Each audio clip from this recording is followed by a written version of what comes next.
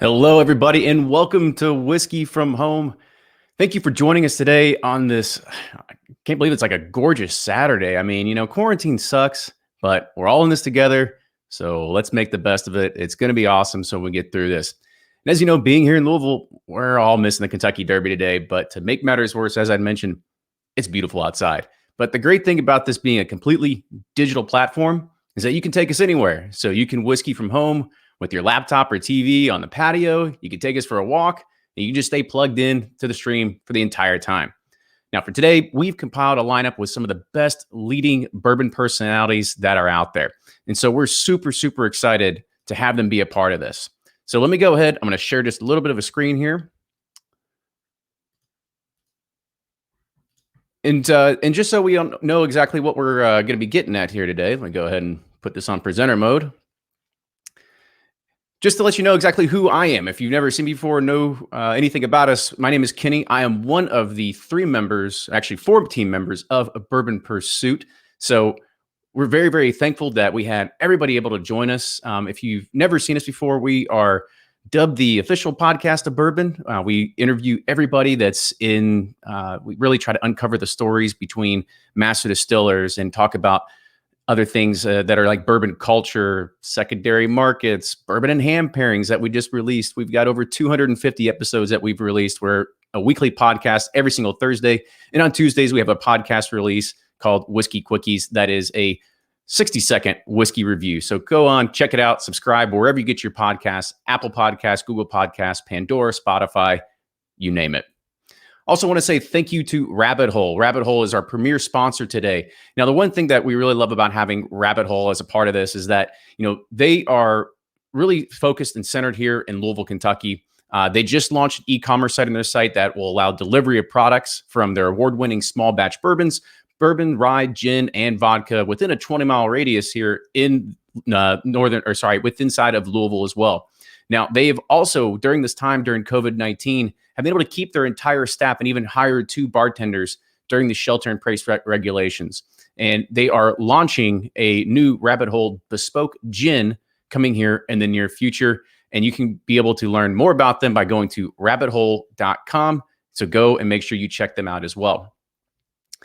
Now, as I mentioned, today is going to be 100% completely live. So what that means is a few things. One, you're already in the chat. You're already chatting. We love it. Make this as interactive as possible. We want to have your questions. So if you have questions that you want to ask, go ahead. I'll be moderating them and I can put them on screen as we go through today.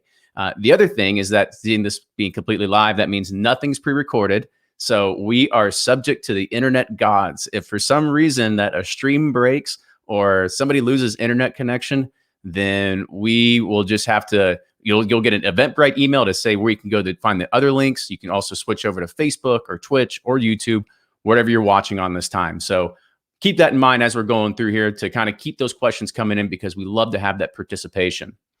Now, as I'd mentioned, everybody that we're having today is somewhere in regards of bourbon media. They spend a lot of time building their websites, their YouTube followings, their social media followings, their podcasts, everything like that to actually talk about bourbon and educate everybody that's out there. So if you can, like, subscribe, follow on whatever social media platforms that are out there for all of our presenters today, because if you go and do that, you'll get a feed of bourbon information that you will become a bourbon expert or at least a bourbon baron in no time. So make sure you go and do that as well. So with that, let's go ahead and let's kick off our first session today. So we are going to be introducing the team from Breaking Bourbon. I'm going to go ahead and add them to the stream here real quick. So what you're seeing here, we've got the trio, or should I say the trio. We have Jordan, Nick, and Eric from Breaking Bourbon. These also are good members of the Bourbon Community Roundtable. We have them on podcasts that we do every 3 weeks. So you go and check that out as well. With that, I'm going to hand it over to you guys and let you take it away. Cheers. Awesome. Cheers. Thanks, Kenny. And welcome to all of the viewers at home. My name's Jordan Moskal, and I'm one of the 3 co-founders of Breaking Bourbon. And if you don't know what Breaking Bourbon is, we're the world's #1 bourbon website. You can go there to find reviews, articles, release calendars when bourbons are coming out, right? We really try and make it as easy and accessible for anybody on their bourbon stage to learn more about bourbon and learn more about the whiskeys they might pass on the shelf. And we're really thrilled to kick off the first ever Whiskey from Home today. So today, what we're going to be talking about during our session is how well do you know bourbon? So over the next 30 minutes, we'll be going over bourbon basics to more advanced technical and historical knowledge, along with discussing common topics to find out what's real and what's myth. And as Kenny had mentioned today, right, it's the Kentucky Derby. It's noon on a Saturday. It's supposed to be Derby Day. It was canceled. So instead, you're here. You're hopefully on your couch, right? You have a bottle in hand. You're watching a virtual whiskey conference, right? Well, it's never too early in our book to pour bourbon, right? Invite a friend virtually to join us and have a little fun. So I'm going to open up a bottle of Weller Special Reserve to kick things off. I'm going to pour a little for myself. And then you know what? I have 2 of my really good friends and co-founders with me too. I'm going to pass on over to them. Oh, didn't expect that, buddy, but thank you. Appreciate that magical handoff through the internet. So my name is Nick. I'm one of the other guys, the co-founders of Breaking Bourbon. So I'm going to go ahead and have a pour here. This is my first pour of the day. And I think Derby Day, watching Whiskey from Home, certainly a good excuse to join us on this. And happy to be here, excited to be here in front of all of y'all today. So I'm going to pass it to the third guy. I'm going to give him a warning, though. So incoming, coming your way. Oh. Hey, Whoa. Thanks for the upgrade. I'm Eric. I'm another co-founder of Breaking Bourbon. I'm happy to be here today. And if you haven't noticed, I'm the beardiest of the 3 members, and I like to thank Quarantine for that. So back to you, Jordan. All right. Thanks, guys. So, as I mentioned, one of the reasons Whiskey from Home is taking place today, right, is traditionally today's the day of the running of the Kentucky Derby. And this annual event usually takes place in May. It's been postponed till September, but it's still, it represents May. It represents spring coming, and going, and it represents somewhere a step closer. More so, it represents bourbon, right? You can't have the Kentucky Derby without bourbon. And of course, when you think of bourbon and you think of the Kentucky Derby, you think of mint juleps. Now, the mint juleps are very serious business over Derby weekend at Churchill Downs, right? So the running of the Oaks that takes place on Friday and the running of Kentucky Derby on Saturday. As many of you probably assume, there's a lot of mint juleps, right, consumed at Churchill Downs, but I'm not sure if you know how many there actually are that are sold. And if you guessed over 100,000 right now, you'd be correct. There's actually 120,000 mint juleps sold every Derby weekend. And mint juleps are usually, they're made with a pre-made mint julep mix, and that represents those 120,000 represent 10,000 bottles, right, of pre-made Old Forester mint julep mix. Now, that's a lot of bourbon to go through.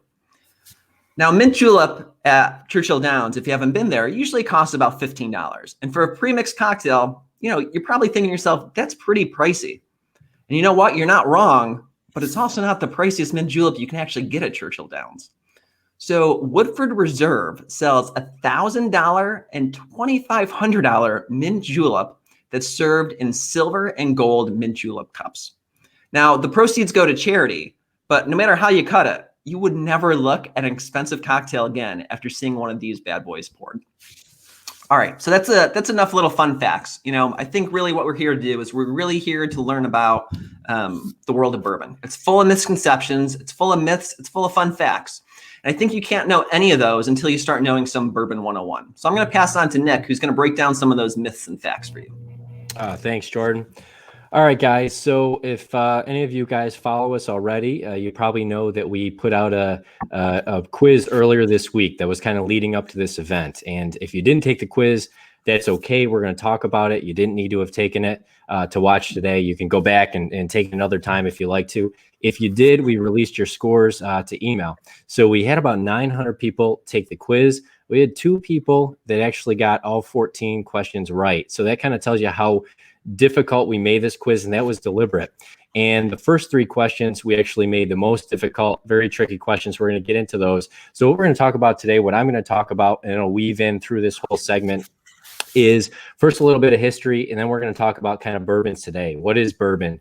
Bourbon, straight bourbon, bottle and bond bourbon, kind of get into those classifications. So let's talk about some history first. And I'm going to tell you, this is, when I say Cliff Notes, this is like the little tiny notepad, a little tiny sticky note of Cliff Notes. I'm going to give you a real tiny little bit. There is so much more information out there. I encourage you to read books, the internet, archive newspapers, whatever you can get your hands on. It's really fun, interesting history about bourbon. So as the story goes, this Baptist preacher by the name of Elijah Craig invented bourbon, and he's called the father of bourbon. Well, you know what? That maybe isn't so true. Now, granted, there's a brand called Elijah Craig. It's put out by Heaven Hill. It's a great brand. That's a story that, some people choose to believe, but there's maybe something that's a little more believable, maybe a little more widespread. And that's the idea that bourbon was really kind of created by a lot of people almost simultaneously. And this kind of built in these early days of people settling in the United States of America. And so, back in those days in the 1700s, there were, all these farmers. People were farming their land. They had to feed themselves. They had to feed their families, and they had excess crops. Okay. And so what do they do with those crops? Oftentimes they distilled them into what would eventually become whiskey, basically. And corn was one of those excess crops. So this is all going on with all these farm distillers who are making whiskey for themselves. And so as we look at where these people are, where they settled, they were a lot in the Northeast, Virginia, Pennsylvania, and eventually kind of moved into the Kentucky region, where we end up having this section of land that was once Virginia called Bourbon County, Kentucky. And actually in those days, that was a much bigger Bourbon County, Kentucky than it is today. And it's now referred to as Old Bourbon County because it's not what Bourbon County is today. And so that was going on there. So there's a little bit of talk of maybe the name bourbon kind of originates from that. And There's actually a little more talk that maybe it originates from somewhere else, more specifically. So what's going on? People are making this on farms. The limestone water there is fantastic. It promotes fermentation for them to use. It filters impurities like iron, which are not good in whiskey. And so they're making this, and everyone's storing everything in barrels because that's just what you did. There were coopers everywhere. This is a trade that goes back over 4,000 years. And so eventually trade opens up, and we have these steamboats moving down the Ohio River and down the Mississippi River, and eventually ending up in New Orleans, Louisiana. And lo and behold, there's a street in New Orleans that's also named Bourbon Street, as it turns out. And so Bourbon Street has a lot of these establishments where people can drink these drinks. And so at one time it was brandy, but this whiskey that's coming down from up north, that's a little bit cheaper and it tastes somewhat similar. So people start drinking that. And as it turns out, as they're drinking it, these people start referencing this and saying, how about that bourbon whiskey? They're referring to that whiskey they drank on Bourbon Street in New Orleans. And this is now spreading back up into the north. So there's a belief that the name actually originates from there. And so we're going to fast forward a little bit. It's still not officially named. This is now just kind of a general term people are using. And we fast forward a bit. And eventually in the 1800s, it does become officially named. And then as we get into the late 1800s, we get this act called the Bottle and Bond Act, where we start to see some laws surrounding this and other spirits. And finally, before we transition, I'm going to leave you with the day that the U.S. declared it a distinctive product of the United States. So we said, hey, bourbon, this is ours. We claimed it. Okay. And actually, the anniversary of that is 2 days from now, May 4th. So it was May 4th, 1964. The United States said, bourbon, we're claiming it. And they kind of the U.S. Congress tasked all these U.S. agencies to go and do their due diligence to make sure bourbon was American. And so we bring it to today, and we're going to talk a little bit in a few minutes about, what these different classifications are of spirits and that kind of thing. But before we do that, I want to pass it back to Eric, because as we think about kind of bourbons today, as I passed that Weller to him, somehow through the magic of the internet, it transformed into a bottle of Pappy Van Winkle, bottle that many people know, and that has been hyped up pretty excessively. And I've even heard the term, I've heard that it's so, Pappy is so hard to get that even billionaires can't buy it. So Eric, tell us about that. Shed some light on that for us. Yeah, so that's a myth we've heard for many, many years now, and it is a myth. It's not true, but it's also kind of a lot of fun to say and to hear, and that's why it gets passed along. But and that myth kind of came along almost during the last 10 years during the bourbon boom, when Pappy kind of became more well known, more in demand. There just weren't as many limited editions, so it just kind of gravitated towards that's what everybody wanted.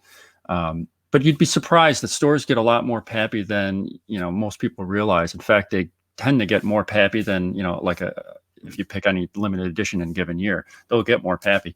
The difference is demand. There's just so much more demand for Pappy than there is, any other given limited edition, that it's just, the supply just can't, meet the demand. It doesn't hurt that Pappy's also really, really good, and that just fuels that reputation it has and why everyone wants it. But also Pappy isn't unattainable. It's hard to get, sure, but it's not unattainable. And, when people ask us, friends, and what we've written on the website about, tips about how to try and, get yourself a bottle. The first thing we don't want you to do, or don't call a store and think, every store in town and think you're going to get a bottle of, you got owners going to be like, all right, yeah, I got a bottle for you. Come on down. It's probably not going to happen. What we suggest is, pick a store in your town that gets Pappy. Get to know the owner. Introduce yourself. Go down there, and buy all your bourbon from that store all the time. Every time you're in there, say hi to the people that work there, to the owners. And eventually you'll become friends with the owners and the people that that work there. Store owners want the bottles going to a good home. They want it to go into their loyal customers. They don't want to immediately sell that bottle and it goes on the secondary market. It's not what they want. Other things you can do is follow the store on social media, and a lot of times they do events, they do tastings, they'll do private barrels, all that stuff. That they want interactions with their customers, and that stuff you can do. All this, it sounds like a lot of work, and it is, but so you don't need to be a billionaire, and you don't need to spend thousands of dollars per se. Just, of course, no guarantee you're going to get one, but following these kind of tips, it's worked for us, and it should work for you too. So we're talking about Pappy, and we know Pappy is a bourbon. It's a straight bourbon, but it's not a bottle and bond bourbon. Nick, can you kind of go through those terms and explain what that means? Yeah. Thanks, Eric. So these were actually the first three questions on the quiz that we had put out. We posed a question about what is bourbon, specifically straight bourbon, and then more specifically bottle and bond bourbon.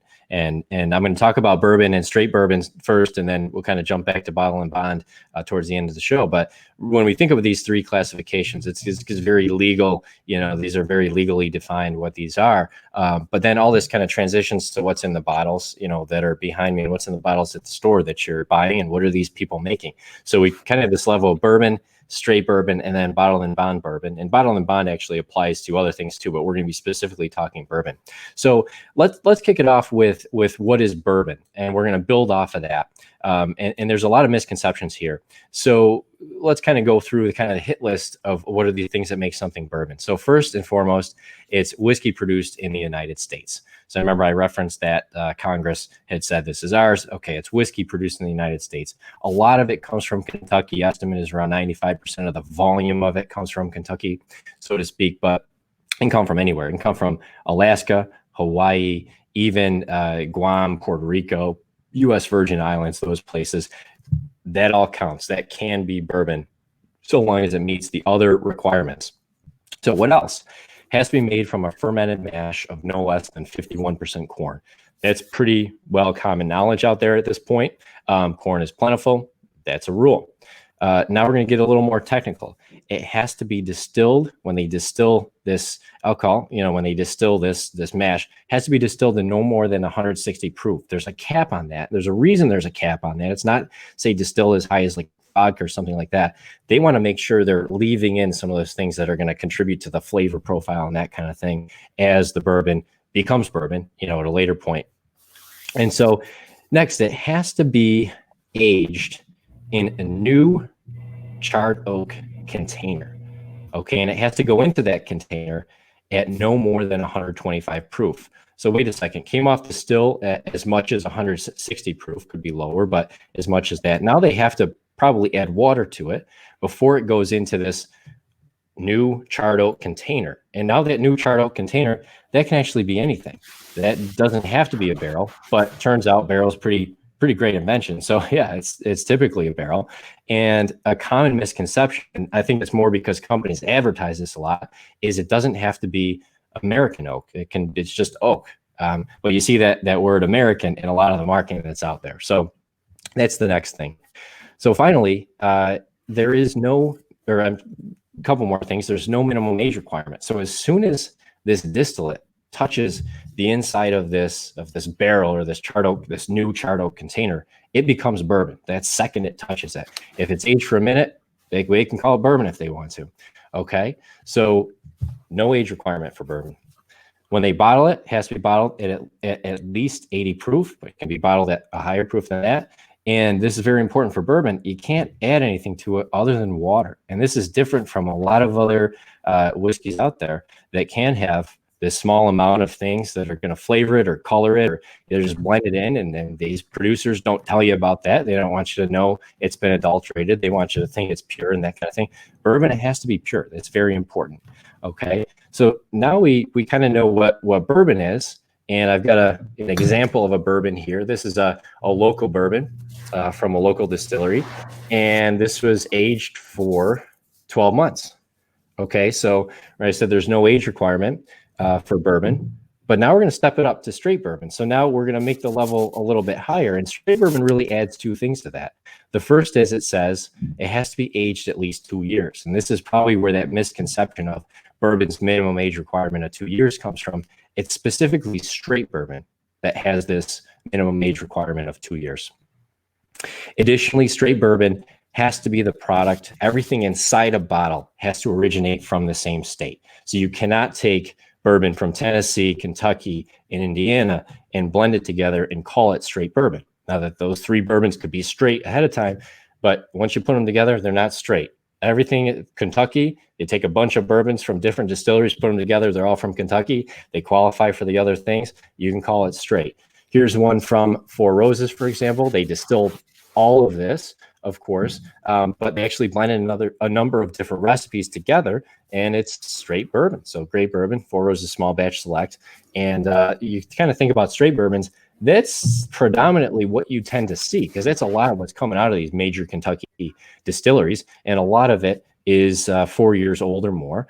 So you don't see a required age statement. So they're really only putting age statements on if they want to. So I'm going to amp it up to bottle and bond in a couple minutes. But before that, I want to kind of shift to a different topic. And you guys see these bottles behind me. There's more bottles over here. I'm actually in my basement, and that's where all my bottles are. I store them here for a very specific reason. And there's questions we get asked a lot about this. And I'll pass it to Jordan to tell you exactly why we do that.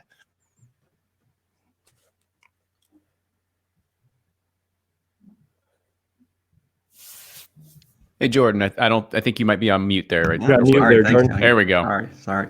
So, a lot of people ask us when we go to the site. A lot of people say, "Hey, is there a right way or wrong way to drink or to store your bourbon?"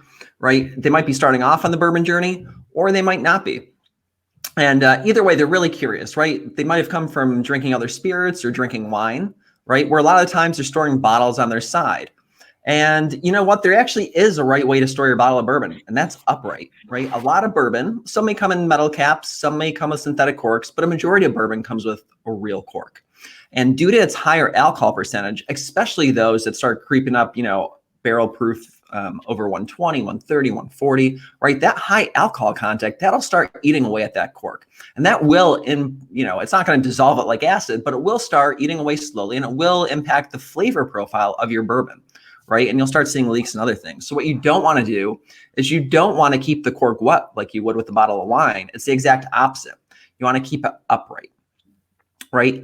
Along with that, what we ended up doing was figuring out where's the best place to store your bourbon. So we actually ran a 2-year experiment over 2 years on the site.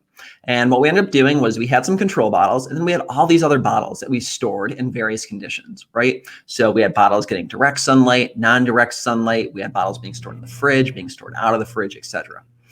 And one of the main takeaways that we ended up finding from this storage experiment, right? And you can read all the details. It's really long. We did 6-month updates every, 6 months over 2 years. But one of the main takeaways is that sunlight, it turns out, is the mortal enemy of bourbon. So storing your bourbon in an amber bottle helps. However, most bourbon comes in clear bottles. And truth be told, sunlight will impact the flavor of your bourbon. So a lot of us like to display their prized bottle right front and center. You might have a lot, or you might only have one, and that's okay. There's nothing wrong with it. But if you're going to be displaying it, make sure you're displaying it someplace that isn't super hot, right? And especially someplace that's not getting direct sunlight, because sunlight really will hurt that bourbon. So the most ideal place to store it is going to be in your basement, right? So store your bourbon in your basement. It's kind of controlled, right? For the most part, no sunlight usually, right? Humidity is good. Everything's good. And that's the best place to store it. If you can't store it there, if you don't have a basement, that's okay too. A cupboard or just someplace that's not getting direct sunlight. And really, when you think about that though, think about all the times you might have walked by a liquor store and saw a really fun bottle in the window, right? Maybe it was an everyday bottle. Maybe it was something really special that you were trying to save up for. So when that takes place, you might want to give yourself just a little bit of pause and think to yourself, all right, I want this bottle, but I wonder how long it's been sitting there in the sun. So before you go buy that bottle, you might want to ask the store owner just casually, hey, I see you had that bottle out there. Have you had it for a while? If they say, oh yeah, that's been sitting there a long time, you might want to pass or ask if they have something underneath the counter, the same kind instead, because you don't know how long it's been sitting in the sun. And you definitely don't want to drop money on something really expensive that might, have tainted flavor due to that natural sunlight. So that's just some really quick, fun tips on how to store bourbon. Like I said, we ran a really in-depth 2-year experiment. You can find out all the results, all the details if you're really into the science of things on the website. But the main takeaway, avoid sun like it's the plague. Now, I'm going to turn it back over to Nick because I think one of the funnest topics in all of bourbon is bottled and bond, right? It's something that everyone gets a fair shot at creating, right? It's one rule set, and it's a way that distillers can really measure themselves against each other, which you don't find too often in the world of spirits. So Nick, you want to talk about some common myths and common facts when it comes to bottled and bond? Yeah, thanks, Jordan. So hopefully all you guys watching agree that talking about bottled and bond is a fun topic. Again, we're digging deep into the kind of the technicalities of what this is, but what's really interesting about bottled and bond is it actually probably affects a lot of things, even well beyond bourbon. So as it turns out, how this came to be was back in the 1800s, as America became more industrious and people started, looking at how do I sell something to somebody else and create value and wealth for myself and things of that nature. You had, of course, whiskey trade going on. And so you had people that were selling typically a lot of times barrels of whiskey and that kind of thing. And so what was happening was shortcuts. So not surprisingly, a whiskey or a bourbon that was, darker in color, that appeared to be aged longer, that tasted better, whatever, would be more valuable. So what did people do? Well, they sped that up by adding things to it. And there was really nothing stopping them from doing this. And so what do they add to it? Well, they added whatever they could get their hands on, pretty much. So back in those times, you didn't go on Amazon and order, whatever you wanted and have it delivered on your Prime Day if you're into that kind of thing. Instead, you just got whatever was available, whatever you could afford. And sometimes it included things like iodine, tobacco, all kinds of other substances that could be harmful, deadly, whatever. Right. So people recognize this and said, this is hurting the industry. It's hurting people, et cetera. We need to put a stop to this. And so this is how the Bottled and Bond Act of 1897 came to be. OK. And like I said, it doesn't just apply to bourbon. It applies to other things as well. But we're keeping this discussion specifically about bourbon and talking about some highlights. So this, as it turns out, was the first Consumer Protection Act in the United States. So this actually led the way for a lot of other, consumer protections that are there. That's why I said it affects a lot of other things beyond just bourbon. And it turns out that Colonel Edmund Haynes Taylor Jr., and so I've got a bottle of Colonel E.H. Taylor small batch here. This is Bottled and Bond bourbon, as an example, was one of the people that was a very big proponent of this act. Okay, so let's talk a little bit about what that makes, what specifically Bottled and Bond. So now we've got bourbon, we've got straight bourbon. Now we're going to go up one more level. So for Bottled and Bond bourbon, it must be the product of a single distillation season, one single distiller at a single distillery. Okay, there's 2 distillation seasons in a year, the spring season and the fall season. So it has to be one of those seasons, one distiller, one distillery. That's pretty specific. It has to be aged in a federally bonded warehouse under U.S. government supervision. Again, I want to make sure no one's putting stuff in it they shouldn't. Has to be aged for at least 4 years. So now bourbon, no minimum age requirement. Straight bourbon, 2 years. Bottled and Bond, 4 years. We've upped the ante. Has to be bottled at exactly 100 proof. Now, some people think at least 100 proof. It's exactly 100 proof. So if you see a bottle of Bottled and Bond, it's 100 proof. Finally, the label has to clearly identify the distillery where it's distilled and where it was bottled if different. So if we look at these labels, we actually learn a lot about, is it bourbon, straight bourbon, Bottled and Bond bourbon, for example. And the labels tell a lot of that story. And so we can learn a lot from that. Okay. So now we've got this highest level of, certainty as to what's inside the bottle. So as you're looking at bottles on the shelves and that kind of thing, bottles you have at home, bottles the next time you go to the store, study them a little bit, figure out what is it, what's actually inside this bottle. The labels tell the story. I will say the labels are not always correct. There's actually a lot of labels out there that are not legally correct, and that happens, and you'll find them, you'll see them as you start digging. But as we think about all these bourbons, there's so many things being released. This is something we identified years ago, and I'm going to shift it over to Eric, who was really the guy behind what we put together on the site many years ago called the Bourbon and American Whiskey Release Calendar, because we get a lot of questions about this as people are trying to understand all these things coming out all the time. So Eric's going to talk a little bit about some of those questions and address those right now. So go ahead, Eric. Yeah, so we kind of created the release calendar as just a way of people knowing when a bourbon was coming out, because it was during a time where there was a lot more releases coming out, and there just really wasn't a good place to know. All right, when is the stuff coming out? But bourbon is not like other products that come out, like movies in a movie theater or books, music, stuff like that. That actually has a release date, and then everybody in the country can go to their store or online and download it. Bourbon is luckily if they have a release month, lucky. And a lot of this has to do with the 3-tier system where you have the distilleries, distributors, and the stores. And then you also have really a fourth person or fourth entity, the states, which really muck up the whole situation. All this affects when a bourbon is going to get released. And alcohol has so many regulations versus like a book. So all that can change when a bourbon is released. For instance, and in my state, New York, it's not always the case, but a lot of times Wild Turkey 4 Roses releases, we can get those 6 months after the official release from the distillery. We're also in a state with New York City. So New York City will get their bottles first, or their allocation first from the distributors. They might take it all up, and then we get almost nothing up here or don't get it at all. I mean, that happens plenty of times with Old Forester birthday bourbon. Most years we don't even get it, So the calendar is a guideline for people to see, all right, this is when it's getting released officially from the distillery. We kind of put all that information together, and then it helps people to kind of look out in their own town, to see if it's out yet, talk to the people, the store owners, kind of get a feel for when they think it's going to come out, because they're the ones also talking to distributors. It's it goes like this. On top of this, bourbon's already really hard to find, and now you're also dealing with when is it actually coming out. So we're just trying to help that a little bit, and this is all very frustrating, I think, for bourbon drinkers. But part of the hunt is kind of part of the fun, I guess we say. But that's up to you, and you can talk about that in the comments. Great, thanks, Eric.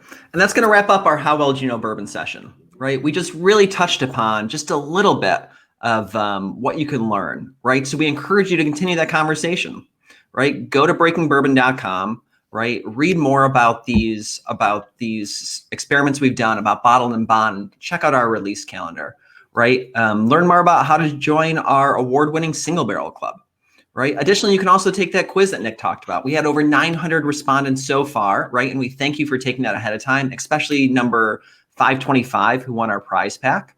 And really, right, make sure you're following the conversation along with us. So you can find us on Facebook, Instagram, Twitter, at Breaking Bourbon, right? And we really want to thank you for taking time out of your day to just learn a little bit more about bourbon, the myths, the facts, and take a moment to have a sip with us. So until next time, cheers, guys. Awesome. Cheers, Good guys. job. Thanks So for there's tuning in. a few comments that rolled in. So Dan asks, he's got 350 bottles in a bar, but he gets a little bit of indirect sunlight. Is that okay?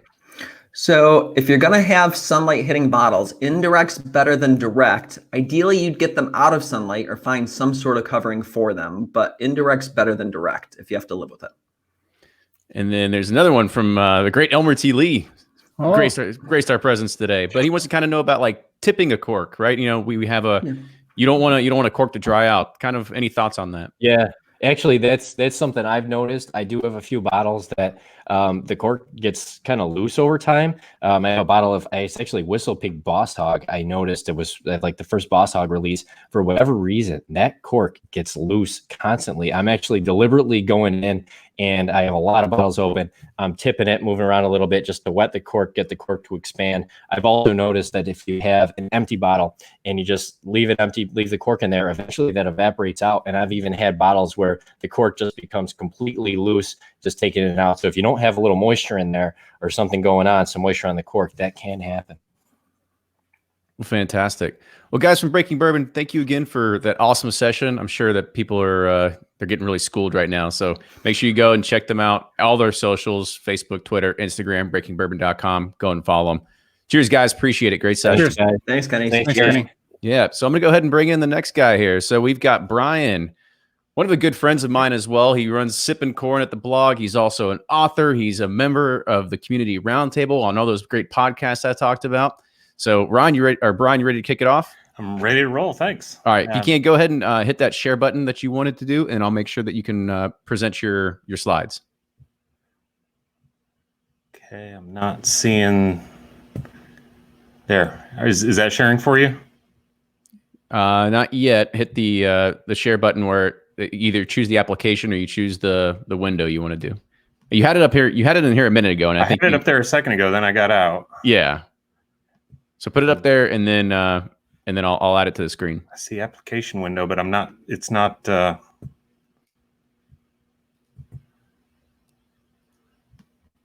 So choose the application, then just click share. There we go. I see You got something. it now? Well, I see your. I believe that's your folder directory. Okay, let me try that again. I had it up there. You had it there for a second ago. I saw it. I saw it when you were in the green room here.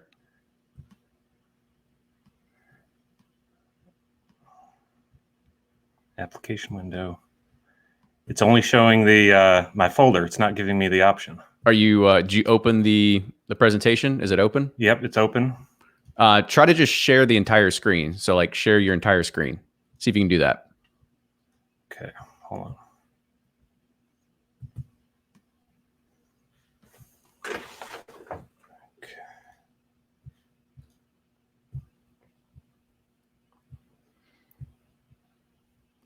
There we go. Fun part of going live. I'm gonna have it. Yeah, it's all right. All right, cool. All right, you got it now? Well, I can see the folder structure. That's what we see. You see all your clients. Well, I don't see that. Did you, is that, so right now we just see the folder structure. Double click the, that presentation, make sure it's on. Yeah, it's on for sure. Okay. Well, you got to hit the share button to make sure you select that. When you click the share button, make sure you are selecting that application window. That's what I've got. You want to email it to me real quick and then I can share it? I'm double clicking on it and it's saying that I'm sharing. Oh, I got it. I see it now. Okay. We're good. Okay, it's up. Yep. I'll let you do your thing. All right. Well, thank you. Sorry for that delay, everybody. So I'm Brian, as Kenny said, I'm Brian Hara. You can find me at Sippin' Corn. That's mostly where I do my blogging. You can also find me at bourbonjustice.com. Bourbon Justice is the book that Potomac published for me in late 2018. And I tell the history of bourbon through old lawsuits. It's not a law book or anything like that, but I do tell the history of bourbon through old lawsuits that I was able to find in the Kentucky archives. It's a blend of bourbon and history law, but what I do and the reason I use bourbon, and it relates to what the guys at Breaking Bourbon were just saying, there's so much law that bourbon really led the charge on. Nick was mentioning the first Consumer Protection Act that E.H. Taylor pushed. So we've got the Consumer Protection Act, we've got workplace safety. Warehouses were dangerous places in the 1800s. People were falling to their deaths all the time. They're being crushed by barrels as they're being lifted up by old ropes and bad pulleys. And bourbon led the charge on all of these sort of workplace protections, consumer protections, taxation issues. And then what we're going to talk about mostly today is trademark law, because E.H. Taylor, to bring him up again, had a 13-year trademark fight with George T. Stagg. So two of the most popular brands today, both from Buffalo Trace, really deal with two historical figures who hated each other. And now they're coming out from the same distillery. I think Taylor's probably rolling in his grave. So as a starter, though, let's talk about what a trademark is. It's used to distinguish someone's goods from someone else's goods. It can indicate the source. And what it's really focused at is making it easy for the consumer to grab something off the shelf, a bottle off the shelf, that either they know they like, or to stay away from something they know that they didn't like. So this is a great example of being able just to see something and knowing what its source is without even thinking about it at all. When you go to the store and you see the dripping red wax from Maker's Mark, you know that it's from Maker's Mark. So look at these three pictures that should be on the slide now. On the left, you've got the Maker's Mark bottle that we've all seen. The dripping red wax is actually a registered trademark. It's described with the federal government as the dripping red wax in the free form tendrils. And then on the far right, you see the exact sort of same dripping free form red wax. you can tell that that's associated with Maker's Mark. Now, the one in the middle caused some problems. The one in the middle is a expensive Jose Cuervo tequila made by Diageo, and it has similar, obviously not identical, but similar dripping red wax. Makers had to sue Jose Cuervo to make them snip those tendrils, and now they still use a red wax on the top, but it's clean cut. And think about any other bourbon that you've seen that uses wax, whether it's any of the Willett family estates that had wax, whether it's the current Knob Creek, any sort of bourbon that you get is going to be cleanly cut at the bottom or trimmed at the bottom. There's not going to be dripping red wax really, or of any color. And it's all because of trademark protection. So let's get into the two heavyweight battles. We've got Colonel E.H. Taylor, who as I mentioned, had to fight George T. Stagg over the use of his own name. Taylor's first distillery on his own was the OFC. He bought the property in 1869. The image that's up now is what he built there. He wanted it to be a showplace distillery. He had been involved in some distilleries before this, but this was the first distillery that he owned on his own. And this is now the current location of Buffalo Trace. But he went up and down. He had a roller coaster of a life. He had great success and he had some failures. He went bankrupt in 1877, pretty much lost everything. He was overextended. He, at the time, owned the Old Oscar Pepper Distillery, which, of course, now is Woodford Reserve. He had interest in other distilleries. He got in trouble. He was selling the same barrels to different people. He got busted on those, so people were suing him, and he needed help. He needed it fast. One of his biggest customers was the guy named George T. Stagg. He was in St. Louis at the time, and he was a broker and a seller. He wasn't a distiller. George T. Stagg had enough interest in E.H. Taylor's barrels and enough money that he was able to buy out all of the other creditors of E.H. Taylor, and he took control of the OFC. Now, the OFC was a trademark. It was assigned by E.H. Taylor to Stagg in 1878. I was able to find in the archives, this is what it actually looks like. This is an 1878 transfer of the trademark from E.H. Taylor to George T. Stagg. Now, Stagg wasn't a big name in the industry at the time. He knew that Taylor was, and he knew that he needed to use Taylor's name. Even though OFC as a name was popular, he knew he still needed to use the E.H. Taylor Jr. name. So Stagg formed a company in 1879, and he used Taylor's name to do it. Now, probably to convince Taylor to do this, he gave him only one share of the company, and I guess he still had some goodwill because he saved Taylor from all his other creditors, but Taylor agreed to allow Stagg to use Taylor's name in the name of the company. The next year, they started using E.H. Taylor's name in this script signature that you see here. They were still using OFC, that was the brand name, and you see Old Fashioned Copper Distillery below that, that's what it stood for. But Taylor sort of liked the way that other older brands of brandy and those sorts of things used fancy script signatures, and he wanted to up the level of the exclusivity of their brand that he had with Stagg. So again, they still used the OFC, that was the trademark, and they started adding this script signature to all the labels. Taylor was too big to be in partnership with anyone else, though. So a few years later, in 1887, they split ways. They had acquired several distilleries through the E.H. Taylor Company. And again, that's the company that's owned by Stagg.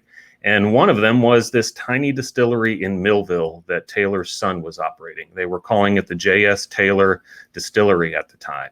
So this is the one distillery that Taylor got. Stagg kept the OFC. They had so much success there that they had built the Carlisle right next to it. He kept those. He kept their other distillery interests, and he let Taylor out, and Taylor got this distillery. That's where they built the castle that everyone knows. And here we see the old Taylor Distillery sign above the door that's still hanging there today. He tore down the old distillery, the small one, and he built this. And he built this truly as a showpiece. This was going to be the absolute best distillery in the world. He wanted to create the finest bourbon, and he ended up creating one of the most famous brands, probably next to Old Crow, that there ever was in the 1800s and early 1900s, the Old Taylor brand. Now, he wanted to continue to use his script signature, so he did, except you see here he added the words "and Sons." So E.H. Taylor Jr. and Sons was the script signature that Taylor started using for the Old Taylor brand. In the meantime, Stagg, despite still owning the E.H. Taylor Jr. company and having all of the distilleries and all the operations at the OFC and the Carlisle, knew that his name still wasn't enough. So Stagg was continuing to use Taylor's name. You see here, this is an ad from 1897, and he kept using the script signature on the bottles. So we've got a situation where Stagg is using Taylor's name, Taylor is using his own name. And of course, like anyone, you wouldn't want someone to use your name on their whiskey when you're trying to create your own name, your own popular brand. So Taylor sued Stagg, and it took 13 years of litigation in the Franklin Circuit Court in Frankfort, Kentucky. It went back and forth to the Court of Appeals. One would win one ruling, one would lose, and then the other one would lose. It was a back and forth sort of tennis match. But at the end of 13 years, Taylor finally won. Stagg was not allowed to use his own name. Stagg was not allowed to use Taylor's name. And it sort of seems like common sense now, but this was breaking ground sort of litigation in the 1800s. Stagg had died during the meantime, during this 13 years of litigation, and the OFC and the Carlisle were bought by a company that was controlled by Walter Duffy. And anyone who knows other bourbon history knows that Duffy created he was a snake oil salesman. He had all kinds of outlandish medicinal claims. He sold rectified whiskey, sweetened whiskey, and he needed the base whiskey to be produced somewhere, and he needed that control. So he's the one who bought the OFC and the Carlisle while the lawsuit was still going on. So he was still trying to use Taylor's name as well, which, as Breaking Bourbon mentioned, Taylor was so much a proponent of the Bottle and Bond Act and the fight against rectifiers that made it all the more personal to him that a rectifier was continuing to try to use his name. So Taylor finally ends up winning. He gets to use the script signature. The OFC brand continues because that was the only thing that was protected as a trademark, not his own name. You get to use your own name was essentially the ruling of the court at that time. Now, as I mentioned, Taylor's probably rolling in his grave a little bit because his bourbon ceased production at the Old Taylor Distillery. Sazerac bought the rights, the trademark rights to that brand, and it's back at his original site. It's back essentially at the OFC. So the two brands of competing guys are now together, but there's still a little bit of probably dispute, even within Buffalo Trace and the current location of the OFC, because Buffalo Trace uses on their website, and you can see at their distillery, a picture that they claim to be the Commodore Taylor house that is actually from the Old Taylor Distillery. So here's a screenshot of a website where they use this picture here, and they're referring to it dating back to 1792 to the Commodore Richard Taylor, the Old Taylor house. Now, looking at this picture, it might not be evident right away that this is the Old Taylor Distillery, but let's look at it a little bit closer. It's E.H. Taylor Jr. and Sons on the sign. And if you remember the chronology, and Sons wasn't used until 1887 when Taylor formed his own company and started having the signature on the bottle that said E.H. Taylor Jr. and Sons. Before that, when it was Stagg at the OFC, it was just the E.H. Taylor Jr. company. The other thing that you can see here is Registered Distillery 53 in the 7th District. Both distilleries were in the 7th District, but 53 is the Old Taylor Distillery, not the OFC or the Carlisle. And then you can see here the brand that was used is the Taylor brand. That wasn't a brand name that was used until Taylor started the Old Taylor Distillery. Before that, again, the brand was OFC. And as a fun aside, and this is in Bourbon Justice too, the phrase brand name owes itself to bourbon, because during this time frame, the government required distillers to brand onto the barrel head the name of their distillery. And this was also, especially in the early days, this was when you got your bourbon at the local tavern, and it was in barrels behind the bar. It wasn't bottled in glass yet. So the end of the barrels were facing out, and patrons would ask for their favorite bourbon by the name that had been branded onto the barrel. So it was usually Old Crow, since it was so popular, especially before Old Taylor, but they could ask for the brand name, the OFC brand name, the Old Taylor brand name, and that's all owed to bourbon.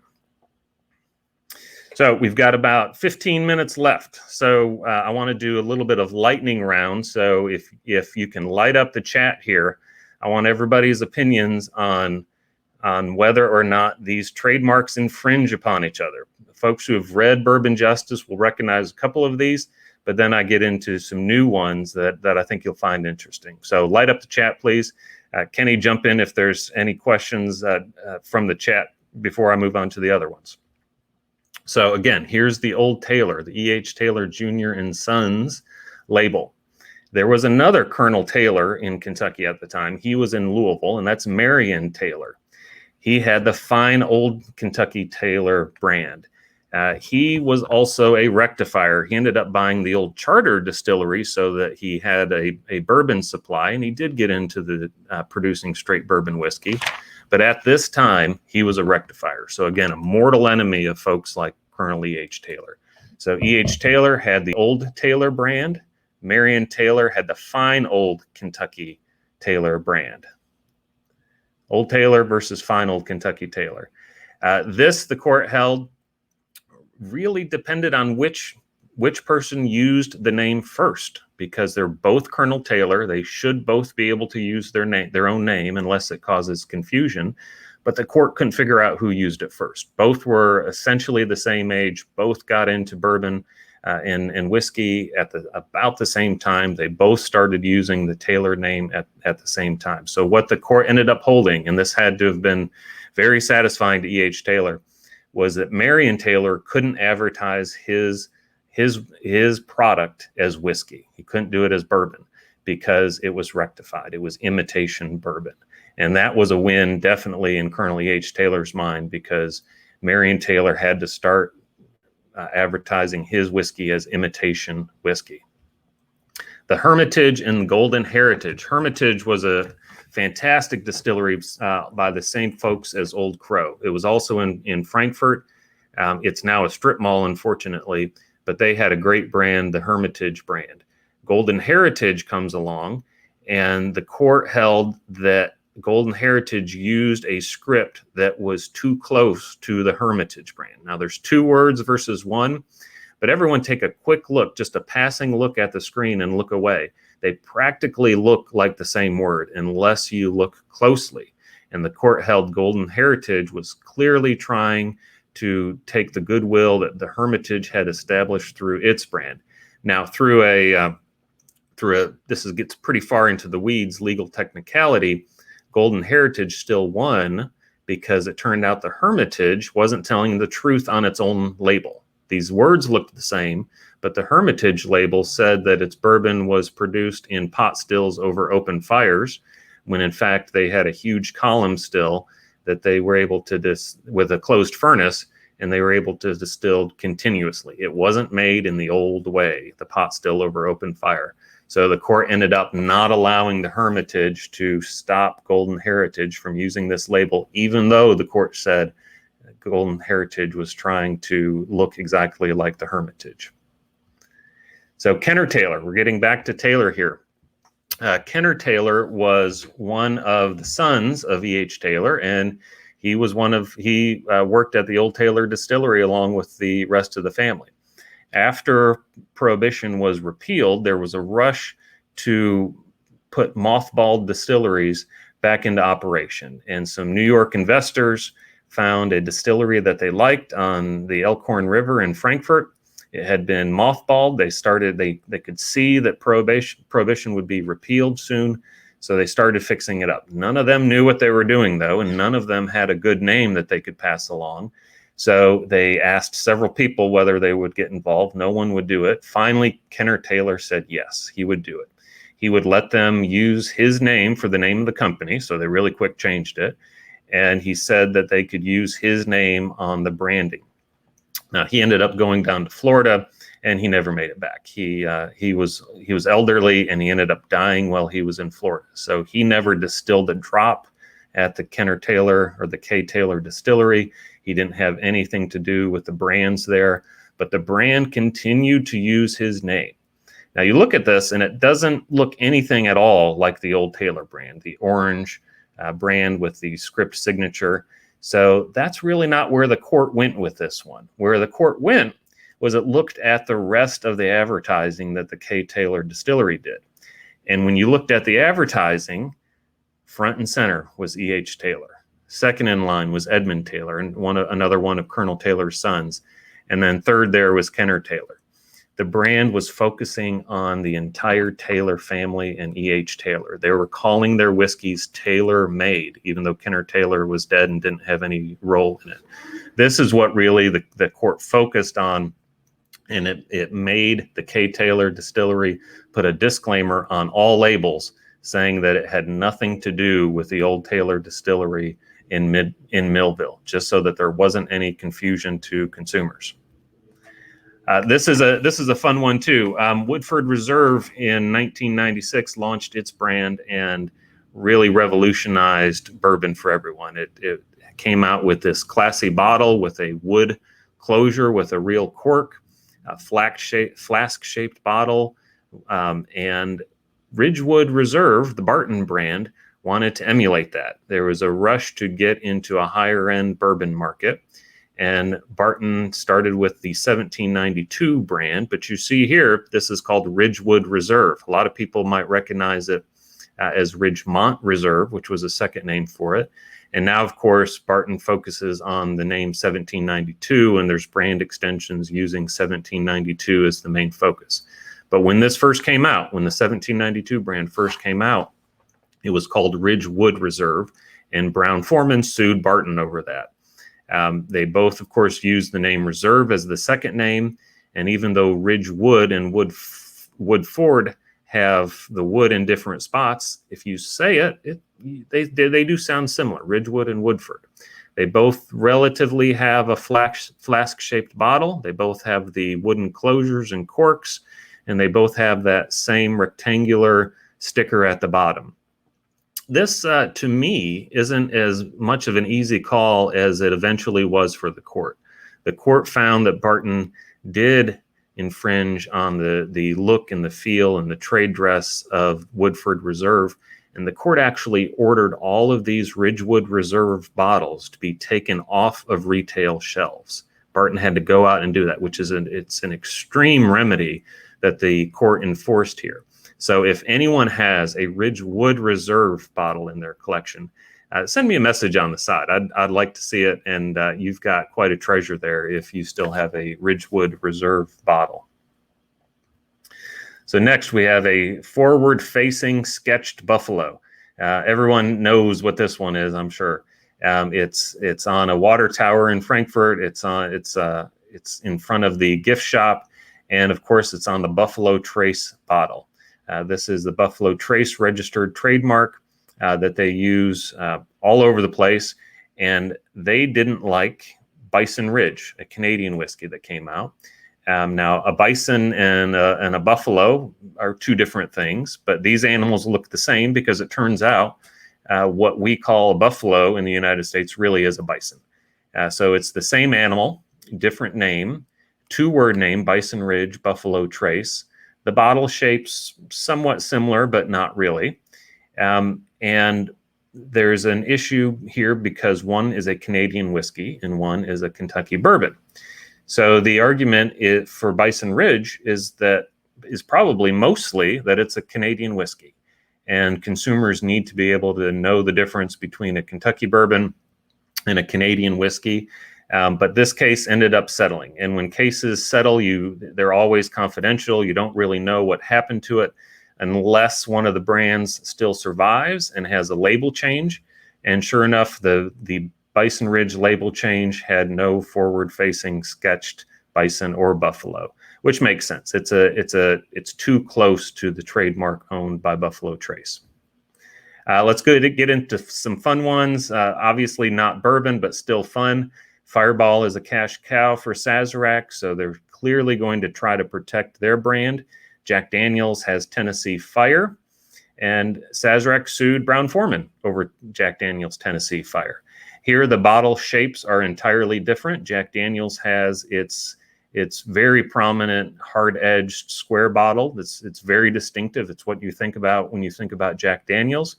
There's no devil on the Jack Daniel's. Of course, they both have red, but that's going to be a color you're going to use for a cinnamon-flavored whiskey product. So this one, the parties agreed to dismiss the case, and Jack Daniel's Tennessee Fire still looks exactly like this. Fireball also sued Mad Hen. Now this is one that looks totally different from the Tennessee Fire. It's got the same sort of flask-shaped bottle. They both have the red closures.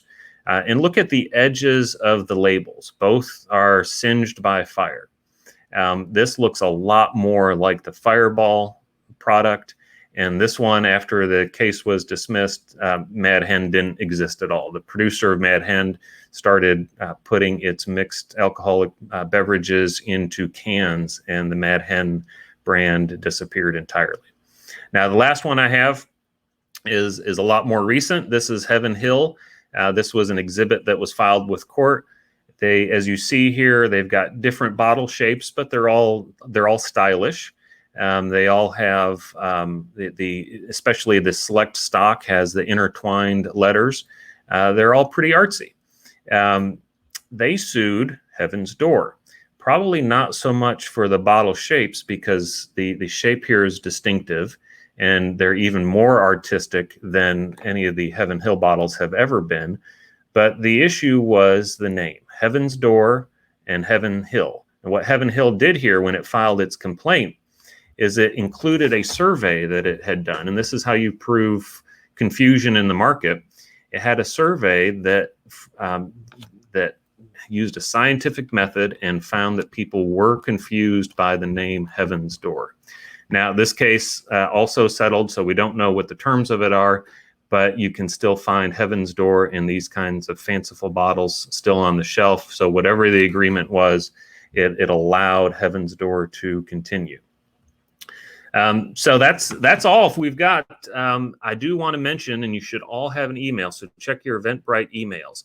My publisher, Potomac, has been kind enough to offer a 50% discount on Bourbon Justice. Here's the code 6FFF. That should also be in your email. You can find the link to the Potomac website in your email, or if you end up misplacing that, just go to bourbonjustice.com. And that's where I've got links to the Potomac website, links to Amazon, or you can buy it direct from me, and I'll be able to sign it for you. Kenny, thanks for having me. I've really enjoyed this, and always enjoy talking about bourbon law and bourbon history. I mean, you are a lawyer, like, you know what you're doing here.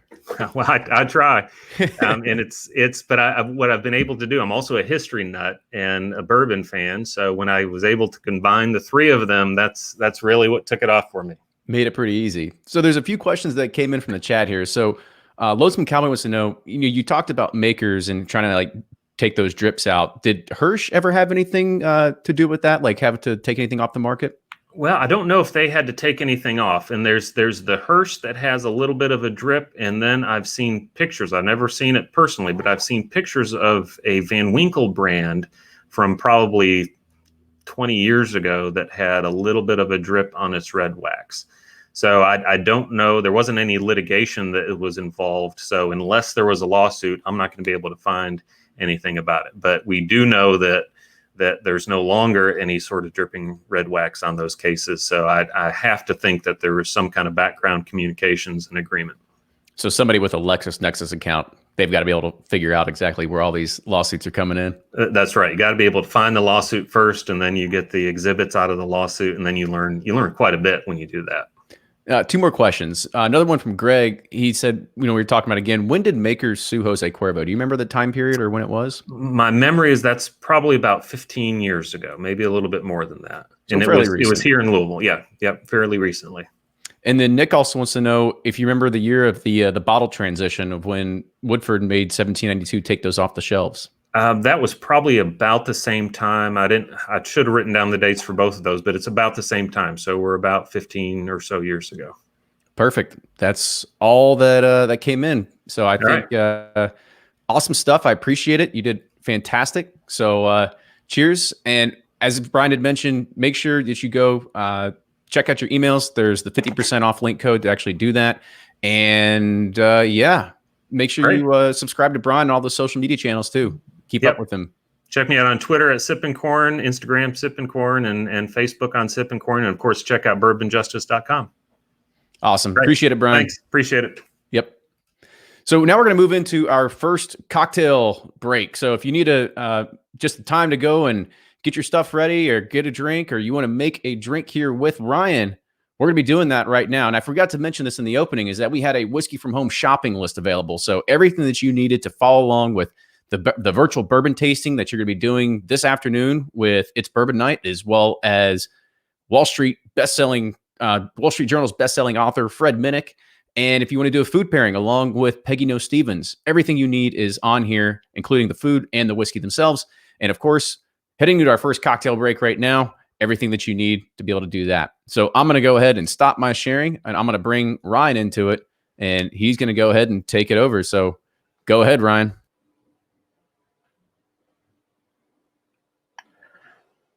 Hey, everyone.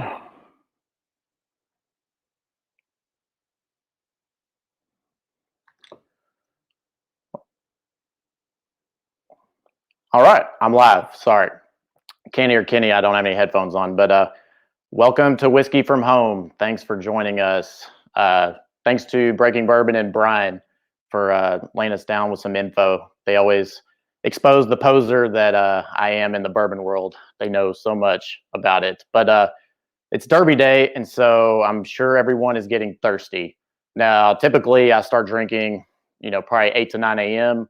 on Derby Day, but I promised Fred and Kenny that, well, actually, they demanded that we couldn't show up drunk. So coming into this sober, and we're going to be doing some really simple cocktails you can do at home. I'm calling these KISS, Keep It Simple, Stupid. I wanted to make cocktails at home that I can have restaurant quality or bar quality, but keep them really stupid or simple, because they can get kind of crazy, and I'll just let the professionals do that. So anyways, so we have some great products from Rabbit Hole Distillery here. They have provided us with, we have a rye, their flagship bourbon, the Air Gold, which is a high rye bourbon.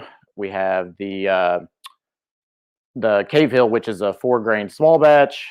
And then we have the Derringer, which is their sherry cask finish. And they're all excellent products. I've been tasting through these. As you can see, they're a little empty. But today for the old fashioned, I chose the Air Gold because it's a high rye bourbon. It's got a great little chocolate notes in there, some toasted notes, and I think it just goes great with an old fashioned. And old fashioned is typically sweet because you have simple syrup or maple syrup, and so I really want something that's got some spice, some body to it that can stand up to that sweetness. And a lot of people use simple syrup, in their old fashions, but I chose maple syrup because it's a little less sweeter, and it gives a little twist or flavor to it that you just don't get out of the ordinary simple syrup. So some tools you're going to need. We have a jigger, so it has a 1 ounce and a 1/2 ounce. This is like my saving grace because every time I stray away from this, I get in trouble. The cocktail's either too strong, or too weak, and it just doesn't turn out right. So I always use this no matter what for my measurements. You're gonna need one of these fancy bar spoons, like really long. It's got spirals. You can twist it in the cup. It's awesome. Love this thing. And then just a mixer, a shaker. So what I do is I start with fridge ice. I know Kenny and them will pay me for it, but I put some fridge ice into a mixer, and then I go ahead and get my bourbon out, and we do 2 ounces of bourbon. So 2 ounces. So got my handy jigger here. Do 1 ounce. 2 ounce. And there we go. And then, like I said, most people use simple syrup. I use maple syrup. If you can find barrel-aged maple syrup, it's even better. Kind of gives some more smoky bourbon kind of flavors. But today I just have standard maple syrup because I drank all my barrel-aged maple syrup during the quarantine. And so I couldn't find any more. So I have regular maple syrup. So what we're going to do with that is a 1/2 ounce of this. So just a 1/2 ounce. So I got my little 1/2 ounce here.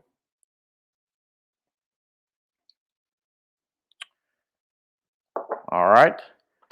And then it's time for bitters. So Angostura is pretty, standard. It's pretty popular in the industry for old fashions. I love Angostura bitters for a simple old fashioned. Now, here's where you can get really, personalize your own old fashioned. You can get orange bitters, black walnut, there's so many different varieties. So I prefer Angostura bitters for my old fashioned. So and I'm pretty liberal with it because I really want to taste it. So I give about 4 or 5 really big dashes. So all I'm going to do is let that sit in there, and then I'm going to start swirl the cup with my little, or not little, this thing's tall, my real tall spoon. Kind of hang out, bob my head. It's going to get really cold and nice. That should be good. And then, so I have these fancy cubed ice that Kenny gave me. Like I said, typically I use fridge ice because I am low maintenance, but he did provide me with some nice cubes. People can get really nerdy and scary, or not scary, crazy with these. They put them in coolers, get them as clear as they want. I think that's fantastic, but I'm a realist. I got 2 kids. They're twins, 4.5 years old. I ain't got time for that. So fridge ice from the GE Cafe is where I'm at. So anyways, got it mixed up. Got my fancy square ice in here. I put my strainer on here, strain it into the cup. So there you go. And then last but not least, Luxardo cherries. These are the best. If somebody puts a maraschino in your old fashioned, send it back. If they put club soda in your old fashioned, send it back. If they muddle your fruit, send it back. I'm just kidding. I don't like any of those. I like it simple, just the bourbon, little maple syrup, simple syrup, cherries and bitters. That's it. So I get 1 cherry out. Now 2, you can add, a little bit of the juice if you want. I just like a little splash. You can put more if you want. Let it simmer in there. Oh, it smells good. Home run. Home run. So simple and easy. It's a great way to start off Derby Day. We're going to be doing 2 more of these here soon. So hope you all enjoy the rest of the content. I think it's fantastic. And yeah, man, this really pairs well with it. So thank you all. Enjoy the next segment, and we'll see you here in an hour or 2. Awesome, Ryan. Good job, buddy. So yeah, I'm actually surprised. We're like running on time today. You know how like these conferences usually go, and it's like you start talking and then the questions start rolling in, and then after you realize like you're 30 minutes behind. But we are like running on point today. So I'm super excited about that. So as I'd mentioned, make sure you go out, you get any more cocktails or bourbons or anything you need. You can call Drizzly, you can find Mini Bar, whatever it is. Get your bourbons delivered so you can take part in the virtual bourbon tasting that'll be happening this afternoon. It'll be the last thing that we do as well. That'll be taken and done by Fred Minnick.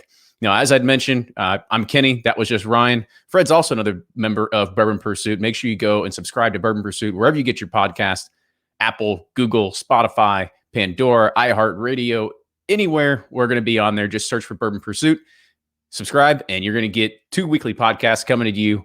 And it's going to be all full of bourbon news, interviews with big bourbon industry icons, as well as talking about a potpourri of just good bourbon subjects.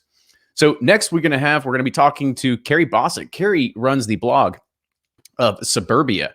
Now today what we're going to be doing is kind of a little bit of what we're kind of doing today, right? Kind of doing a virtual tasting, but this is actually a host a kick-ass bourbon tasting, whether you're virtual or in person. So Carrie, how you doing? Good, man. Thank you for having me. Absolutely. So I'm going to go ahead and take myself off. If you need anything, just let me know. Sounds good. So if any of you need to take a 30-minute bathroom break, now might be a good time to go ahead and do that.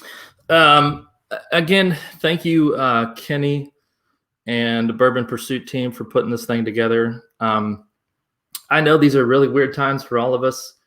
I know that we wish we could be at the Derby and we could be celebrating together, but I think it's awesome that whiskey and bourbon can bring us all together in such a fashion that, you know, even in these strange times, we have something positive to look forward to. So thank you guys for that. Again, this is Kerry Bosick. I have a blog called suburbia.com, SUBOURBIA. A little bit about me. I started blogging in 2014 after I realized, honestly, I just love bourbon, whiskey, and rye.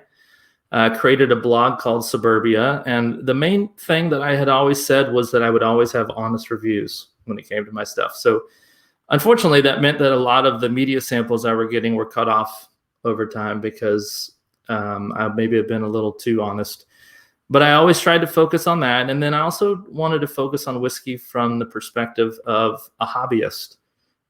You know, just a mom or dad who likes to drink bourbon, not really a professional, just somebody that enjoys bourbon and wants to share it with other people. So never gained money from my blog. It's always just been about loving this hobby and trying to share it with others. Having said that, you know, if somebody wants to hire me and pay me to do this stuff, it's totally fine. That's totally cool. So there's a topic I want to cover today about whiskey tastings that I think from our standpoint is something that we can push out to others, and you'll find that it actually leads to a lot of positives in the whiskey world. So I know many of us probably have done a bourbon tasting that looks a little bit like this. Whole bunch of bottles brought together. Everybody brings a bunch of bottles, throws it on the table. You start tasting, may have looked like this. Essentially, you're just, I don't know if you're tasting as much as just going overboard on a whole bunch of whiskey. And ultimately, you end up probably looking like this. So that is not what we are going to cover today. That is not the kind of tasting that I want to talk about. Those are actually pretty easy tastings. I know there's also tastings that you can do by pairing food. Restaurants may have a bourbon tasting. You may be better at the culinary arts and come up with a bourbon tasting. That is also not my forte. I do recommend you take a look at Peggy Knows Stevens from 3 to 3:30 today. She will be doing some food and bourbon pairings. My focus is bringing together non-whiskey people into a neighborhood tasting. And I'm going to expand on this a little bit more, but this is what it looked like when we set up our first whiskey tasting back in 2014. And here's another look at how we expanded when we went to 2015. So let's get into a little bit of detail. That's kind of the focus of what I wanted to talk about here today. So why host a bourbon tasting? I can promise you there's a neighbor either in your apartment complex or your condo unit or in your neighborhood who probably has not left their house in 15 years, or you've never seen them leave their house. As soon as you plan a bourbon tasting, they are all coming out of their house. We had one, the first one that we did, I had only lived in the neighborhood for about a year, and people who had been in the neighborhood for 10 years said, who is that? Who is that? People who just hadn't come to social events, they came out because of whiskey. Another great thing about doing a neighborhood bourbon tasting, you can have fun without the kids, all within walking distance from home. You don't have to get an Uber. You don't have to spend money at a bar. You don't have to pay for a fancy meal. Not that there's anything wrong with any of that, but there's just something fun about being able to walk, have fun with a group of people over a common interest, and then walk back home. You can create connections with people that share these similar interests. And a bonus is they live close by. The first whiskey tasting that we did in our neighborhood actually led to the creation of a barrel picking group that we called North Atlanta Whiskey Society. And it spread out from there. We ended up having 7 barrels, ended up getting all these people locally that were part of the group, and was just a really great benefit from having that. I would have never known that all these people were that into whiskey had we not done the neighborhood tasting. It's very casual. and a neighborhood bourbon tasting. You don't need to memorize everything. You can bring notes. Both times that I came, I had notes and just read from the notes. It's very casual. You don't have to memorize anything, and it doesn't have to be pretentious. You don't have to be, spitting out all the rules of bourbon. You can explain to all of them, but you don't have to, make it very snooty-ish, if you will. And trust me when I say this, every adult, at least one in every household, wants you to throw one. They've been looking for a reason to go have some fun on a Friday night from their neighborhood. It is a easy, fun occasion that you can do. Another thing that I just want to mention, I was able to build a good relationship with the local store by doing a tasting. And honestly, all it was walking into the store and saying, "Hey guys, I plan on putting on a neighborhood bourbon tasting. This is my idea. Do you want to, if you guys can get me the bourbon that I need, of course you're paying for it, but for some of the harder to get stuff, if you can help me get it, I'm happy to put cards for your store up, that kind of thing." So it's a great way to help build a relationship with a local store. So fall of 2014, I had my first bourbon tasting in the neighborhood. I had just gotten into bourbon. As you can see, I was really skinny back then, so I had not really started the bourbon. I had not yet started a blog. I didn't know much about bourbon except that I liked it. Again, I stood there and I read notes that I had, and it was an incredible time. To this day, people still talk about the first bourbon tasting that we threw and how it brought out a neighborhood of people who had not had events in a while. Now, at the time, Elmer T. Lee and Eagle Rare were not as difficult to get. So I think one of the things you have to work with is what's an easily accessible bourbon. And 2014, you could get Eagle Rare very easily, and Elmer had just started to get a little bit tougher. But my idea was to focus on 3 Buffalo Trace low-proof bourbons that at the time were not hard to get. And then there was a craft whiskey that provided me a barrel, which I thought was the coolest thing ever. So I brought the barrel, and I'll talk about having a craft mixed with established distilleries a little bit later, but that's the first one we did. So you'll see here on the left, I stood there with notes that I printed out because I didn't know that much. I knew, like I said, bourbon could be made anywhere in the US, and I knew some of the basic rules. But one of the things people still talk about is that I had custom engraved glasses made for the event. They were cheap. They were not that expensive. I want to say they were like $8 a glass with the engraving. And people still to this day will say, I still have my Chad's Walk, custom engraved glass, and I love it. I personally drink too much bourbon, and the dishwasher took off all of the stuff on it. But if you're somebody who maybe doesn't drink as much bourbon, a custom engraved glass is a way to go. It's something that will carry the memory of that night with you forward for a while. So that was a really fun time. Fall of 2015, things changed a little bit. I actually, as I had started to build relationships, I had mentioned to a local store here that I wanted to do basically a Four Roses tasting, where I went from yellow label to small batch to single barrel to barrel strength. I think at the time I'd only been in the hobby for about 1 year, had some store relationships, but it was not a lot. But honestly, it doesn't take a lot. It's honestly as easy as going in, talking to the liquor manager, and saying, I'm hosting a bourbon tasting for 40 people in my neighborhood. The neighborhood is right around the corner. Can you reach out to the brand manager or even the distributor and see if they can provide anything for the tasting? So this year for the Four Roses tour that I did, I got t-shirts, hats. I got a little books, Four Roses books. I got pamphlets. I don't remember what was in the pamphlets, a little tasting sheet, and then actually a barrel head that I got. So it was cool. Now, I did buy all the whiskey. None of the whiskey was provided for free. All the whiskey was paid for from my local store at retail price. It was not discounts on anything. And that's fine, because you are collecting, and I'll go over that in a little bit, but you do want to collect an entry fee. So still read from my notes, still had an amazing time as we expanded on it.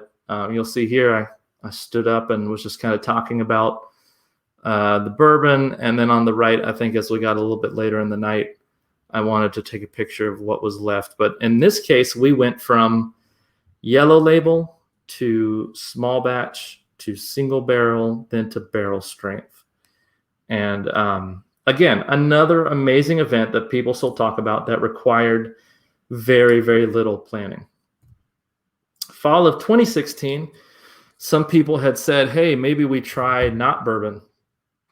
And I said, okay. So we spread the love out to other whiskey because, look, this is a whiskey from home conference. We're all about all the whiskeys, so it's not a problem. So we did rye with Sazerac rye. We did single malt. We did blended malt. We did Japanese whiskey.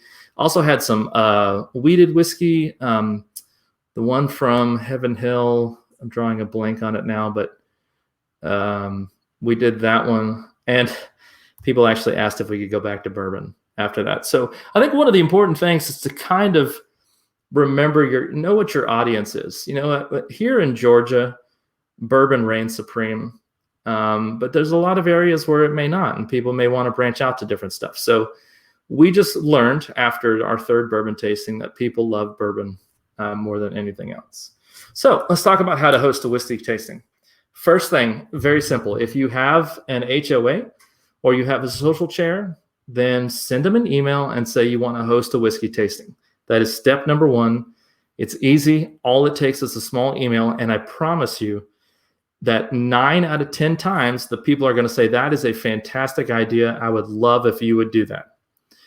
The next thing you need to decide is where you're going to host it. There are a lot of common areas that, for example, in our neighborhood, we have tennis courts that have a pavilion. So it's a covered outdoor area. And we decided the tennis pavilion was perfect.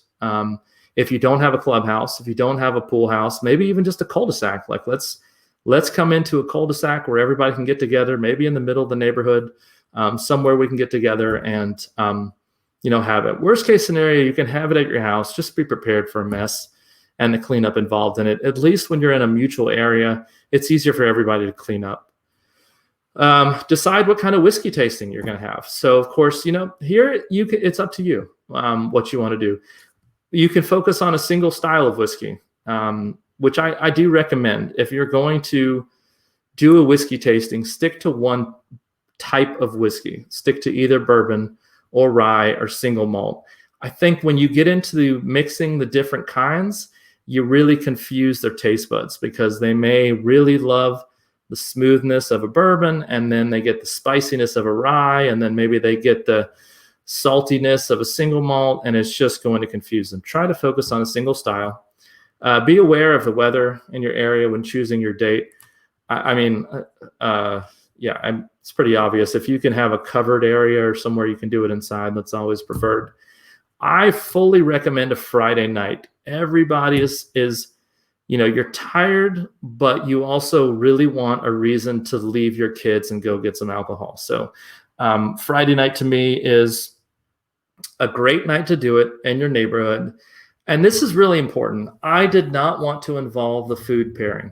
The food pairing is a whole nother level of palate refinement that I don't have because, I eat pizza bites after having bourbon. So I'd say just try to do it after dinner. Schedule it for 8:30 p.m. on a Friday. Of course, we want to have some snacks because we don't want things to go downhill, as quickly as that. But 8:30 p.m. on a Friday night had the best reception and the most amount of people possible. So try to stick to something like that.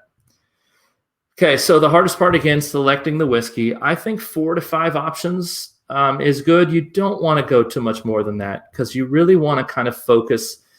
And once you get past maybe the 5th option, then the buzz is taking over and the taste buds are maybe burned a little bit, and you're going to find that people will stop really being able to taste the whiskey. So you can do, this is where you can get creative. You could do whiskey from the same distillery or the same state or country, distilleries with similar mash bills. Find a theme, and honestly, whatever you decide, people are going to love. Get creative with it. It doesn't matter. People just want to hang out. One important thing I would say is don't try to mix craft whiskey with older distillery and established distilleries. We did that with our first one, and there's no chance for the craft whiskey to hold up against that. It's okay to do a craft whiskey tasting, but I just think that when you bring the young profile with a lot more of the alcohol taste into a smoother, older bourbon, you don't give the craft whiskey a chance. Try to stick with lower proof. A lot of the people that are coming, I'd say half of them maybe typically drink 80 proof whiskey with soda, and that's okay. But if you start pulling out the 120 proof bourbon, you're going to burn out their taste buds pretty quickly. So if you are going to have a stronger proof, I would say maybe push that towards the end and start with the lower proof, something that's a little easier for them to start trying. And be creative. Look, keep in mind, most people just want to hang out and they want to drink good bourbon. They're not judging what you selected. They're not judging what you're going to say. They're actually going to be honestly come away impressed. I didn't know barely anything I was talking about my first year. And people said, I love how you told us about the whiskey. I love that we got to try the different whiskeys. And they focus on the positive, which is honestly sharing a great time over a single product, which in this case, of course, is whiskey. So a little preparation. Reach out to your local store. Tell them what you're doing. Say, hey, I'm going to do a bourbon tasting. I've got 35 people lined up. Is there any chance you could reach out to the distillery or the brand that you've chosen, see if they can provide some swag, glasses, T-shirts, marketing material, anything that you can get as just stuff for people to take home with is good. And it doesn't cost you anything. You're just asking people, hey, do you have some stuff? See about getting someone to make you glasses for your event. Again, this was kind of a big deal. We had some glasses made with Chad's Walk Bourbon tasting on them. People still talk about the glasses that they got to take home and really appreciated that as just kind of a souvenir and a memory that they could take with them. Charge a cover fee if your HOA won't cover it. We had a specific cover fee up front. People paid it. Nowadays, you can just use Venmo and collect ahead of time. I actually hired a teenager in the neighborhood to set up a table, and when people were walking up the hill to collect the fees, and then they put their names on a glass. So make sure you collect the fees, let them know that there'll be a cover. And of course, advertise your event, but be prepared to cut off the list. If you end up with too many people, you may not have enough bourbon for it all. You may not be able to talk. People may be talking over you. Our first event was 35 people, and to me, that was a great size. Our Four Roses event got to be about 45, and then the General Whiskey event got to be about 50, which to me was a little bit high. It's a little bit too much. So just try to keep it at a good number, and don't be afraid to say, look, we're cut off unless somebody else cancels. So some things that you need. First off, you're going to need a cooler with bags of ice. Of course, people are going to want to put ice in their whiskey, and that is totally okay. However they want to drink it, we're not concerned. They're going to get the flavors that you want them to get, whether they have ice or they have water, or even if they want to put a splash of soda into it. Don't worry about that. Print out your notes, bring them with you. Of course, bring your whiskey, because otherwise your tasting will suck. Custom glasses, or if you just want to use disposable plastic cups, that's fine. You're going to need to bring water. We had two sources of water. One was for people to just kind of drink as they went. Another one was a large gallon, a couple gallons of water, so that people could rinse their glass out as we went to the next item on the list to taste. So make sure you bring plenty of water. You're going to want to bring some light bar snacks, because people are going to need to start eating something and putting in their belly, or things go downhill pretty quickly. We do want to try to keep it as much of a tasting as long as possible. I will explain later. At some point, your tasting will break down, but that's totally fine. Bag of coffee beans. Somebody had told me about this. If you smell coffee beans, it's actually kind of a palate cleanser. So I brought a bag of coffee beans. Somebody stole it and made coffee with it at their house, probably for a week. And I hope they really enjoyed it, because I would have had that coffee, but whatever. So just know that somebody may take it from you. So be prepared. Some will come just for the tasting. This is what I tell everybody. There's going to be two halves to your bourbon tasting. The first half will be the tasting, and people are going to come out and they're going to taste and they're going to socialize, and then they're going to leave. And then you have the drinkers who stay. And all 3 times we have done this, things devolved into chaos. But they're great memories. I mean, you know what you're prepared for. Hopefully you've given them some water, you've given them some snacks. We still have people who talk about the craziness that ensued after the first night. But again, we're making memories. Just don't, you're in the neighborhood, nobody's getting in a car, nobody's going to do anything bad. You're having fun. But just know things will take a turn when the tasters leave. Again, you make friends for life. So many people that I met at this first bourbon testing, again, that we did in our neighborhood, we made a whiskey club with. I still hang out with them all the time. We have drinks. It's really, really fun. And again, try to keep it consistent. If everyone has a great time, do it again the next year. Do it again 6 months later. Do it every Friday night. Do whatever people want to do to come together for whiskey. How to do the tasting? Well, again, start with the lowest proof. Pour an ounce or a half ounce. Pour small, because the idea is to start small, slowly. They can pour some more later once they've had it, but start small with the pours. Nose the bourbon and ask them to tell you what they smell. Remind them there's no right or wrong answer, but you don't want to influence them and say, I smell caramel, I smell cinnamon, I smell baking powder, or I smell, what's that stuff Fred Minnick likes to smell? That stuff. You don't tell them that. You let them tell you what they smell. And then again, also have them try it and tell them, what they think. What's their tasting notes? There's no right or wrong answer. It's all about just having fun. As they're trying it, explain the product line history or the distillery history. People, do still want to leave with some knowledge before they leave. And again, as I said before, have them rinse out their glass before moving on to the next one, and bring coffee beans so they can sniff them and clear their palate and steal your coffee beans and make great coffee when they go home. So I know that in this time frame, it's difficult to talk about planning a physical event that we're all together. So it is still possible to do a virtual bourbon tasting. So I hope most of you are familiar. Some of you may be, some of you may not be, but let's make sure I can see this on my camera. This is a 2-ounce Boston Round. It is a glass jar. You can order 12 packs of these from Amazon. I believe the cost is usually around $1 per bottle.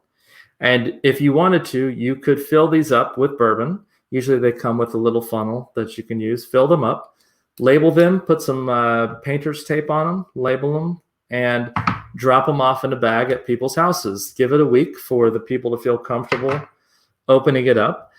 Increase the price of cost to cover both the bourbon and the the Boston Round glasses, and do a Zoom.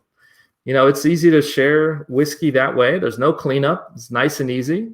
And again, you get to experience, to me, the greatest part of our hobby, and that is a tasting with friends and people that we may not fully know. So that's it for the presentation that I have. You can subscribe on my blog, www.suburbia.com. On Instagram, I'm at Suburbia. On Twitter, I'm at bourbon_gamer because somebody stole Suburbia. And occasionally I sub in on the Bourbon Pursuit Roundtable, usually giving away some freebies at the end. So are there any questions that you all have? Yeah, we definitely have a few questions. And yeah, make sure you check out Kerry on the roundtables, because he ends up giving away like 1980s Eagle Rare to just random people on the internet. Yeah, that was fun. So Kate has a great question. Whiskey music. Do you play any music to like create an ambiance during a tasting or anything like that? The ones that we've done had over 30 people, and we did not try music because I just felt like it would be harder for people to kind of talk and share their ideas. And honestly, people, they also want to just catch up with each other. So, there could have been a fine balance between being too loud with music and low enough that nobody even knew that music was playing. So we have not tried that, but it's not a bad idea. Yeah, I mean, I know Fred has done kind of like you can do music and whiskey pairings now. Like you're trying to figure out a way, like, can you figure out as you're tasting something, is there a vibe or something that you can get out of a certain kind of music as well? Let's see. There's another one from Karen. She had asked, are there any legal implications maybe about securing a place to kind of host something? If you were to do it through the HOA, is there like a central meeting location? Do you prefer to just say like, hey, somebody's going to offer up their house? That's a great question. We had actually consulted with our lawyers before having the bourbon tasting, and their concern was mainly underage consumption. So we did have somebody check IDs for everyone that came up. That's a good point. We checked everyone's ID to make sure that they were over 21 that came up, but there did not seem to be any liability issues from being in the same place and drinking like that. It's like Club Curry. Yeah. James asked if you could share some of those cost numbers. I mean, I know the Boston rounds, that can get pricey if you start buying a lot of them, but you had mentioned collecting money and funds up front for this. So what are some of those cost numbers? And then I'll add another question under there is like, what does some of this go towards? Does it actually go towards like buying the bottles, or is everybody supposed to bring one bottle? Like kind of talk about what the costs cover. Sure. So we actually, all three of the tastings we did were paid by people coming. I didn't feel it was right to use HOA money because there is a social budget for our neighborhood, but I didn't feel it was right to cover an event that only 35 or 40 people went to. So we covered just enough from the cover fee to cover all the bottles, all the merchandise that I had paid for. I think the first bourbon tasting we did, it ended up being $20 per person, and we had about 35 people. So that covered the glasses. I had 3 bottles of Eagle Rare, 3 bottles of Elmer, 3 bottles of Buffalo Trace, and I was given for free that cask that had a local craft thing, and it also covered the water, the ice. So we broke even on that. The second one, I think it was also $20, but I had a lot of the glasses were free. They were provided by Four Roses. So all the merchandise was free. So I think pretty much everyone we did, we tried to keep it so that it was a $20 cover fee, and people were fine with that. They'd come up, they'd bring the $20, we'd mark them off on a list, and it didn't cost the HOA any money. Yeah, keep it easy. Yeah. Don't blow out a budget. I guess that'll be fine. Another kind of question that came in here is, how did you do your invitations? Did you do like a funny like jib jab or something, like come meet Carrie like a bobbling head? No, I actually sent out an email to the neighborhood at the time. It was just hey, is anybody interested in doing a whiskey tasting? If so, send me an email. And then I put a sign at the front of the neighborhood that said whiskey tasting, email me. And it's like everybody turned into the neighborhood and was like, yes. And my emails just started coming in. And so those were the 2 ways I did it. One was an email to the neighborhood. Now, some neighborhoods, you may have, the sheet that you can put in people's doors. But I think honestly, just putting a sign up and say, at the front of your neighborhood or the front of your complex, whiskey tasting, give it an evening, RSVP to, give an email address, say $20 cover fee. I think that's a great way to kind of get the word out. I think you kind of like jogged my memory of like old school. Be like, Frank, I heard you, or like, hey, I heard you're starting a fraternity, right? Yeah. Yeah. I want in.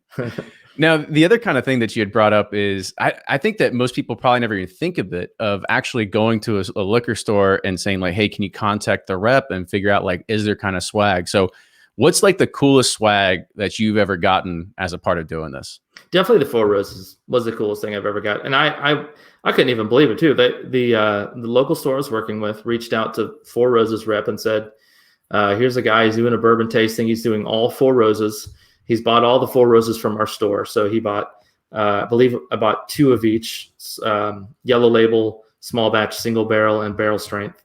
And they said, can you provide anything for him? And I'm telling you, 2 days later at my doorstep was 24 glasses and the barrel head, a bunch of T-shirts, the Four Roses books. I mean, they went to the nines. And I think a lot of distilleries, they want to give you this stuff. They know that you're now presenting a brand to 40 people and 30 may have never heard of it before. And they may leave there saying, I want this brand. I want Four Roses. I want Buffalo Trace. I want this Elmer T. Lee. Tell me what store I can go to get it in. So I think, brands probably are willing to give you some stuff. You just need to, you can't hurt to ask. Yeah, absolutely. Well, Carrie, thank you so much for coming on. It was fantastic. I know there's actually some people in the chat that said they want your presentation. So I'll get it and any presentations after this, and I'll make sure I send it with a link that anybody can download through Eventbrite. So make sure that you're registered through Eventbrite, and you'll get the opportunity to download those, as well as you'd saw the coupon code to get Brian's book earlier. Awesome. But hey, Kerry, appreciate it. You did an awesome job, man. Thank you so much for having me, guys. You got it. Talk to you soon. Bye-bye. All right. So moving on to the next. I mean, we're rocking and rolling, running on time here. So what I'm going to do is start inviting our next guest to come in. So let's go ahead and bring them on. I'll be moderating this next panel here. So today what we're going to be doing is we are going to be talking about sleeper bourbons, the most underrated bourbons that are on the shelf right now. So I'm joined by two of these great gentlemen right here, and I see Jay down here. He is just chilling in his little bourbon nook over here. How's it going? It's going well. How are you doing? Doing well. So I want to give you all an opportunity to kind of introduce yourself, let people know where they can find you and how they can learn more about you. Yeah. So I'm Jay. I'm the founder and creator of Take That Review. I review whiskey and spirits. And you've probably also seen me on Reddit. That's primarily where I'm focused. So you've probably heard of me previously on the Bourbon Pursuit podcast about Reddit and social. And I'm here to talk about some sleeper bourbons. Yeah, we actually get you showing your face for once, right? No more anonymous. First time. So get used to it. I cut my hair. I shouldn't be as ugly as I was, but no promises it'll get any better. You found a barber during COVID? I did it myself. There you go. Which was risky. It was super risky. And John, what about you? Have you had to find a barber yet? I know it's a bad ball. Myself in the shower here. Yeah, but I'm pretty good. I do want to thank you, Kenny, for babysitting us, and I apologize that we did not have a presentation ready to go for this panel. I feel kind of ill prepared. No, there's no presentation. Like I said, this could be just a fun discussion, because really what I want to do is I kind of want to like bring in really different viewpoints of what people look at as some of the best bourbons that are available on the shelf today. And so, John, I also want you to get a plug for Dad's Drinking Bourbon as well, where people can find you. Oh, yeah, absolutely. So we are on Dad's Drinking Bourbon. We are also a podcast like Bourbon Pursuit, another great podcast. We can be found wherever you download your podcast. We are on Instagram at Dad's Drinking Bourbon, Facebook at Dad's Drinking Bourbon, Twitter at Bourbon Dads, because Dad's Drinking Bourbon is too long. And you can find us hanging around people's houses drinking whiskey. Fantastic. And we got our late join here. I was worried it wasn't going to happen, but we got James. James runs the Bourbon Enthusiast on Instagram. How you doing? Good. How's everybody doing? I'm doing well. I tell me, is that a virtual background, or are you actually in your bunker right now? This just happens to be a random room. I decided to set up in. I mean, how's it look? I'd say you're going to get some mouth watering today. Yeah. I'm glad to be here, guys. You blew me out of the water. He's blowing us all out of the water right now. I was like, I just got my little baby shelf right here that I use in my quote unquote recording studio, quote unquote office, whatever it is. It seemed the like problem is I'm too spot. fat. I block my bottles. So if I were to lift this up, I at least have something back there, but I'm a big guy. It's all right.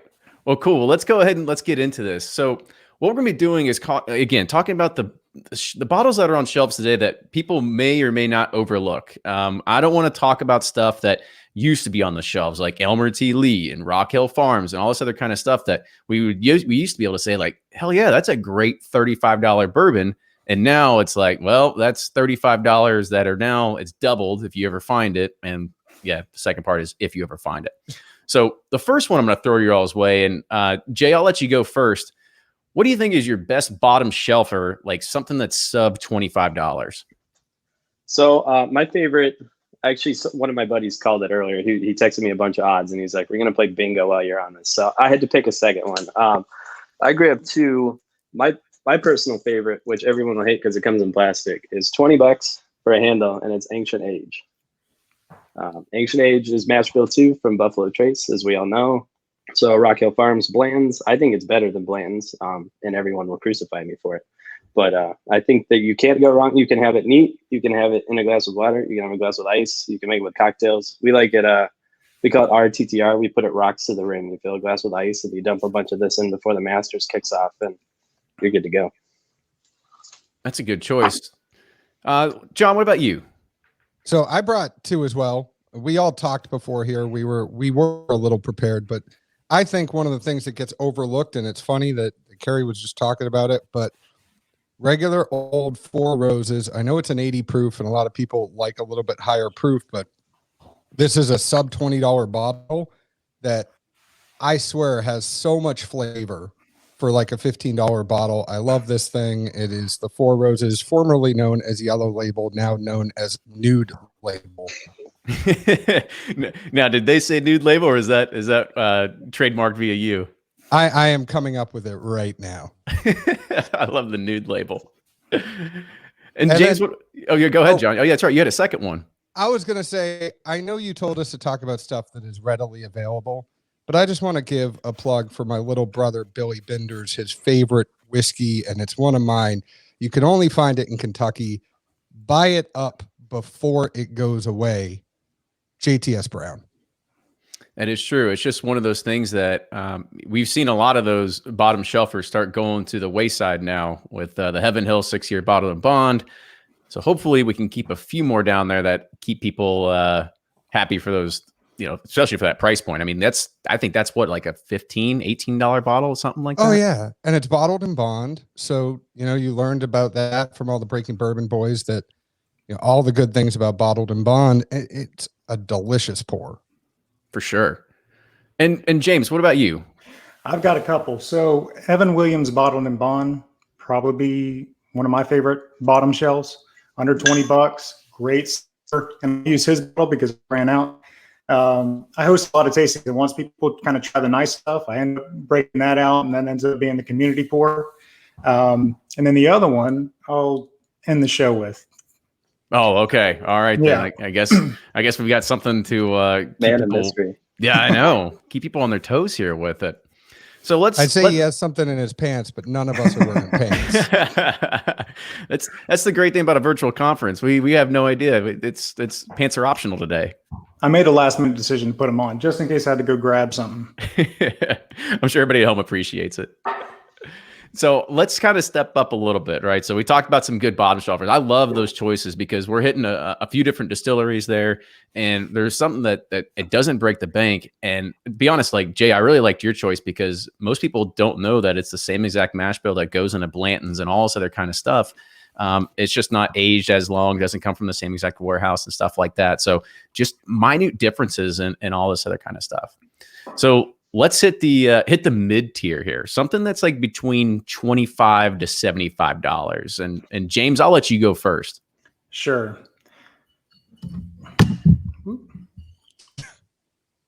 Oh, rare breed, absolutely. Yeah. So, what the average is like $39 around me. Online, it looks like it's 45 or so. Blend of barrel proof turkey, 6 to 12 years old for the majority, sometimes older. When I get limited releases or kind of samples in the mail of everything new to try, that's kind of like my standard to try it up against. And most often it'll beat, some of those limited editions and releases. And it's something you can walk into the store every day and find on the shelf at a reasonable price. Yeah, that actually happened at a recent blind tasting that Fred Minnick did, put it against a bunch of heavyweight barrel proof bourbons. And yes, rare breed actually came out on top. Yeah, great notes like heated caramel, very mild spice, some fruitiness, vanilla, everything you expect out of a nice bourbon. Oh, for sure. And then you also kind of hit another checkbox that we'll kind of talk back later about hitting the barrel proof stuff as well. Yeah, absolutely. Jay, you're up next. All right. My pick, this probably isn't a surprise if you know me. This is the new rebranded Knob Creek Single Barrel Reserve. Says 9 years on the label. It's probably older. Some of them, if you do a pick, are up to 15 years old. It's about $45 to $60, 60% ABV, so almost barrel proof. Not quite there, but close enough. And they're everywhere, man. You can go into gas stations. You can buy this. You can go into Binny's and buy this. 2 years ago, I did we called it the Knob Creek Rodeo. We tried like 45 different ones of these. And like there was a couple sleepers, but overall, very competent. You got high proof. You can water it down if you want. You can put it in a cocktail. And when you tell someone about it, your buddy, hey, I found this new bourbon. They're virtually guaranteed to find it. It looks less chintzy than it used to if you like the look of it too. But I think you can't go wrong. And it's $45. You can still get lunch after and hit your $70 cap. Agreed. A great option. And the other thing about the Knob Creek, I think what was it, a few years ago, they started taking off the age statement on it too, didn't they? It's always been 9, but they tinkered. They took the 9-year off of the small batch for a while, and now it's back. They kind of took it away, but it's at least 9 years. So you've got that's a pretty solid age for 60% ABV bourbon, and it's coming out of Beam, so that Beam quality control is sitting behind it. Now, the other thing you'd mentioned was that Knob Creek Rodeo with, would you say 40 different versions of it? I had 3 guys join me, and they did 12 with me, and then I did like 30 more after that. It was like a year-long thing, but Oh, okay. I thought you said it was like in a single sitting you were doing this. I was like, that's a hell of a rodeo. No, that'd be like a week that just disappeared from memory. But the quality control on these used to be terrible. Like 2013, 2014, probably to 2016. It was verifiable hot garbage. But someone at Beam decided to we should probably make this good stuff, and they dialed it in, and now it's solid. Just like another pick I got coming later. And there's even some Knob Creek picks that hit up to the 14 age range too. Yeah, I know of a couple at least. Like even Lincoln Road did a 15 and a half year. So you're flirting with 16 years for $45. It's crazy. Yeah, it's hard to find those age statements at that price. That's for sure. John, you're sitting there eager. I can't wait to see what you got for us. I'm always eager. You know this about me, but I'm about to be a little controversial.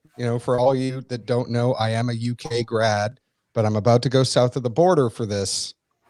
And biggest sleeper, I think, is Chattanooga 91 and Chattanooga 111.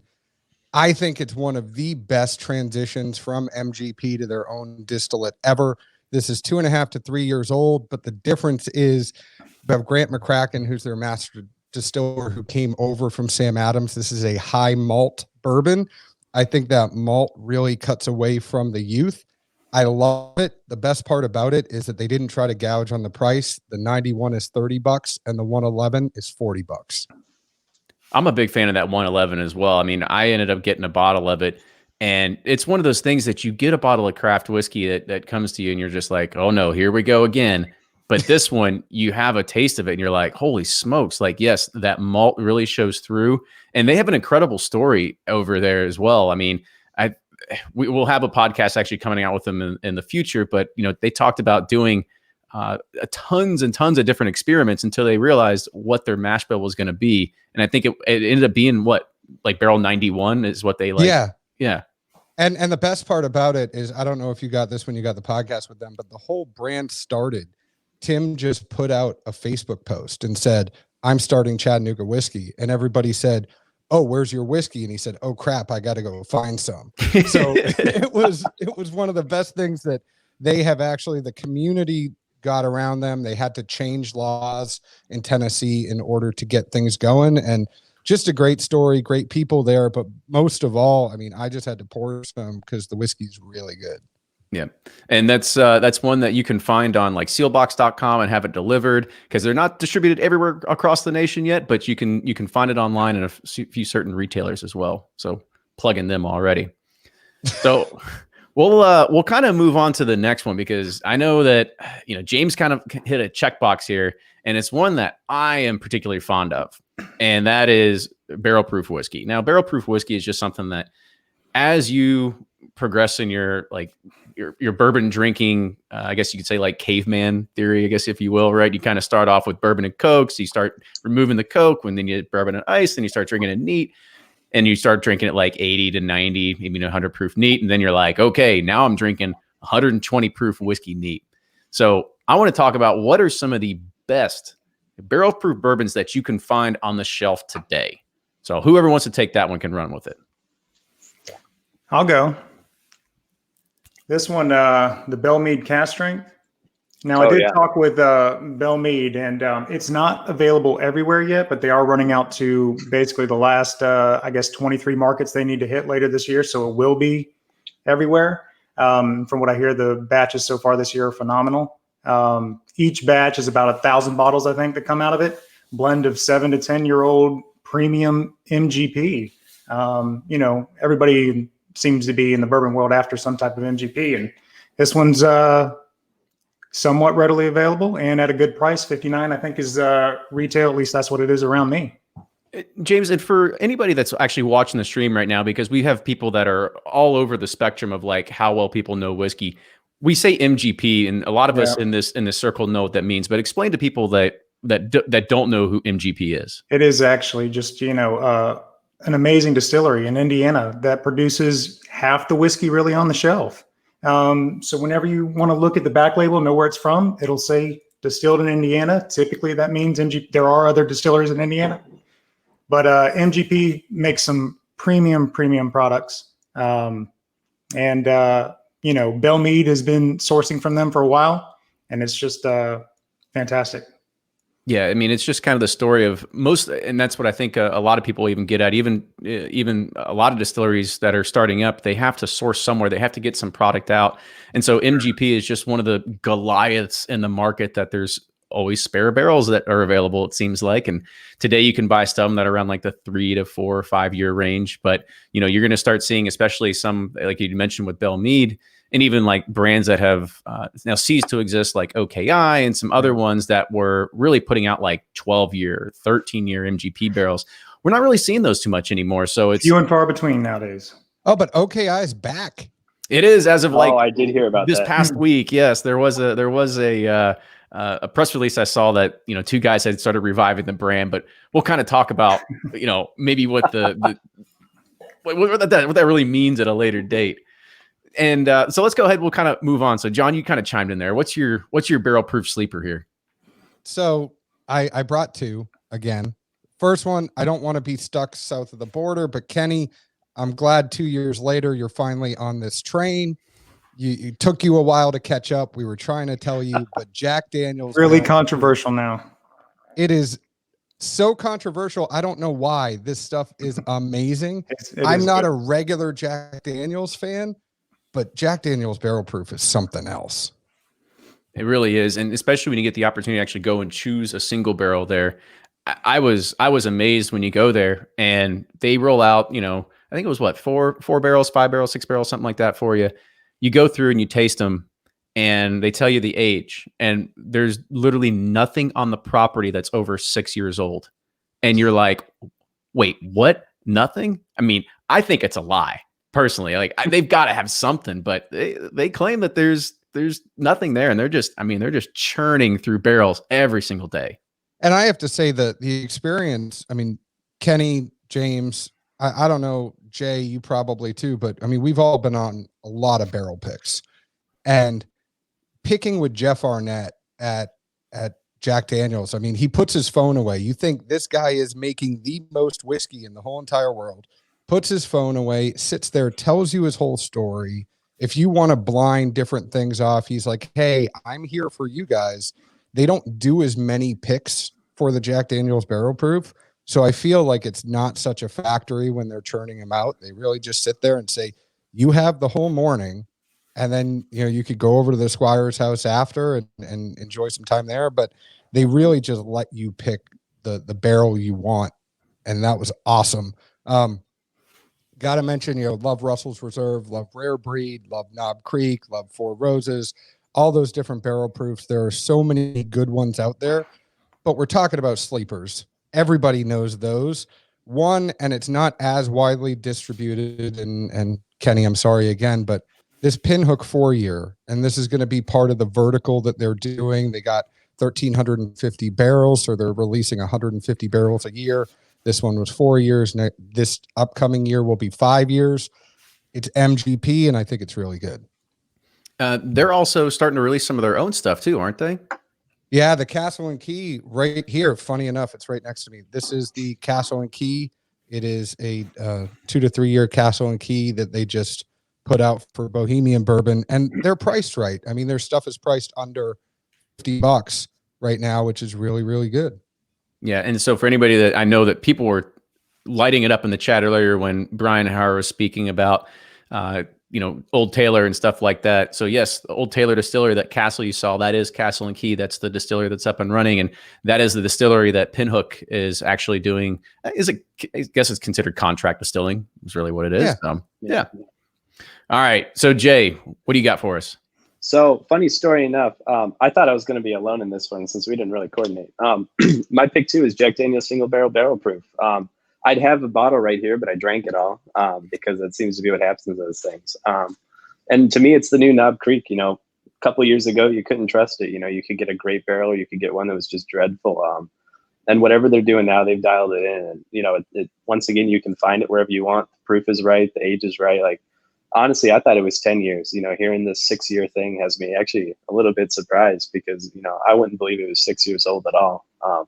So that's my pick for best cast strength. I think here it's like $52, which is just kind of silly. Like, you know, great price for it. You know, I'd probably pay 60, 65.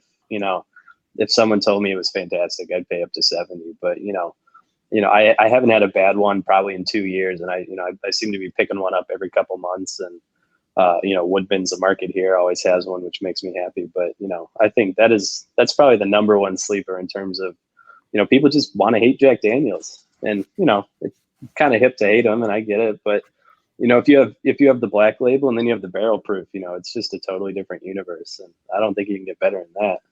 And you could get 3 of them for the cost of a BTAC. You know, oh yeah, for what a lot of retailers are putting BTAC out for. I'd take 3 GT. I mean, I love BTAC, but I'd take 3 of those Jack Daniel's barrel proofs over some of the prices you got to pay for some of that other stuff. It's just bonkers. And like I said, everyone has one. You know, even I can go to the grocery store and get a Jack Daniel's single barrel proof. You know, Elijah Craig barrel proof's coming out a lot more than it used to, but I can't do that here. You know. So it really is the the crossover of great price. Like, you know, you're going to get a good barrel, and they're all north of 60%. I can't think of a single one I've had under 60%, which is just crazy.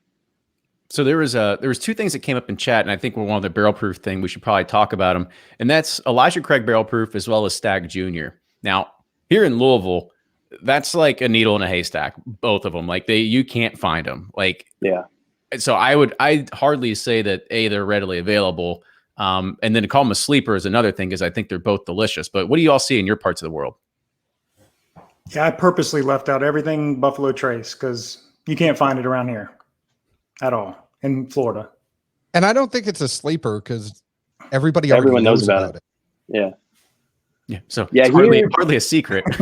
You know, I mean, like the biggest sleeper in bourbon, I do have to say, is when Kenny gets Fred Minnick on TikTok. But like besides that, just think of all those videos where he can like change clothes to a song. You got to do it, Kenny. We'll get on that. We'll make that a part of a Whiskey from Home after movie, something like that. But like that's something you wouldn't expect. Like Stagg Jr. is good is something that you would absolutely expect. Mm-hmm. Yeah, and here in Wisconsin, you can't find it. You know, I have to flex a connection to get Stagg Jr. I can get Elijah Craig barrel proof, but it's $75-$80. And when I look at Knob Creek or I look at Jack Daniel's, you know, I'm not reaching for Elijah Craig unless I've tasted it first. Like C9, you know, C919 was fantastic, so I'd consider buying that. But I'd blind buy Jack Daniel's all day long.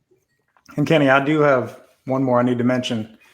Not necessarily a sleeper. A lot of people know about it. Oh yeah. The 1920 is not necessarily barrel proof, but 115. It's still what I think, you know, even when it came out in 2016, the best bourbon you could walk into a store and actually find. Just great flavors, nice amount of heat, still balanced at the proof. I don't know if it's a sleeper, but definitely need to be mentioned. I think that's one of those whiskeys that us in the whiskey community, we really know about it. And I get the text messages all the time. Somebody will send me a message and it has like the entire Whiskey Row series. And they're like, which one do I get? And I'm always like, you want 1920 if you want something that's like a really good like sharp rye taste. If you want something that's a little bit more mellowed, 1910. Both of those are fantastic whiskeys. Love them both. I was actually like at the store this morning with. Oh God. Oh, sorry, Jay, go. No, I was to say, to your point, I was literally in the grocery store this morning with 1920 in my hands, and I was like, oh, you're so good. And I'm like, everyone knows about you, and I like put it back, and I was, you know. I think it's a sleeper just because we got to tell people to get it before they decide to up the price. You know, Brown Forman isn't going to keep that at 60 forever. Yeah. No, they won't. They're going to try to pull a Booker's on us again. Booker's went up again. Have you seen the releases for Booker's this year? It went up. I mean, I think we'd all put Booker's on a list of barrel proof that we like, but as the price goes up and up, I don't know if I'm going to be reaching for it anymore. It's a tough pill to swallow, but it's still solid. I mean, it's usually, a 7 to 10-year-old blend. So it's tough to say no. And it's always, by the way, it's always a solid one when you want to gift it, because it comes in that fancy box. Here's something that's 9 years and half the At price. least. Yeah. And The just- country ham from last year, Booker's release, that unbelievable batch. Yeah, biscuits was good too. Oh yeah. Yeah, and that's the thing. Like at $55, I was buying it all day long. But when they went from 6 batches a year to 4, and then said they were gonna bump it to $100, and I mean, they walked that back, and so now they're doing $10 every year into I think 2021. A lot of people got pretty angry, and myself included. I was a pretty big Booker's guy, but I mean, that was probably the best thing that could happen to Knob Creek. Like, not Beam had to be, at least in the Knob Creek division, like people finally buy this, which maybe was a little bit self-sabotage, but it's here and Booker's isn't. So there you go. Your credit card statement will be the proving power of that one. oh yeah. So this last question I want to do is, it's kind of a fun one, because we know that there's plenty of limited releases out there, and anybody that is watching the stream right now and is basically unaware, like I was when I first started getting into whiskey, and you would just look on a shelf and be like, oh, this is what's available. No, like there's stuff that is limited editions. It actually says limited editions. There's once a year, one time only kind of a releases, something that you're never going to see before. However, there's also some stuff that still ends up sitting on the shelves. Do you all have a limited release that you still see that sits on shelves that people should probably take another second chance or second look at? It's funny. I'm going to go first here. I wasn't even prepared for this, but I was. Jim Beam Repeal Batch. And, you want to talk about a sleeper bourbon. Yes. Is it 86 proof? Is it 43% ABV? But this is a bottle that is super tasty, and it's not something that you would expect from Beam. I think Beam is really, really good at putting out those sub 25 bourbons that are, one and done, like Jim Beam Distiller's Cut. And then it goes away and you're like, hey, what happened to this? I liked it. That's kind of what I feel about Repeal Batch. I like it. What about you all? Any, Jay or James, do you have anything? Yeah. Yeah, Go ahead. Oh, you can. You just keep taking it from me. That was my pick as well. And maybe we just really like Beam, so maybe we'd be good friends. But yeah, Did we you just really become best friends? yes, apparently we did. Yeah. Yeah, the Repeal Batch, it's fine. It's everywhere too, and no one and honestly, this kind of fits in. But the Budweiser beer that's aged in their copper lager that's aged in Jim Beam barrels is also fantastic, and nobody will buy it. I like the Repeal Batch a lot, especially when you need to it's like my dinner party bourbon. When someone says, come over and I know you like whiskey, and, so bring some whiskey, and you don't want to bring and leave, something that's 70% ABV or super limited, or, you think they might hate. So, the Repeal Batch is what I bring. Everyone likes it. Nobody hates it. And, if someone in the crowd knows better, you can kind of tell when they see, and they're like, okay, this is fine. But yeah, that's my pick as well. And for me, it might be a little different in your area, but I can still find Woodford Reserve batch proof on the shelves regularly. And that was a big surprise for me last year for limited editions. Obviously, it commands a premium price point, but it ended up in my top 5 of last year. And they're still on the shelves. And can't say I'm the biggest standard Woodford fan, but I was really impressed with the batch proof. Yeah, I will say you're actually kind of giving me a jog of a memory, because I was invited last year with Woodford and the Brown Forman team to actually go to Wednesday at the track before Derby, and you get to go to their suite, and of course they've got batch proof available for you as much as you want to drink to the day. And now I'm really missing it. I know. Happy Derby Day, everyone. Yes, absolutely. Yes. And so there's also one thing that maybe it should give a second chance, and one thing that I think is kind of a sleeper sometimes that doesn't get a whole lot of attention, and as James kind of mentioned, it's also high in price, is anything Wild Turkey, whether it's the Decades release or anything like that. I still see them on shelves. Decades is fantastic too. What gives? It's just too expensive. I mean, which is great when you want it. And that's kind of what 1920 had going for it for a while. Like it was $5 more than I ever wanted to pay. But when I wanted it, I could always find it because it was just a little bit expensive. And I think Wild Turkey takes that to the next level, for better or for worse. You know, if you want Cornerstone Decades or even Master's Keep around here, you know, they can be found. You just got to be willing to cry a little bit when the card statement comes at the end of the month. And I think what killed Master's Keep a little bit was the proof, and you know, Decades and Cornerstone kind of righted the ship a little bit. But those first two Master's Keep, I mean, they were fine, but when you got the price tag on them and you got the proof, somebody's going to want something that is a lower proof to be a little bit of a lower price. Yep. Well, guys, that was fantastic. I want to give one more opportunity to plug exactly where people can find you, where they can follow you and everything like that. John, since you had wrapped it up, go ahead and give yours first. So I'm just going to say for everybody, you could go ahead and find me at Dad's Drinking Bourbon. You can find me on Facebook at Dad's Drinking Bourbon, Twitter at Bourbon Dads, Instagram at Dad's Drinking Bourbon. Find us wherever you download your podcasts. And thank you for letting us be a part of this. Cheers. Absolutely. I see everybody cracking open something. Looks like you all had something coordinated.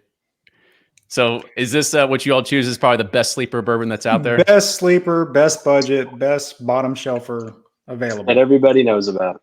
Yeah. Southwest Airlines, thank you for carrying it. Fantastic. James, go ahead and plug where people can find you as well. So yeah, you can find me mainly on Instagram, Facebook at Bourbon Enthusiast for news, reviews, the latest releases. And then you can also check me out on Patreon for the Private Barrel Club for behind the scenes action and access to, a lot of unique picks. All right. And Jay. Hey, yes, you can find me. I'm at take.review, T8KE.review. I'm online. You can get a review every day. I'm on Instagram. And if you're on Reddit, stop by our bourbon, our scotch, our whiskey porn, all that kind of stuff. Say hey, I'm a moderator there. You can jump in my inbox, read the sidebar, please. And we look forward to having you. But drop by the website. I'm always taking, feedback if you want to request something. So drop on by and tell me what you think.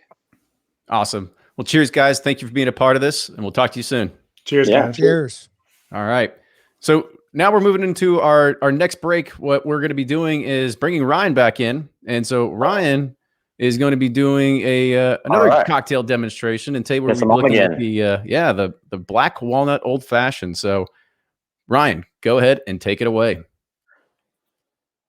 Hey everyone, hope you enjoyed that Old Fashioned.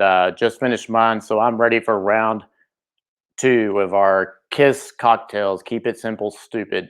If you're just joining us, you are going to need a few tools because we're about ready to make my second favorite cocktail, a Manhattan. So typically I was an old-fashioned kind of guy, and then Kenny, my partner in crime over there, over in the digital world, introduced me to the Manhattan, and I really enjoy it. It's bitter. It's got some nice depth to it versus just the sweetness of an old-fashioned, but been really playing with it because sometimes they're too bitter and just too astringent. So I've kind of switched some vermouths and figured out that Kochi vermouth is the best vermouth for me. A lot of people use Antica because it's just the standard. I don't know why they use it, but it's very good. But I found that Kochi vermouth is really good. It's got a lot of cocoa, kind of rhubarb, cherry, sweet flavors that really pair well with whatever spirit you might use, rye or bourbon. But for this one, we are going to use Rabbit Hole's Rye. This is a Boxer Grail Kentucky Straight Rye whiskey. It's a 95% rye, 5% malted barley. It's a fantastic product. I was tasting it with it last night, and it's perfect for this Manhattan. So you're gonna need your rye, some vermouth, and also I'd use some black walnut bitters. You can use standard like Angostura bitters, but I feel like the black walnut gives it some depth, some nuttiness, some roundness. Maybe it's because I'm a nut. I don't know. But anyways, let's get to it. So you're going to need, if you're just joining us, you need your little mixer glass with fridge ice. You're going to need your tall, skinny handled spoon. Go down in there. This thing's great. And then most importantly, the jigger. Got a 1 ounce and a 1/2 ounce. And so we will start with our rye. We will do 2 ounces of rye. So We'll go ahead and do 1 ounce, 2 ounce. And then for the vermouth, we're going to do 1 ounce of this.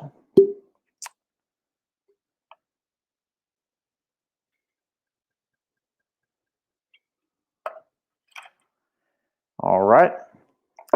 And then with the bitters, like I said, I'm using Fee Brothers Black Walnut.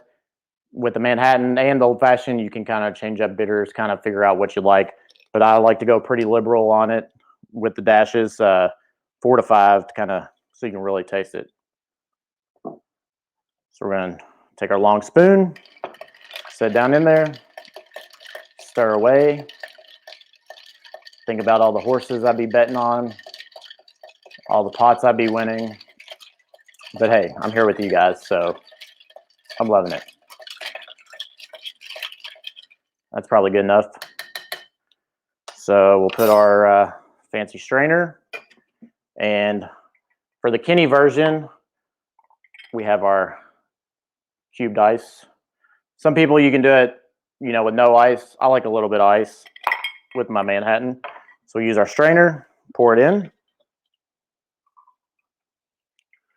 It's a beautiful dark color. And then, last but not least, Luxardo cherries. No maraschinos. Not allowed in this house. Let's put in. Let it simmer a little bit.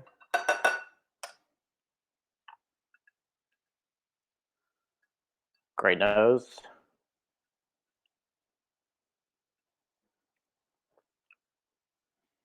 Fantastic taste. That's a no-fail Manhattan recipe right there. And I want to give a shout out to my neighbor who actually gave me the black walnut suggestion. Man, it really just rounds it off well. It cuts through that bitterness of the vermouth, just kind of rounds it out and gives it some nuttiness and makes it so much deeper. But that's cocktail number 2. Hope you're enjoying this. We got some more great content. Thanks to everyone tuning in, and we'll see you for the last one. Awesome. Appreciate it, Ryan. Killer cocktail. I swear, I need to come over there. You need to hop in a car and just drop one off on my front porch or something like that, so I can get a cocktail. I feel like I'm sitting here trapped in my office trying to keep this all going, and so I'm feeling it. But you know, I had poured myself a little bit something. When we talked about those sleeper bourbons, we talked about one of my favorites is Russell's Reserve. You know, we get an opportunity to do barrel picks there. It's definitely one of my favorites. That's what I'm pouring. That's what I'm having right now. Drinking with you all. So if you have something that you're drinking here at the chat, let's go ahead and put it in there. I'll kind of throw your name in here. I'd love to see what everybody's doing, where they're from. There's a lot of good stuff coming in chat as well in regards of where people are chiming in from. I saw a lot of people from New York, from Maine, California, San Diego with inside there as well. So it's really cool to see a large whiskey community come together for this awesome special occasion that has never been done before, of having this sort of an ability to have an online bourbon conference. If you've ever wanted to see what a whiskey conference is all about, this is one of the great opportunities of being able to do this. As I'd mentioned, we've paired and partnered together with a lot of the great people that are in the bourbon and whiskey community. A lot of these people are content creators, people that really have a passion and a joy for bourbon and whiskey and want to really learn and know more about it and share their learnings. As I'd mentioned, if you subscribe to all of the podcasts, all the blogs, follow everybody on Instagram and on Twitter, your feed is going to be full of all new and interesting stuff that you're going to be seeing as we start going through here. So just to throw some names out there, I see sort of Florida, Minnesota.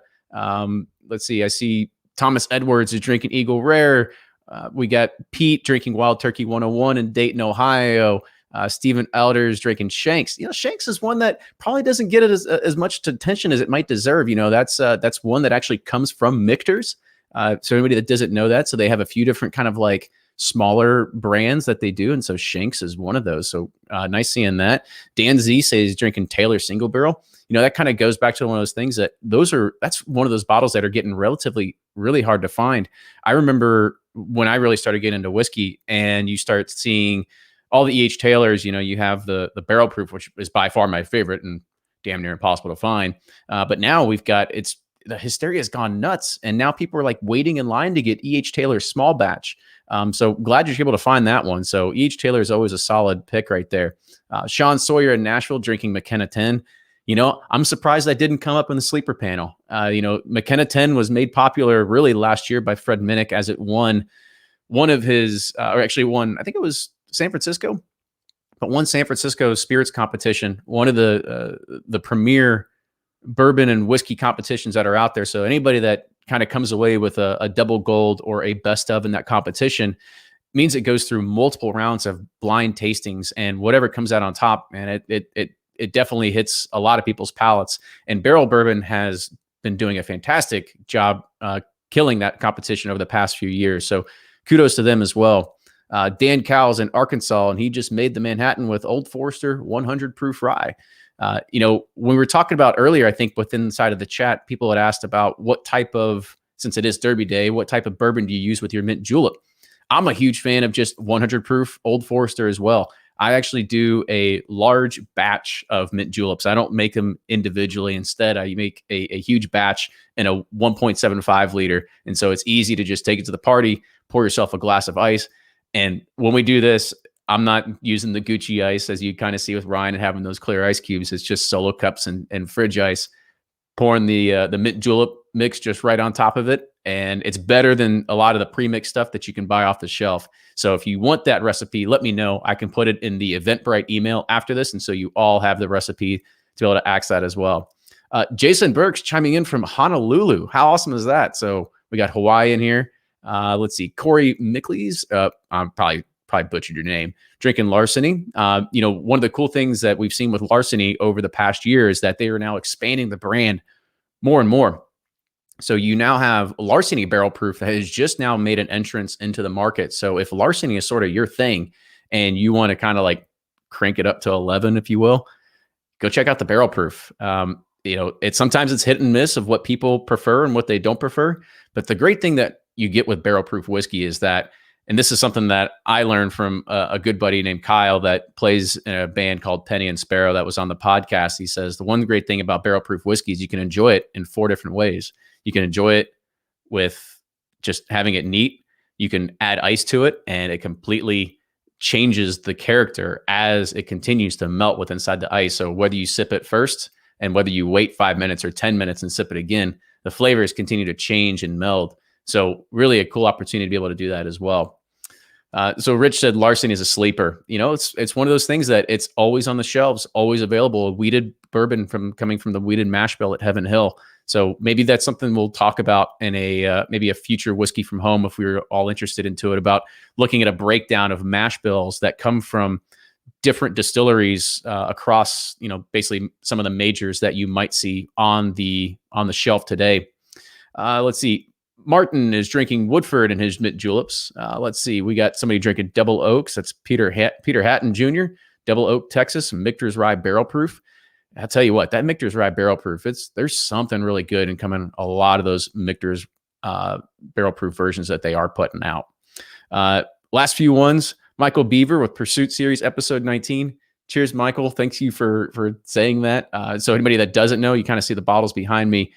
Ryan and I, who you just saw, we started our own whiskey line called Pursuit Series about 2.5 years ago. And so we choose individual single barrels to actually sell, and we sell them through our next presenter, who is Blake, who not only runs the infamous blog of bourboner.com, but also runs sealbox.com. So Blake, welcome to the show today, and thanks for being here. Kenny, thanks for having me. This has been fun. I've been tuning in throughout the day, so excited to do this and to get my session going. So yeah, thanks for putting this together. Absolutely. So Blake's gonna be talking about why craft whiskey is getting better, and here's why. So I'll hop off and let you take it over. All right. Well, thank you everyone for joining. As Kenny said, I started off in the bourbon world as running a blog called Bourboner. And then it's funny, I was going back doing some research for this event today, and I looked at an old blog post that I actually never posted that was from 2015, and it said, "Craft is coming, and here's why." The problem was in 2015, I couldn't fill out an entire blog post, it felt like. So I was like, okay, I'll hold off for now. But and so it's really improved over the years. And since then, I have started a online retail site called sealbox.com. And basically, we only focus on craft whiskey. So whenever Kenny was asking for ideas of what people wanted to present and that kind of stuff, what immediately came to my mind was craft is getting better. And, if you've been in bourbon for long enough, everybody has that story about getting burnt by a craft bottle. Some bottle that they spent $100 for. It was 6 months old and a 5-gallon barrel, and just you couldn't even mix it with Coke. You couldn't push it off on your friends, and that was it. You gave up. You went back to chasing limited edition bourbons, and you were just done on craft. You didn't care.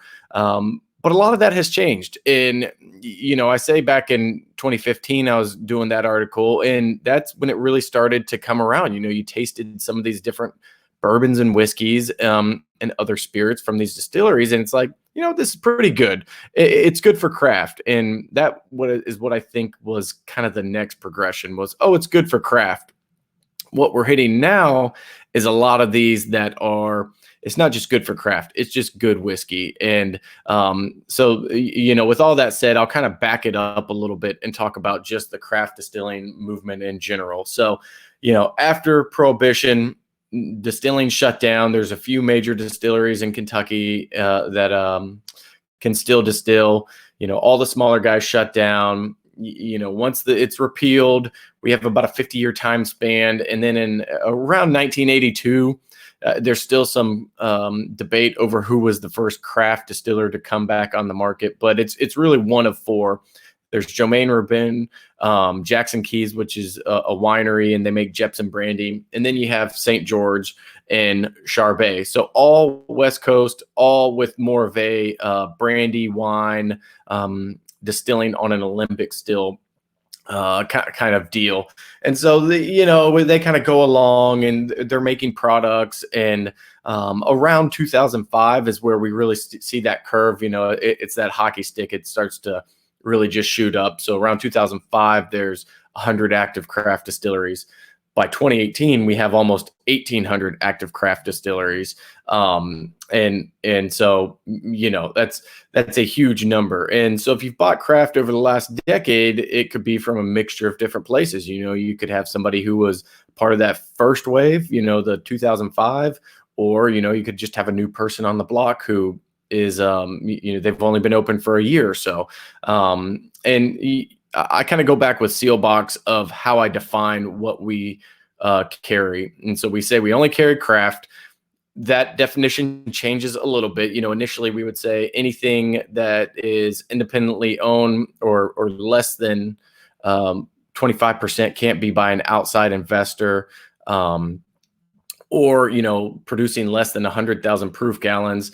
Well, the majority of people don't understand what proof gallon is. It's really just used for taxes. So what we've kind of transitioned to is these non-heritage distillers. So NHD is how I reference them. And so we're looking at the non-heritage guys. So the guys outside of Kentucky who are doing things a little bit different. And that's been even bigger for the industry is there's people outside of the main, 7, 8, your Beams, your Maker's Mark, your Buffalo Trace, your Four Roses that are starting to make really good product, and they're making it at scale. We've got a Wilderness Trail who they're pumping out, probably close to 30,000 plus barrels a year.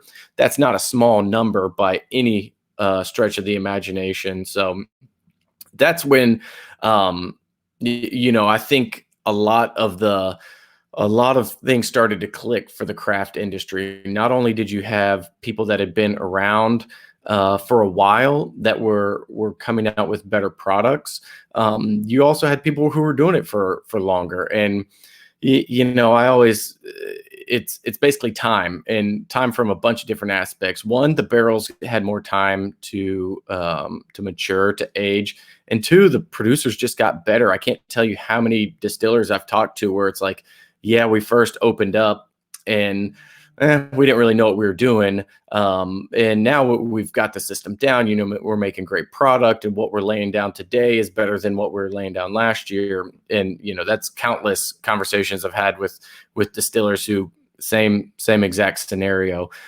So I'll kind of jump into that a little bit later. But the biggest question I get is, why is craft so expensive?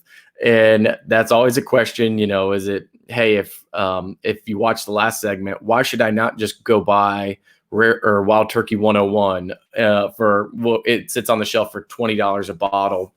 Why would I not go buy that when that's probably 6-ish years old? It's 101 proof and it's good.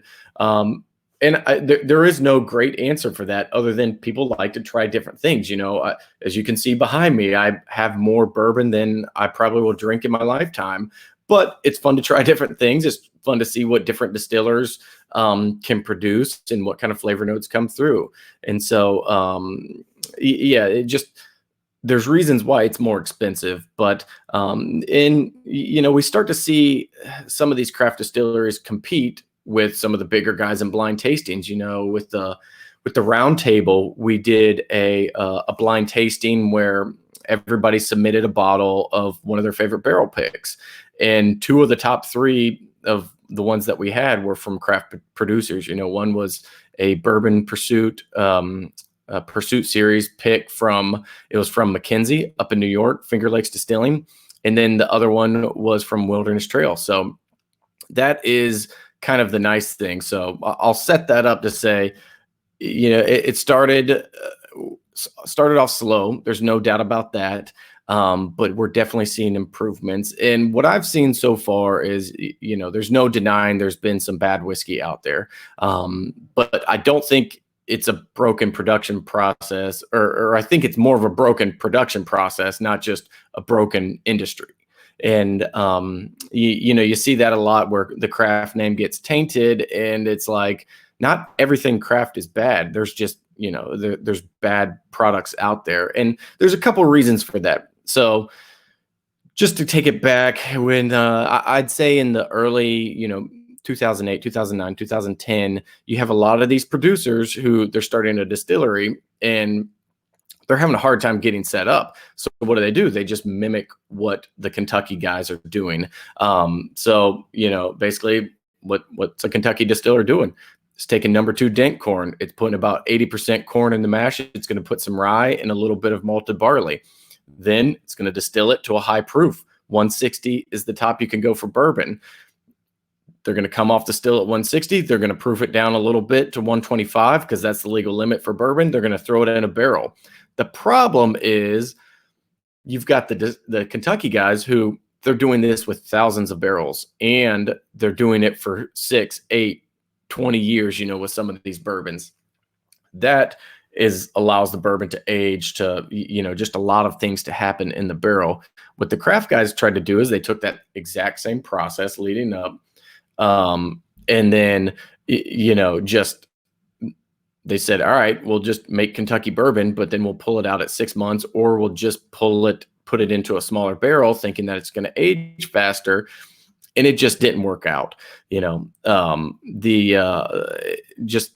problems that you get is there were problems with the mash. There were problems with the distillation techniques. There were problems with the smaller barrels, and the overall product just was not great. So, I think there was a few rounds of that, of going through, oh man, we're in trouble here because, they got to have cash flow coming in. This is a business at the end of the day. So what do you have to do? You have to sell something that you may not be as proud of. Then, if you could allow it to age 6, 8 years, you would have been okay. But, the distillery shuts down if, you're not selling products. So that forced a lot of products onto the market a lot sooner. And I think it took a toll on a lot of, especially bourbon enthusiasts. If you're just looking for a special gift, it's not that big of a deal. But overall, in the enthusiasts, you try it once and then it's like, nope, I've had it. I don't want to give it another shot. And so, just to go through that same process of mirroring the Kentucky, what the Kentucky distillers do, there was a problem because there wasn't a lot of information out there. Today we have vast amount of information, but craft distilling, it's not like craft brewing. You can't just tinker at your house, come up with something that you like, and then plan on scaling that up once you open up your own brewery. At a craft distillery, you've got one option. You can do it illegally, or you can go work at a distillery that's already running. And, that's an option. But 20 years ago, you basically just had the big guys. So getting a job there where it was actually hands-on production was much tougher. Now that we have 18 to 2,000 craft distillers, you've got a bunch of places you could work. You also have a bunch of guys that you could ask and ladies that you can ask questions. So that's even more important, because if you're having a problem with your fermentation and your mash, you've got people you can rely on. And, one of the big things about people talk about, the limestone water is why Kentucky has all the bourbon. And well, it also has all the bourbon because it was a tough process, and that knowledge was passed down from generation to generation. And unless you were in, one of these 3 or 4 families that was a part of bourbon making in Kentucky, it was pretty tough to break in. And not to say that they didn't help others out or anything like that, but look at any distillery in Kentucky and you'll probably find the name Beam, Willett, and a few others. So the information was very limited. And now with it being opened up, there's ADI, who has a great discussion board for distillers. You start to see things start to improve. And overall, it's these marginal increases in value, production, and really just the process, improving the process along the way. And so then we kind of get into some of I'll call them the craft distilling dirty words. The biggest one was sourcing. And if you don't know, so sourcing is, you're a distillery, you're a brand, but you buy barrels from somebody else. You bring them in, you bottle them under your own label. That's fine. And, on Sealbox, we carry a lot of source brands. The biggest thing that we talk about is transparency. And I think that also hurt the craft distilling industry, is because somebody thought that they were buying this craft spirit from, I won't say a particular state because you'll probably think I'm bashing one distillery over another, but say you're buying a craft spirit from Florida, since I'm in Jacksonville. And then all of a sudden you come to find out, you're like, oh man, this product's 8 years old, but this distillery's only been open for 6 months. How's that even possible? And, I think that hurt as well with just a lot of the value proposition, because if somebody's going to pay $100 for a bottle and feel good about it, they want to make sure it's something special. Then when they found out it came from a distillery in Indiana, they don't feel it's special. They feel like they got duped, whatever it is. And even that we're seeing turning around some. So, I always say sourcing works. You look at people like High West, like Smooth Ambler, Blom Brothers out of Illinois. There's a lot of people who are sourcing and doing it the right way. I always liked Blom Brothers because they called their source bourbon Knotter, like Knotter, like not our bourbon. They're upfront about it. Smooth Ambler had the Old Scout line because they said Old Scout is what we source, and we'll come out with our own products later down the line. And there's a good way of doing it, and being transparent, I think, is it's really important. I was talking with Chattanooga Whiskey, their master distiller Grant, about this. He's like, we learned so much about the bourbon making process from those years of sourcing. We were always trying to make our own bourbon, and we were waiting, but it kept us afloat. It got the brand out there, it built relationships. And then, just between blending, between using different finishing barrels, all this stuff is important. And one thing that I do like seeing in the American whiskey market today is some of these independent bottlers. And to, throw Kenny and Ryan a little shout out, the Pursuit series is bouncing around from distilleries across the country where they say, hey, you may not buy this bottle on your own because it's in whatever state and you don't know about it, but because of their following, they're opening up bourbon drinkers and whiskey drinkers to new distilleries. And I think that's a huge thing in the is just bringing it to more and more people. It's hard for a distillery to be everywhere, so independent bottlers and sourcers play an important role there. So next kind of dirty word in craft distilling is small barrels. We've all seen it. We've all had, and if you haven't, I'll send you a free sample of a product that it's just too young. It was in a small barrel, and so basically what happens is a whiskey goes into the barrel. The first thing it's going to start to pull out is some of the color from the char of the inside of the barrel. Then you're going to get all the oak.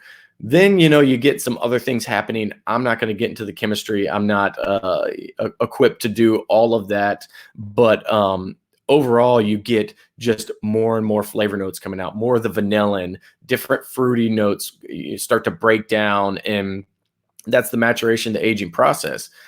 In a small barrel, you have more surface area, so you're going to automatically just pull out more oak. You taste it, and it's like pine sol. And so this is another problem, but it just because it is a problem doesn't mean it can't be done correctly. And that's what we're seeing a little more of. Small barrels are still tougher, but you have people like Driftless Glen. They have some 25, 30-gallon barrels that are great. Manifest Distilling in Jacksonville, they have some smaller barrels for their rye that are great. And even Kings County. Kings County is still playing around with some 5 to 10-gallon barrels, and the stuff is really good. So I always look at it as garbage in, garbage out. If you didn't start with a great process for your production, and you have a bad product going into a barrel, the barrel is not magic. The barrel helps out a ton, but it's not magic. You're going to have a bad product on the outside or once it comes out of the barrel. And we'll dive a little bit into that production, get to the nitty gritty of the production up next. The last dirty word is just expensive. And, it's tough to see, we'll say this time and time again, but it's tough to see Wild Turkey 101 on the shelf for $20 and then whatever bourbon on the shelf for $80. And, we'll call ABC craft bourbon is 2-3 years old, and Wild Turkey 6 to 8 years. I get it. But you have to think about the process. Distilleries are manufacturing plants for alcohol. They're buying just tons and tons of grain every day, distilling it and putting out 500 to 1,000 barrels at a day at times, some of these major distilleries. There's economies of scale there that the craft guys just don't have. But that's an important part. There's some that make it work. The other important part is just the ingredients that they're using are higher quality. So I'll give you an example of Old 55. That's a distillery in Indiana. So average bushel of corn, if they were just buying it on the open market, is about $4. It's 56 pounds of corn. Sweet corn, which is what Old 55 uses in their sweet corn bourbon, it's 100% sweet corn, is $1,040 for a 50-pound bag of sweet corn. That's a huge difference. And that's not even to talk about the opportunity cost. So a lot of these grains can be even more difficult to distill, manufacture, and all that. So, Old 55, Jason Fruits over there was telling me that he can distill about 19 barrels over a 7-week process of the sweet corn, just because it's a very, very finicky grain. It's hard to work with. It takes longer to ferment. It takes longer to distill. He can get about 19 barrels. If he just did his normal run of bourbon, he'd do 200 barrels. So we're talking of 10x the amount of barrels that he can do with some of these different grains.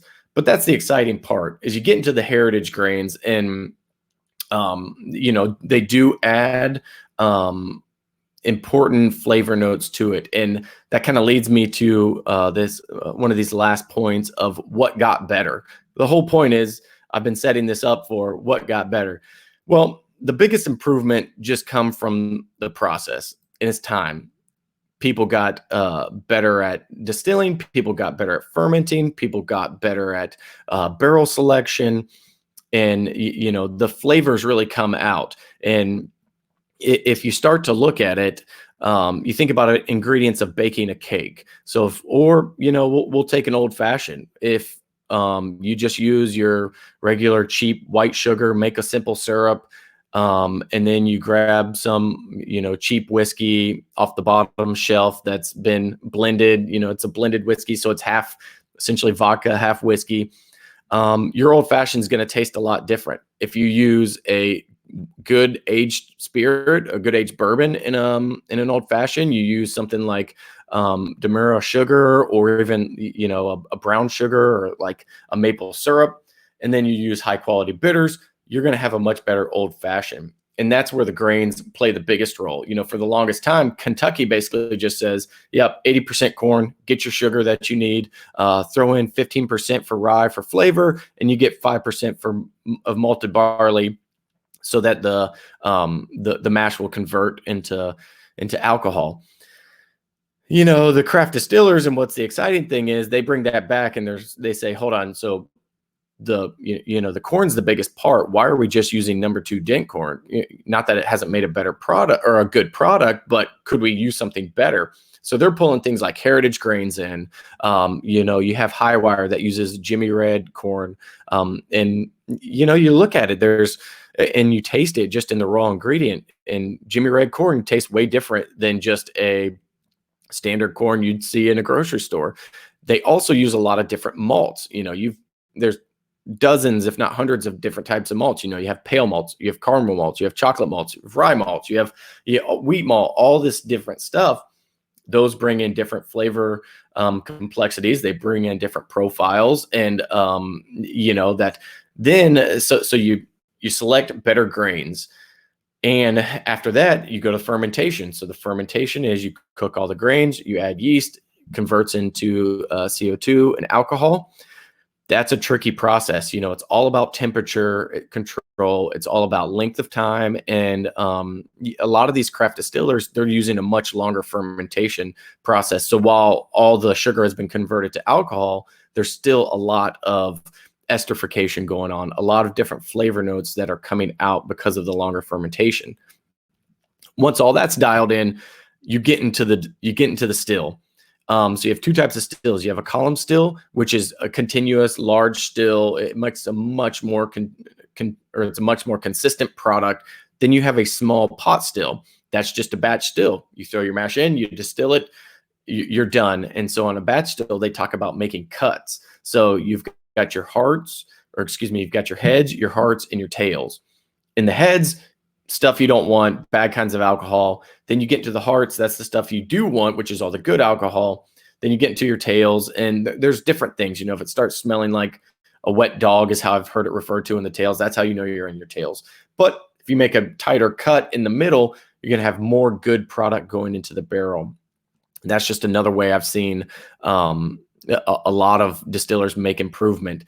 And then you get into barrel selection, which we touched on a little bit earlier, but barrels make a huge deal. Number 3 char barrel from ISC is going to have a much different flavor profile than a number 4 char that's been toasted from Kelvin. There's different wood, you know, have the staves been air dried, or were they kiln dried? Were they air dried for 36 months or 12 months? All these things play a role. And so what has happened in craft distilling is a lot of these guys have broken down all of these things, and they've said these are all ingredients. You know, we've got 1,000 different inputs from different types of grains, different types of fermentation, different distillation methods, different barrels, different ages of time in the barrel, different places in the warehouse in the barrel. So it starts to sound really confusing, and that's why I think it's taken, you know, so long for a lot of this to start being a really good product. But you throw all those ingredients, all those inputs into it, and you start to find something that works. And that allows, with all the different inputs, allows craft distillers to have their own, you know, unique fingerprint on their whiskey. And that's really what I think is the most exciting thing. You taste something from Chattanooga whiskey, you're going to know it's Chattanooga whiskey. You know, it comes forward as just this great caramel rounded. There's maltiness because they use a high malt. And then you try something from like Finger Lakes Distilling up in New York. Something that aged in Tennessee compared to something that aged in New York it's gonna have a much different flavor profile. And so all of that is what I love about craft whiskey, and why it has gotten better is there's just been more time, there's more information, there's more trial and error, and all of a sudden it's like, oh, we're onto something here. And that's just a great part of where I think this is going. I think, but once you start to take a step back and realize how much more expensive, the extra $10-20 a bottle doesn't seem nearly as much when you consider what they have to do to make that. So,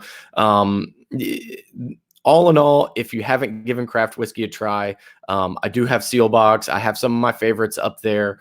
That's the selfish plug I'm going to throw out there. And we are offering free shipping for this weekend with the promo code YFH. So Whiskey from Home, but just YFH is the promo code, and we'll offer free shipping on that.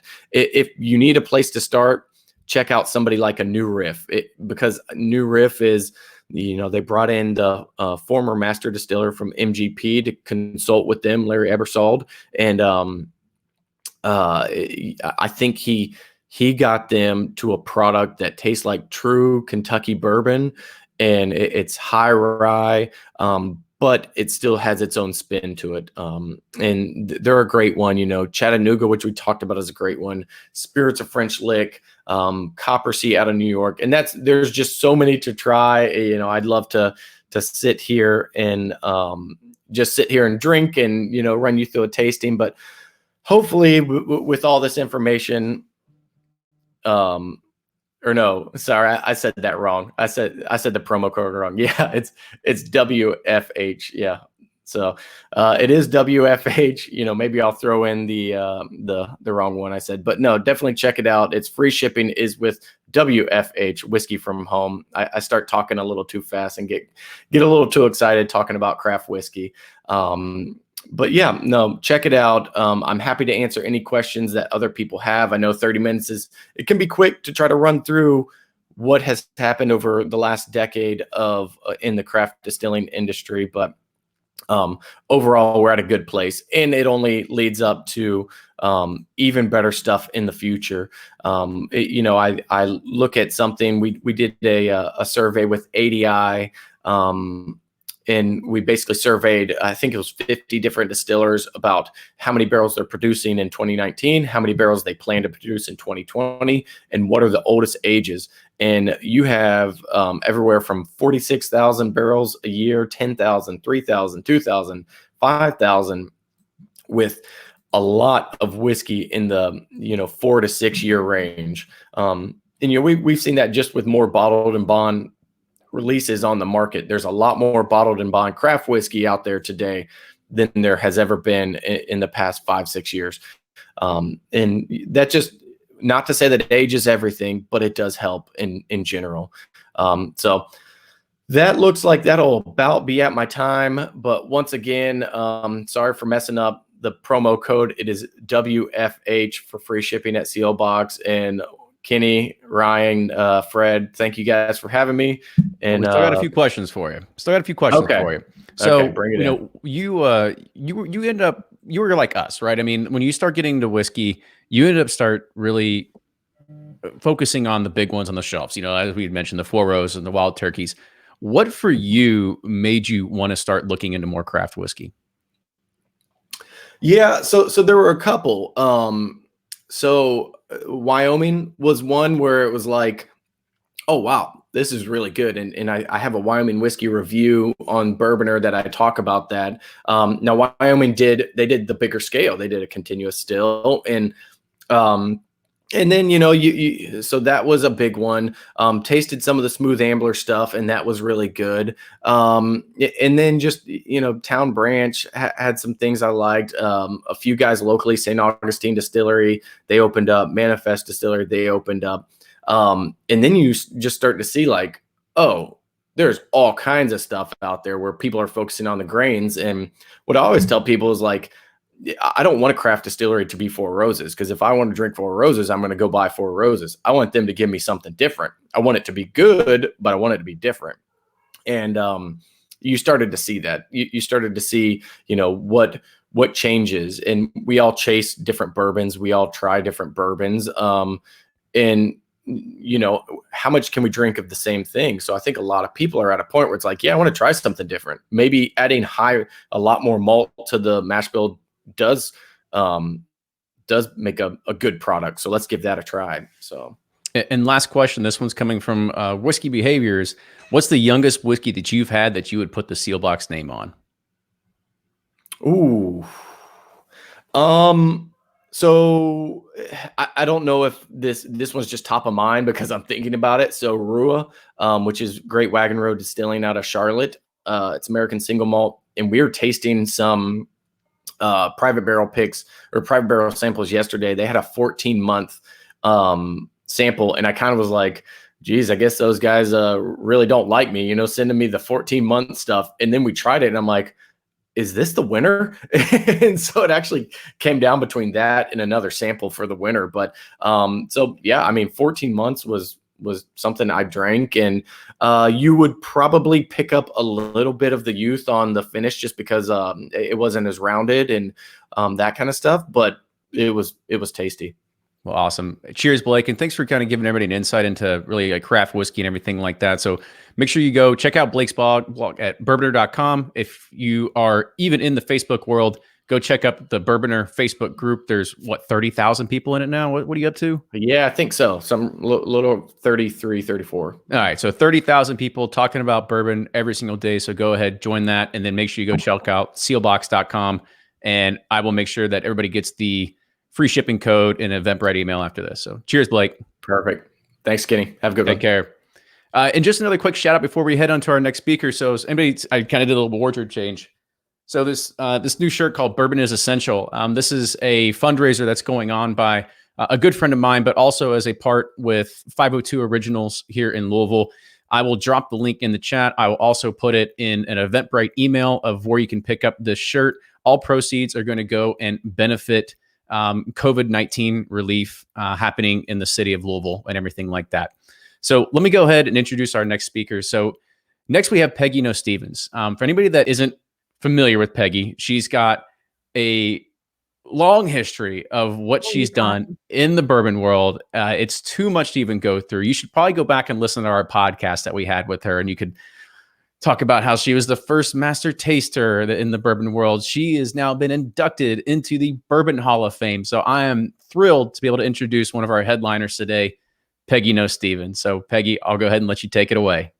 Well, hello, Kenny. And I have to admit, you kind of caught me backstage having my julep. And I feel so rude because, I'm here for you as my guest today. And I had to celebrate Derby. What can I say? I had to celebrate today, even though the horses aren't quite running.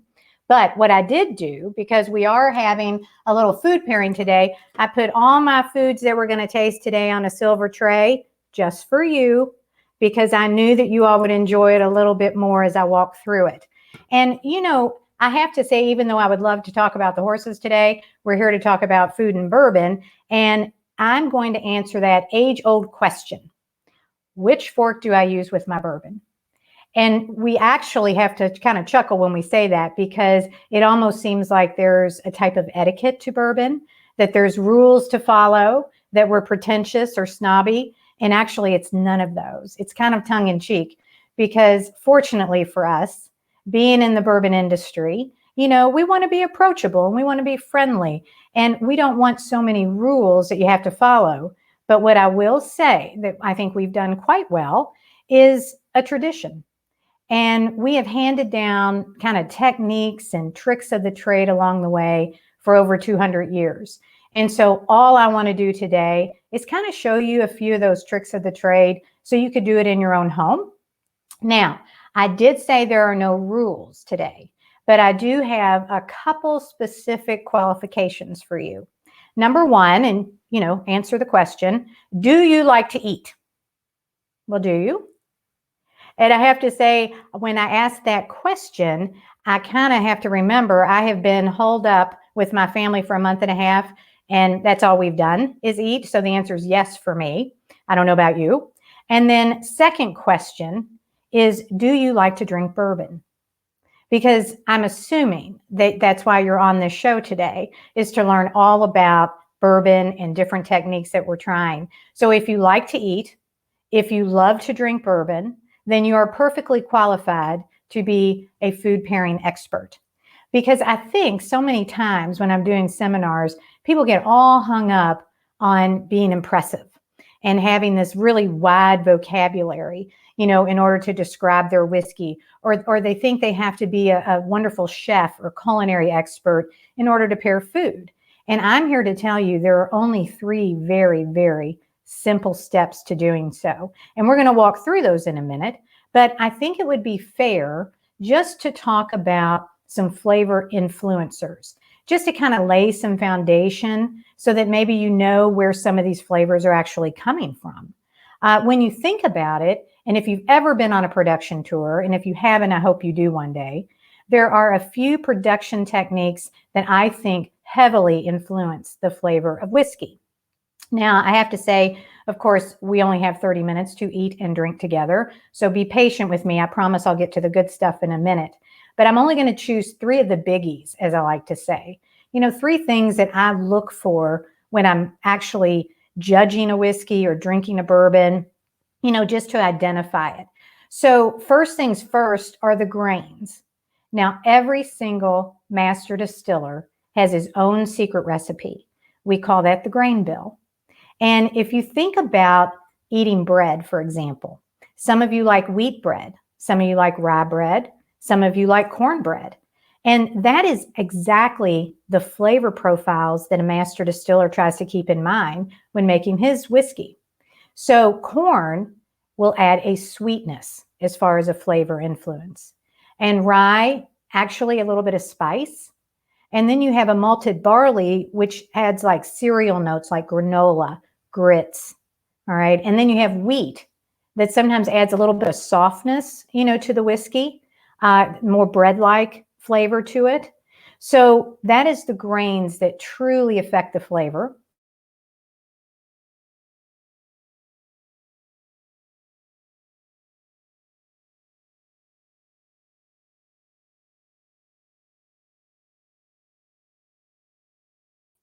I think we might have just lost Peggy there for a second, so we're going to give her just a minute to come back on.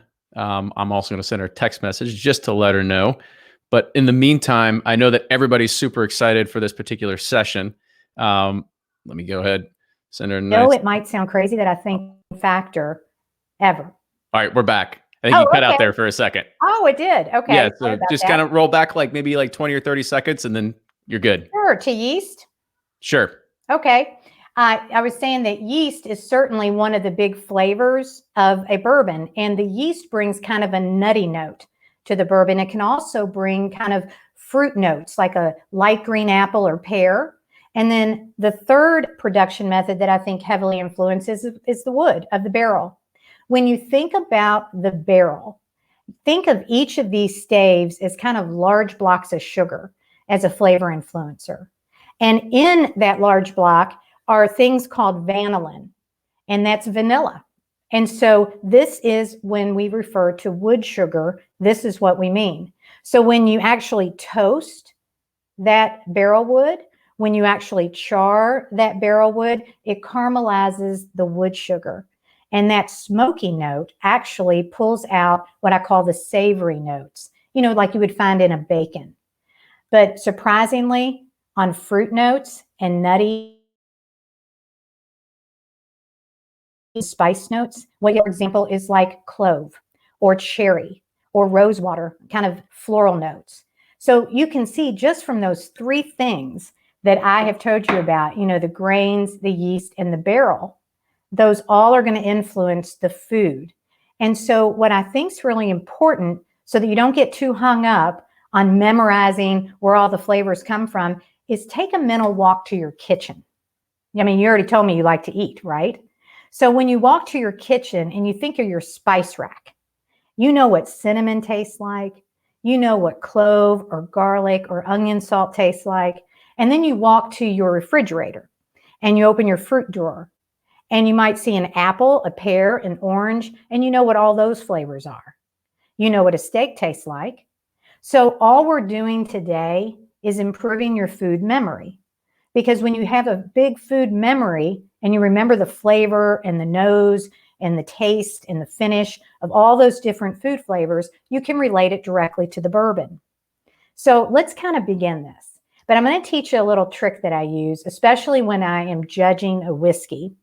and I want to physically pair it with a bourbon, normally we would take a few steps, for example, like the color, the aroma, the flavor, and the whiskey, as the finish. However, what I'm going to do today is only focus on taste. And we've picked some big boys today. We picked Old Forester 86, we picked Knob Creek 100 proof, and we picked the Big Daddy, Booker's Barrel Strength. And I love them all. But I'll tell you, I'm only going to focus on the taste, but I don't want the proof of that whiskey to get in the way, because we are going to kind of dial up and dial down the flavors that you're about to taste. So just a little trick that I want to show you before we get started is I want you to take a little sip of the first whiskey, and we're going to start with Knob Creek. So hopefully you got some easy products that we had on our shopping list today, and were able to purchase them, or maybe you had them readily available in your home. I know, for example, a lot of people carry the cherries in their house. I'm a huge fan of Manhattans and Old Fashions, so I always have them readily available. But just to teach you a little trick with Knob Creek, because it is 100 proof, when we actually go to taste Knob Creek, we're going to take a sip.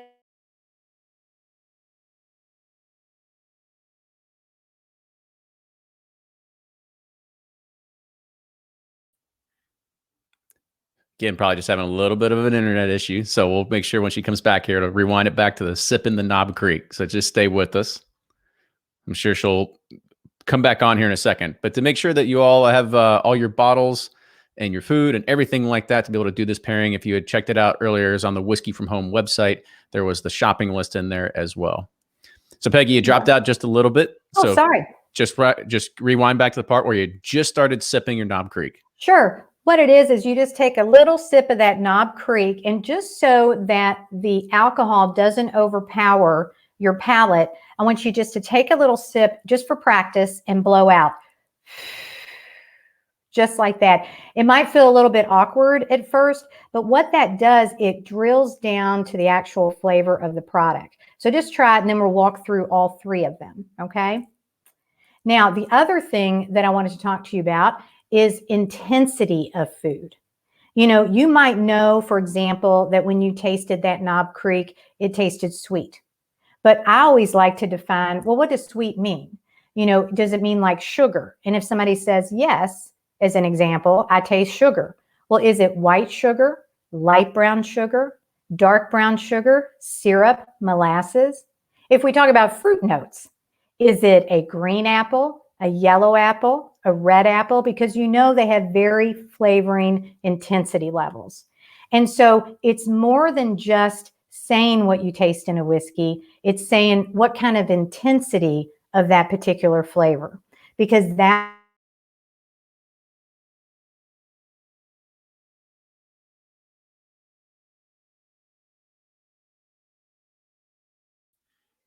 We'll keep hanging in there. I'm sure she's going to come right back. It's funny when we started doing these testings a little bit earlier on, Peggy was like, "Hey, I just put a mesh Wi-Fi in my house, so it's perfect." Well, we'll do some more tweaking after this. But thank you all for sticking with us as we're going through here.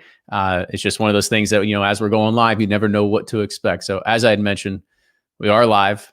So just please hang in there with us. We'll make sure that we get through this, and don't worry, we'll go maybe a little bit over schedule to make sure it happens as well. I got it. Sorry. All right, you're back. Yeah, good. I'm glad I'm back. Thanks for inviting me back. So I have 3 steps that we're going to do, and we're first going to taste our cherries, or you might have decided to taste the Parmesan cheese. Hopefully it's like a shaved Parmesan if possible, but this is what we're going to taste with Knob Creek, because take a sip of Knob Creek and I'll tell you immediately what I taste. There is nothing like that smoky cherry note that I get as a predominant flavor. And that's what we're looking for. We're trying to find what are the predominant flavors of each.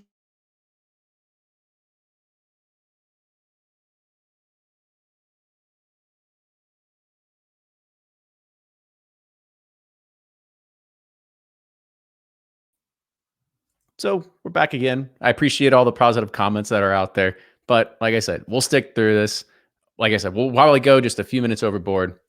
So what you're going to do is take your Knob Creek, and this is going to be our first lesson in balance. I taste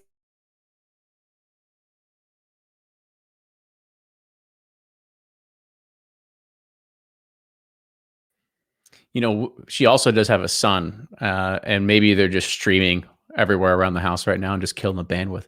Yeah, I have no idea. Yeah, you really have no idea.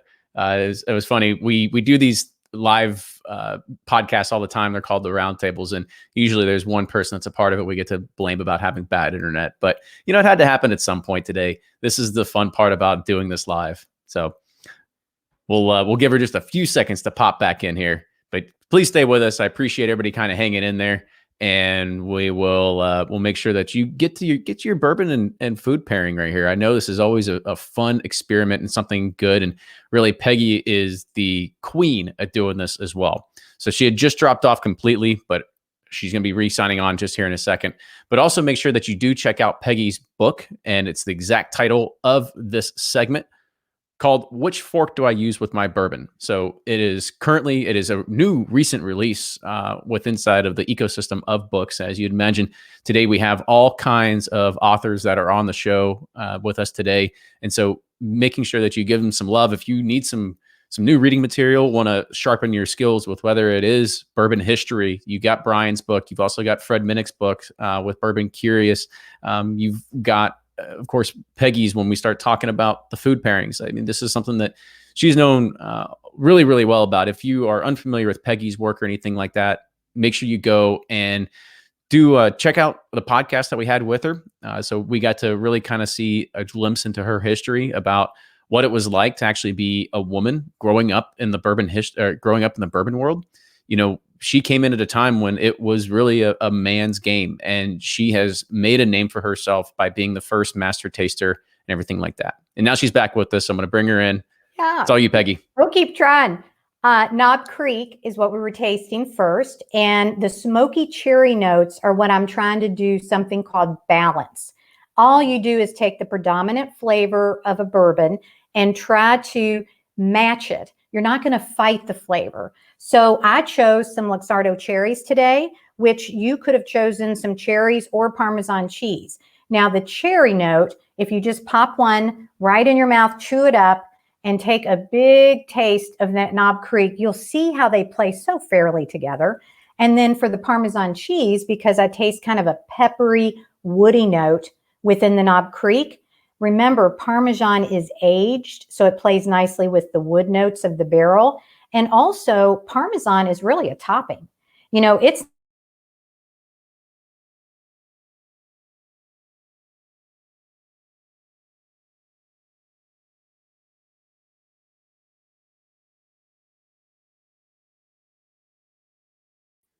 So does everybody have their Parmesan cheese ready? So if you're keeping a track here, so Knob Creek, Parmesan cheese, try to find some of those flavors that are in there. Like I said, she's so much better at this than I am. So I'm glad that Peggy's here to actually give you a food pairing, and I'm just here to kind of just wing it off the cuff because I'm just throwing things at. Kate's asking, are there any other cheese pairings? Because she needs an excuse to eat cheese. I'll tell you what, I will make sure that Peggy gets that question because we all love our cheese, whether it's Manchego or whether it's Parmesan or whether it's anything like that. We all like it. So let's go ahead and just give her just a few seconds. She just dropped out again, so we're gonna wait for her to come back on. It's just one of those things to or just have to sacrifice it to the internet gods. The things just happen from time to time. So appreciate everybody just kind of hanging in there. There she is. She's back. Go ahead and add her. There you go, Peggy. It's all you. I'm back, and I'm going to talk about our second bourbon. This is Old Forester, and Old Forester, as you know, is very crafted, very polished. But we're going to do something as the second technique of food pairing called counterbalance. It's when you take an absolute opposite flavor of a food and match it to the flavor of the whiskey. So in this case, I had asked everyone to either have Cajun pecans or spiced pecans, or my favorite nibble on a bar is wasabi peas, which have a lot of heat to it. And so what you want to do is let's taste the Old Forester first, because you will automatically get a note that's going to really make a difference in this Asian flavor. The first thing I always get with Old Forester is caramel, a big, bright nose of caramel. And that sweetness, along with what I call stone fruits, kind of the darker fruits like figs, dates, dark cherry, etc. You know, it plays so nicely with the sweetness of this particular bourbon.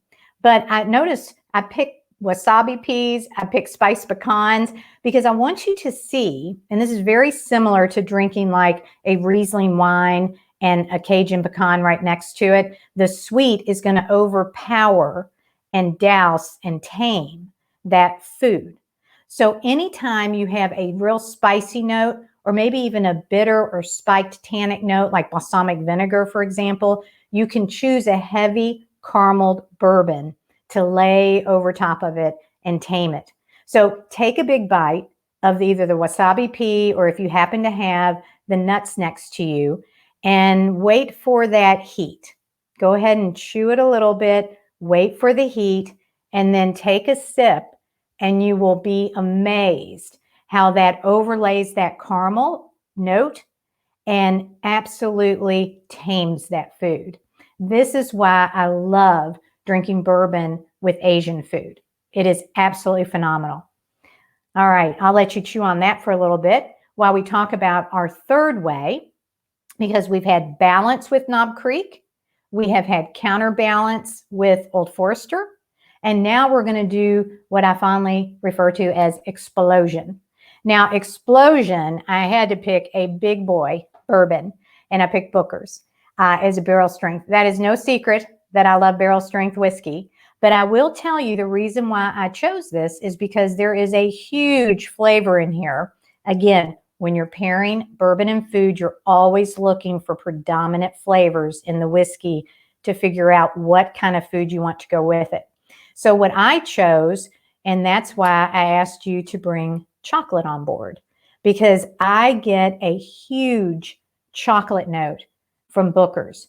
Explosion is this surround sound flavor. It's taking a predominant flavor and elevating it to new heights, almost too much of a good thing. So take a sip of Booker's and let's taste it together.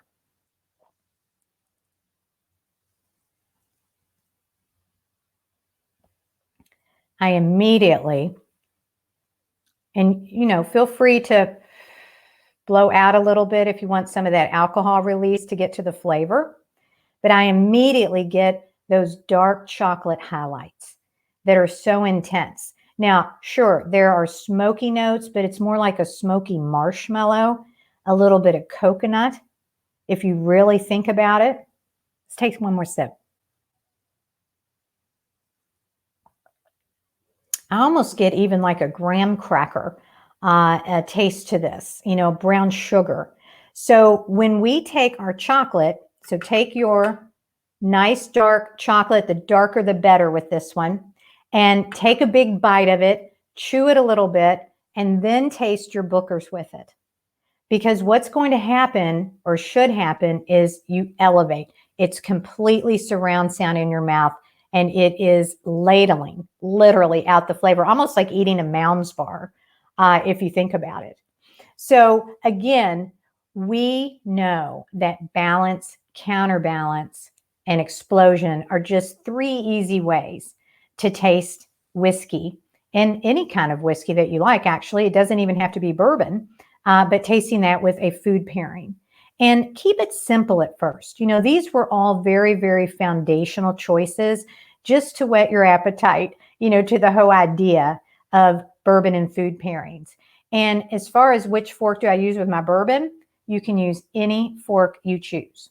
I think that the main thing is to enjoy the process of it and have fun with it, because these flavors make a huge difference when you just focus from, you know, kind of your kitchen and your food memory. It really helps you understand how to pair these different things. Now, I am always happy to answer any questions you might have along the way, because I know some people get intimidated, you know, with a food pairing, but that's exactly why I wrote my book. Because along with Susan Riegler, you know, we sat down and decided we would go from basic to advanced pairings, because I think it's really important to know there are steps along the way. And the good news is the more you drink, the better you get at having a food pairing. So let me answer any questions you might have. And Kenny, I am sure that you have gotten a few emails already. Yes, absolutely, and fantastic of being able to get through the technical hurdles. So thank you for sticking with us. Sure. Now there is definitely one that came in because somebody is looking for more excuses to eat cheese. So are there any other cheeses? Aren't we all? I know. I mean, that's what I was like. I'm a fan of Manchego. Like I like Manchego. Oh, I do too. But what's give a few more. But I mean, is blue cheese? Can actually blue cheese be paired with something? Well, it can. And it's funny. I have an analogy. It's my Kraft cheese analogy. Have you ever heard this, Kenny? School me. Okay. Kraft cheese. When we were young, we loved a good grilled cheese sandwich, right? We all loved those little orange squares. Your mom would make you a grilled cheese, and we thought it was the best cheese we ever ate, right? Then eventually you grow up and you attend a Christmas party or a business event and you taste Gouda for the first time. And you're like, my God, this is cheese? I can't believe it. I love Gouda. Then you might graduate to goat. She's going to say goat cheese, which we all are big fans of goat cheese. I don't know about you, but I'll put goat cheese on pizza. I'll put goat cheese on crackers. I'll put goat cheese on anything. I love my goat cheese. And I love some of the questions that are coming in about the Booker's batch. What can you drink with pizza? I love that one. We're going to get all these questions answered when she comes back. So this is fantastic questions that are coming in. Bob, awesome comment. Who's your Wi-Fi provider so we can avoid it? Solid comment right there. It's just one of those things that you can't win them all here. But I'm also curious too. I know there's some talking here about barbecue. Like, can you pair stuff with barbecue? I'm curious about that one too. I'm a big fan of ribs and brisket and all that sort of good stuff. So I'll wait for her to jump back in here. We want to try to answer some of those questions too before we move on to our next session, because we got a few more minutes to be able to do that. And there we go. Yeah, that's okay. And I heard you love goat cheese. And so then somebody graduates you and you taste blue cheese one day. So that's exactly how we drink whiskey when you start. Think about it. When you were drinking bourbon in college, you might have had kind of a low proof bourbon and you weren't sure if you liked it. And then you graduate and bumped up, to maybe a small batch as you got in your 20s and 30s. Then you start loving single barrels because they were bigger and bolder. That is exactly the analogy between pairing bourbon and pairing cheese. So there's something else that I kind of question in here. Talk about main dishes, right? Like, is there a way to pair like main dishes like pastas and steaks or something like that? Oh, I guess I'm staring at a frozen screen. So I guess we'll wait till she comes back, and we'll give her, like I said, we'll do it like one or two more questions. No, steak in particular. Okay. Yeah, steak in particular is so easy because think of savory notes in a bourbon. So a steak needs to hold up to a big flavored bourbon that has, bright spice, bright caramel. It can be a higher proof, because steak's tough. If I were pairing an entree like chicken or fish, I would go lighter because, see, you don't want to drown your food with your bourbon. You just don't, because then you lose all the flavor of the food. So it's a matter of thinking kind of heavy to light. Remember I talked about intensity? Think about the intensity of that particular bourbon, the flavor profile, and then think about the intensity of the food. I would never pair a Booker's with goat cheese because goat cheese is too puny, to pair with a big bad Booker's. And speaking of Booker's, people, Jay Robertson want to know, what Booker's batch was that you were tasting? Let me see, actually. I just bought it yesterday. Well,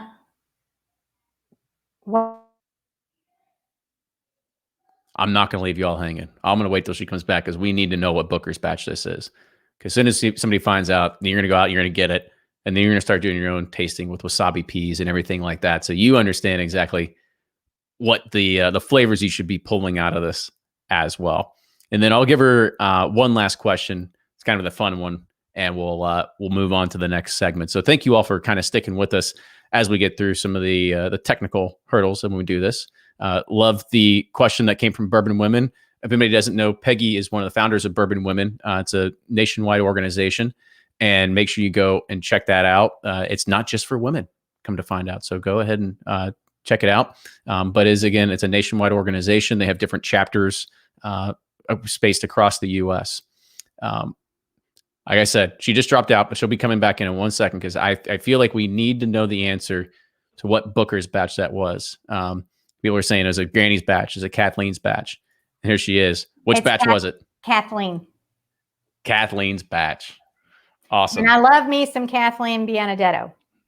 Because everything has a story when it comes to the Booker's batches. Everything has a story with Booker's. It's just one of my favorites. It always has been. And, you know, I have so many favorites now, but that's always just been near and dear to me. And then so the last question, this is a fun one. It comes from Dramhound. What whiskey would you drink with pizza? Oh, you know, okay. Now think about what we just learned. Basic foundation. What are you putting on your pizza? Because if I were putting that meat lovers pizza, for example, then I would go with a heavier bourbon. If I was doing one of those sissy pineapple pizzas or Hawaiian pizza, you know, I would do something that had more like corn flavor, lighter, you know, just not going to overpower. So it all depends on your toppings. I'm glad that you called it a sissy pizza. I am not a fan of pineapple. I love pineapple, not on my pizza. That is pineapple pizza. That's what I want to know. Exactly. I'm not that person. Right. So thank you again, Peggy, for coming in. Make sure you go and check out Peggy's book, Which Fork Do I Use With My Bourbon? I'll make sure there's a link inside of Eventbrite that you all can go and check it out after this. Yeah, and Kenny, if anybody has food pairing questions, you can find me on Instagram at Peggy Knows Stevens. I know some of the technology kind of went in and out, so happy to answer anything that you might want a follow-up question. Awesome. Well, cheers, Peggy. Thank you again. I'm going to go back to drinking my julep if that's okay. If you want to, you can make one and just drop it off at the front porch. We'll keep our social distancing and social drinking as we keep going through here. Special delivery. All right. Cheers, Peggy. Take care. Thanks for having me. Bye-bye. Absolutely. All right. So moving into our next segment, you know, so today we're trying to find a bunch of different topics that really span, you know, really, like I said, a lot of different ways of like, are you a beginner with inside of bourbon? Are you moderate? Are you advanced? I mean, the guys from Breaking Bourbon gave us a huge lesson on really like the 101 and even going to the 201 level of really like what is bourbon and stuff like that too. And so this next session, what we're going to be doing is bringing in some other great names here. And what we're talking about is actually finding the secret, or should I say the secret to finding great bourbon and other things that you shouldn't do in the process as well. So I'm going to go ahead and introduce some of our panelists for this. So I'm going to start off at my top right with David Jennings. So David, go ahead and tell people who you are and where they can find out more about you. Oh, great. Well, thank you for having me on this. I'm David Jennings, of course. I have a blog, rarebird101.com, which is all about wild turkey. I'm just a huge wild turkey fan. And it's been running for several years now. There's lots of reviews and information about bottles and the Russells and just tons of stuff. I have a book that's going to be coming out soon called American Spirit, Wild Turkey Bourbon from Rippy to Russell. And I have a site that launched just today, wildturkeybook.com, which is where you will go to pre-order and buy the book and that type of thing. It's just a basic information and some teasers on there right now. But I'm on social, I'm Twitter, Instagram, Patreon. Just look for @rarebird101 on Instagram, @ourbird101 on Twitter, and then patreon.com/rarebird101. I feel like we're giving up some secrets before we start here because I feel that you're going to talk about great whiskey. You're going to talk about wild turkey a lot. You know it, man. All right. So next I'm going to go to Caroline. Hey guys, my name is Caroline Paulus. I am the senior editor for the Bourbon Review. We are the oldest running print magazine in bourbon, started about 11 years ago. You can find us on Facebook, Twitter, and Instagram, usually at Bourbon Review or at Go Bourbon. And then I'm also, although I'm not technically repping them today, this will come into play quite a bit as we talk about where to find good bourbon. I'm also the whiskey historian at Justin's House of Bourbon, which holds the largest collection of rare and vintage bourbon for sale in the entire world. So I also want to preface this because you have an interesting past as well of your education. I want people to kind of know more about you too. So I actually studied archaeology in school and did 3 years of field and lab work doing archaeology here in the Southeast. From Wisconsin originally, but have been here 6 years. And of course, all the history and archaeology in Kentucky eventually leads you to bourbon somehow. And so that's why you're our whiskey historian, right? Yes. Love it. And Pops from Bourbon and Banter. Hey guys, how's everybody doing today? Doing great. Good. Excellent. So, Pops, I'm from Bourbon and Banter at bourbonbanter.com, and we are in our 9th year now. Been writing for a long time about bourbon reviews, distillery visits, tours, gear interviews, just about everything we can think of in the space. And we have a fantastic team comprised of around 15 people from around the country that gives us a very diverse set of views and palettes to bring to the table. So we hope people will check us out, and you can find us on all the social channels at Bourbon Banter. And real excited, about 4 weeks ago, we launched our first podcast. We finally decided to throw our hat in the ring. We thought Kenny set such a great example. We give it a shot. So we encourage people to check that out today, and real excited to be here. Yeah, I know your first one was about the Waffle House or something like that, right? That's right. Yeah. The Waffle House Armageddon. Yeah, because now that they talked about closing Waffle Houses for COVID, that's the true definition Crazy, of pandemic. right? Yeah, absolutely. So let's go ahead and let's kick off the session today. As I mentioned, we're going to be talking about the secret to finding great bourbon. And now the one thing that we have to understand is that there's great bourbon everywhere. We had a session earlier. We talked about some of the shelfers and everyday stuff that you can find out there. But I kind of want to give people a check of like what the current state is of the affair of like going out and looking for super rare or limited release bourbons. Now, Pops, I'll look at you. Do you think it's still like, is it worth for people to put in the time and effort to go out and keep hunting rare and limited edition bourbons? You know, I think it really comes down to a couple things. First and foremost, if you enjoy the hunt, right? There's certain people that just love the thrill of the chase. And for them, if it was easily accessible, you wouldn't have that hunt aspect. So if you, the type of person that likes to hunt things down and chase around, then obviously it's there. But I think the biggest challenge comes down to the fact that the limited editions are really, really getting hard to get, at least at fair prices, right? So a lot of liquor stores will hold them back. They'll put them up on a shelf. They'll raise the price of them. So you have to really build out your network of people who you know, building those relationships so you can have access to it. But obviously the challenge with that is there's only so many relationships a liquor store can hold and allocate through what they get from the store. So I think there's some element of it you can still do. Me, it's all about who you know and then working the relationships that you build. Yeah, we've always talked about the relationship building and stuff like that too. Now, Caroline, you actually are, you work as a part of Justin's House of Bourbon, which anybody that is unfamiliar with it is a liquor store that has 2 locations, one in Louisville and one in Lexington. And they have taken advantage of a few laws that have been passed in recent history of being able to have what's called a vintage law, being able to sell vintage spirits, meaning that they can legally sell things such as like pre-prohibition era bottles, big collector unicorns that have been accessed over the years. And so they kind of have like a buy, sell, trade network that goes through there. Now, for the things that kind of come out the market, let's just say in the next few months, as we start heading into like fall release season, which is the time that everybody starts going a little crazy. What would be some of those tips that you would tell people that should they be hunting rare bourbons, or should you say like, those days might be over? I actually think that it's a great time to be hunting rare bourbons, but not all of the rare bourbons. If you look at all the craft distilleries, the special releases that they're doing, from littler guys like Lux Row with the Blood Oath line, all the way up to bigger guys, like Woodford adding in a second Masters collection release every year. I think that there is going to be, up to a certain point, an expanding number of limited releases each year. However, the time that you will be able to walk into a liquor store and buy a bottle of Pappy for $99 is probably over. That doesn't mean, though, that there aren't cool bottles that you can be hunting for. You just have to kind of prioritize, the ones you're willing to put that time in or that money in for. But I think that, small distilleries to, like I said, bigger people as well, are going to be not only expanding availability as, we kind of come up on everybody having put in more stills, more mashers, and aging over the next few years. I think that you'll find that there are more options than ever, even if there aren't more specific bottles of the ones that everybody tells you to want, like Pappy and BTAC. There is that small little hurdle of, you got to see that there's a bigger window of things out there besides just Pappy and the antique collection.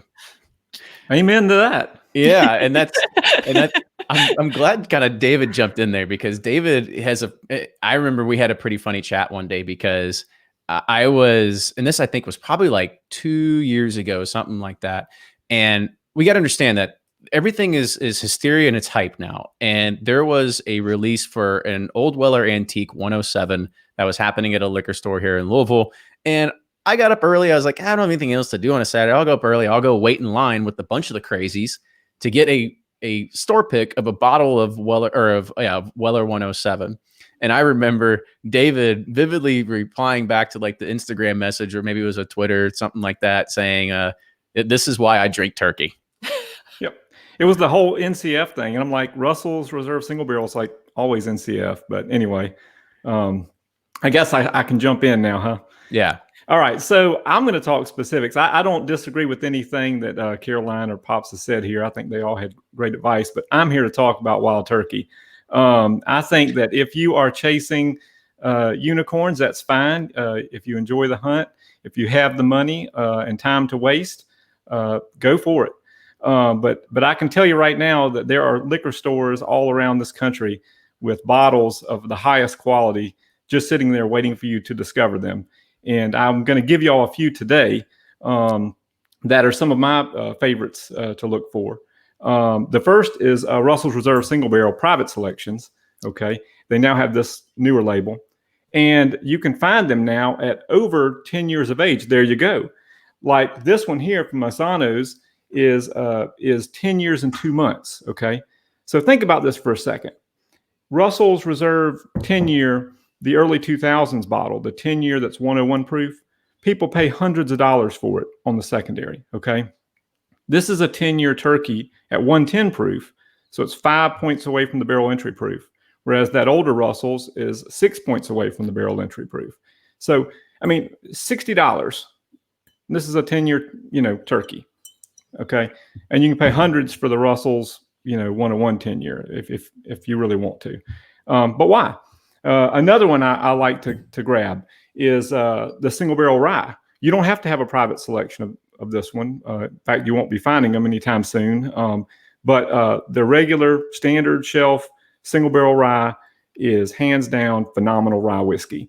I would put it up there with, people are going to hate me for this, but I put it up there with Handy. That's just me. It's that good. Especially the last couple of years, just been killer.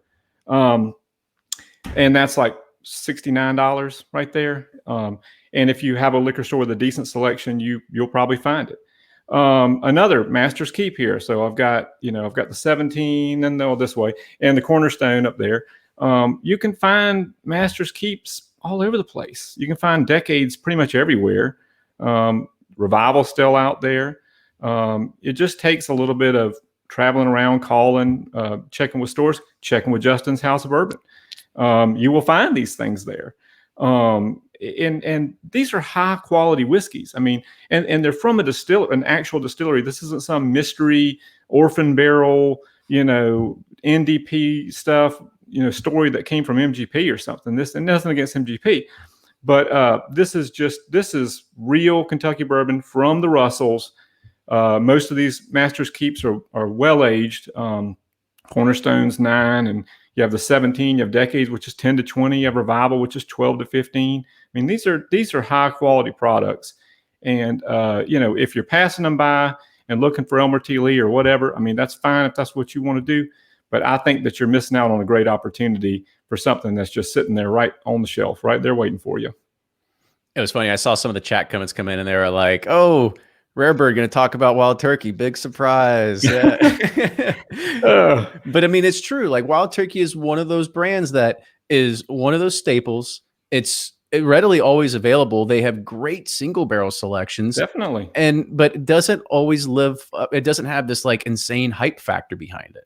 That's true. That's true. And I mean, I actually did come to the table with a couple non-turkeys, but I mean, I don't want to hog up all the time. So I think I can leave it with turkey and I'll be perfectly happy. Well, yeah, because there's one thing that you had kind of mentioned there, and I'll put it over to Pops here, was talking about single barrel selections, right? I mean, like, single barrel selections are one of the key things that we talk about nowadays, that it is unique because you or your friends or somebody you know or the liquor store that you frequent actually went to the distillery or had samples shipped to them during this particular time and selected that barrel, right? I mean, it is something that, as we all know, every barrel is unique. Whether it was, distilled and aged right next to each other, it finishes unique. So Pops, kind of talk about, some of the barrel picks that you've been on, and like really what do you think makes single barrels maybe a today's kind of unicorn? Sure. I just want to tag on to something that he said. He's talking about everyday turkey sitting on the shelf being great stuff. When we look at the title of this segment, Secret to Finding Great Bourbon, I think the big thing that we always try to reinforce is just because it's a limited edition, just because it's something special, doesn't mean it's great bourbon. And more importantly, doesn't mean it's worth the limited edition price tag, right? So once again, we always talk about, should I try it first? Should I buy a bottle? Should I go to bar? And we really subscribe to this philosophy of drinking curious and exploring things and trying them, right? Don't jump on the hype train, right? And the best way to avoid that, to David's point, is to drink the things that are well established. They're plentiful, and that leads us to the single barrels. So if someone is like, well, I like Wild Turkey and I've drank the regular Russell's Reserve off the shelf, where do I go from there? So we are big proponents of single barrels, and when we have done our single barrels, what we always look for is an opportunity to get something that is a little bit different than what you can get off the shelf, right? It's all shades of the same thing, but we look for these unique opportunities at our palate, and we try to bring those out to our readers and the people with the stores that we work with.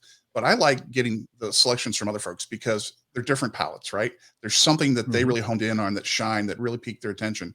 And for me, those are what's really fun, is why did why did Kenny like this barrel that he picked? What was it about it that he really enjoyed that's different from what I would have picked out, right?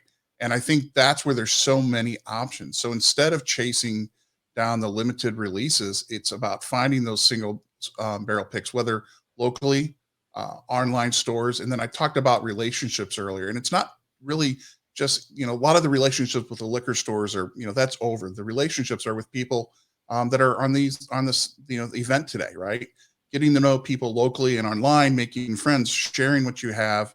And, bourbon whiskey people are some of the most generous people in the world. And when you know them and make those friendships, you can have access to some truly amazing things.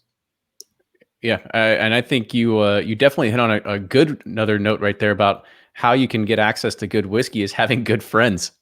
Oh, absolutely. Definitely.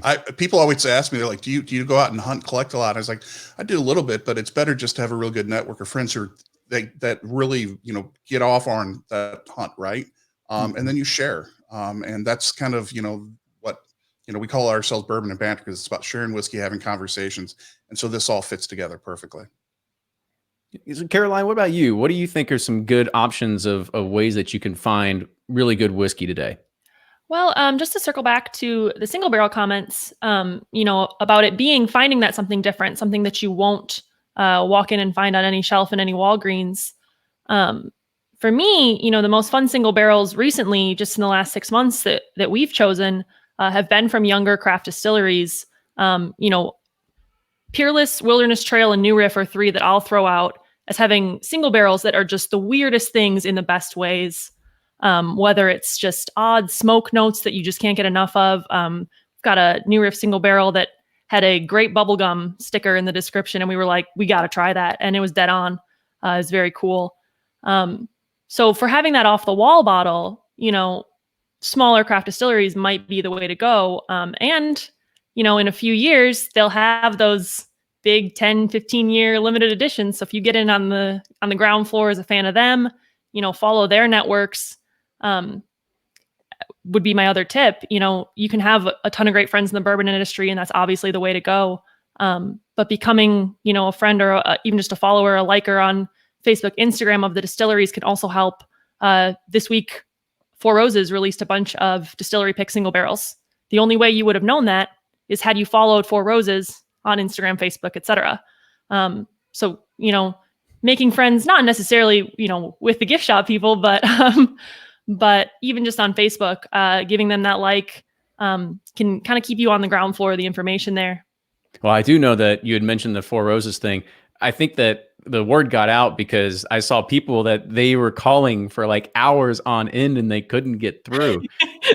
Yes. So they got to be doing something right. If that's what it's take, that people really need their Four Roses. And I do have a kind of an inside line on the fact that Heaven Hill may be starting some kind of curbside drop off, something with some of their limited editions here in the next couple weeks. So keep your eyes peeled for that too. There you go. You heard it here first from Whiskey at Home.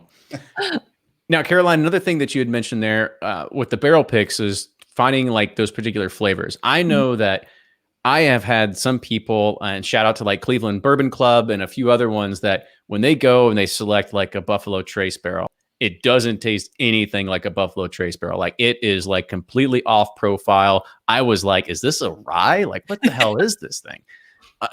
Are you looking for something that's just like completely off the wall, or are you looking for something that you know your customer base, like something that's going to sell? So that is the rub. What I like and what's going to sell is not always the same thing. So I do want that weird off the wall, myself, you guys here on the stream, and probably so many of you at home drink more than our fair share of bourbon. And that makes it more exciting for us when we find one that's really weird, really different. However, being in an experiential retail spot where we're having, people coming from all over the world to see the Bourbon Trail, to see the distilleries, to see Justin's House of Bourbon, we do go a little bit more toward the crowd pleaser route for barrels that we pick for the store.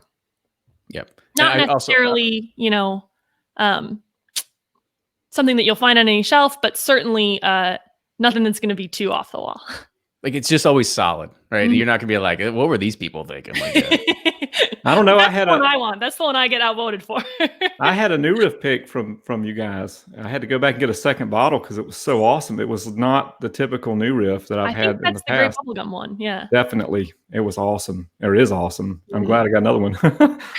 We've done 8 New Riff picks there, and that one was something crazy. And we've had a few others, like I said, that really stood out for me.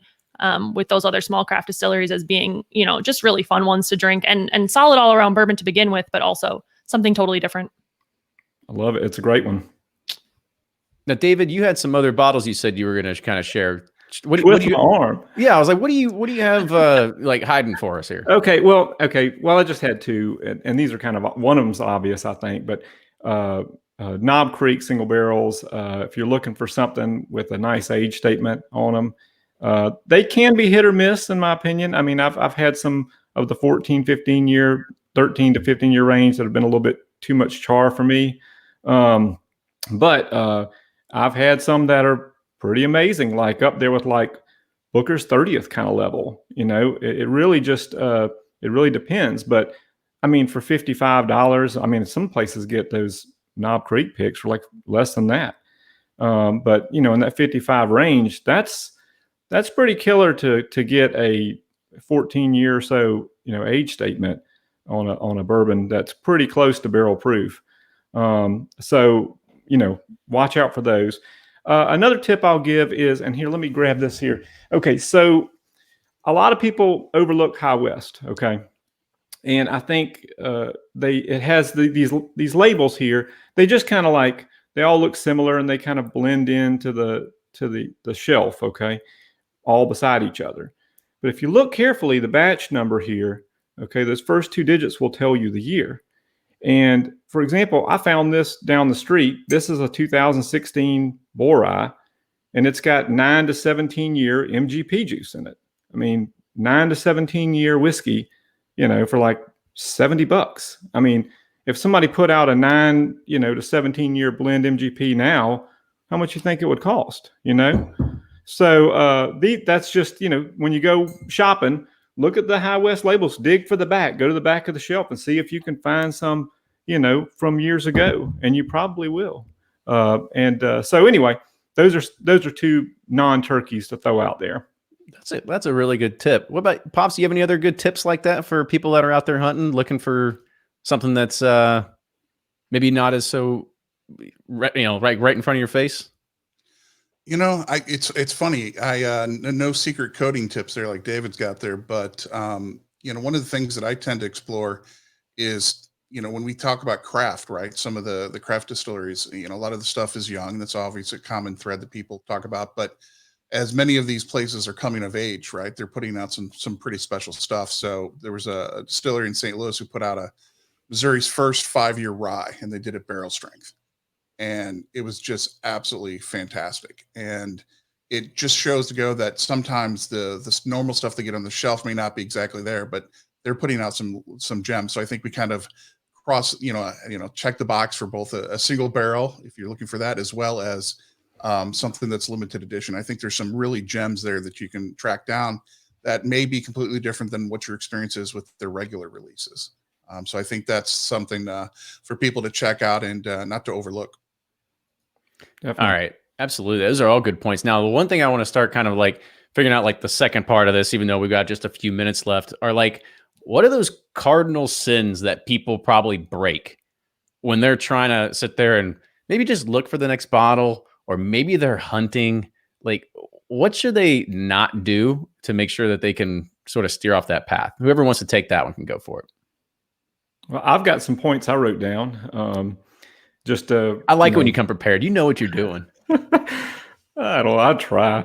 I do like winging it, but I was like, I better kind of up my game a little bit for Whiskey from Home. Okay, so I got 4 points to make here. All right. Number one, fight the FOMO. FOMO, for those of you who don't know, is the fear of missing out.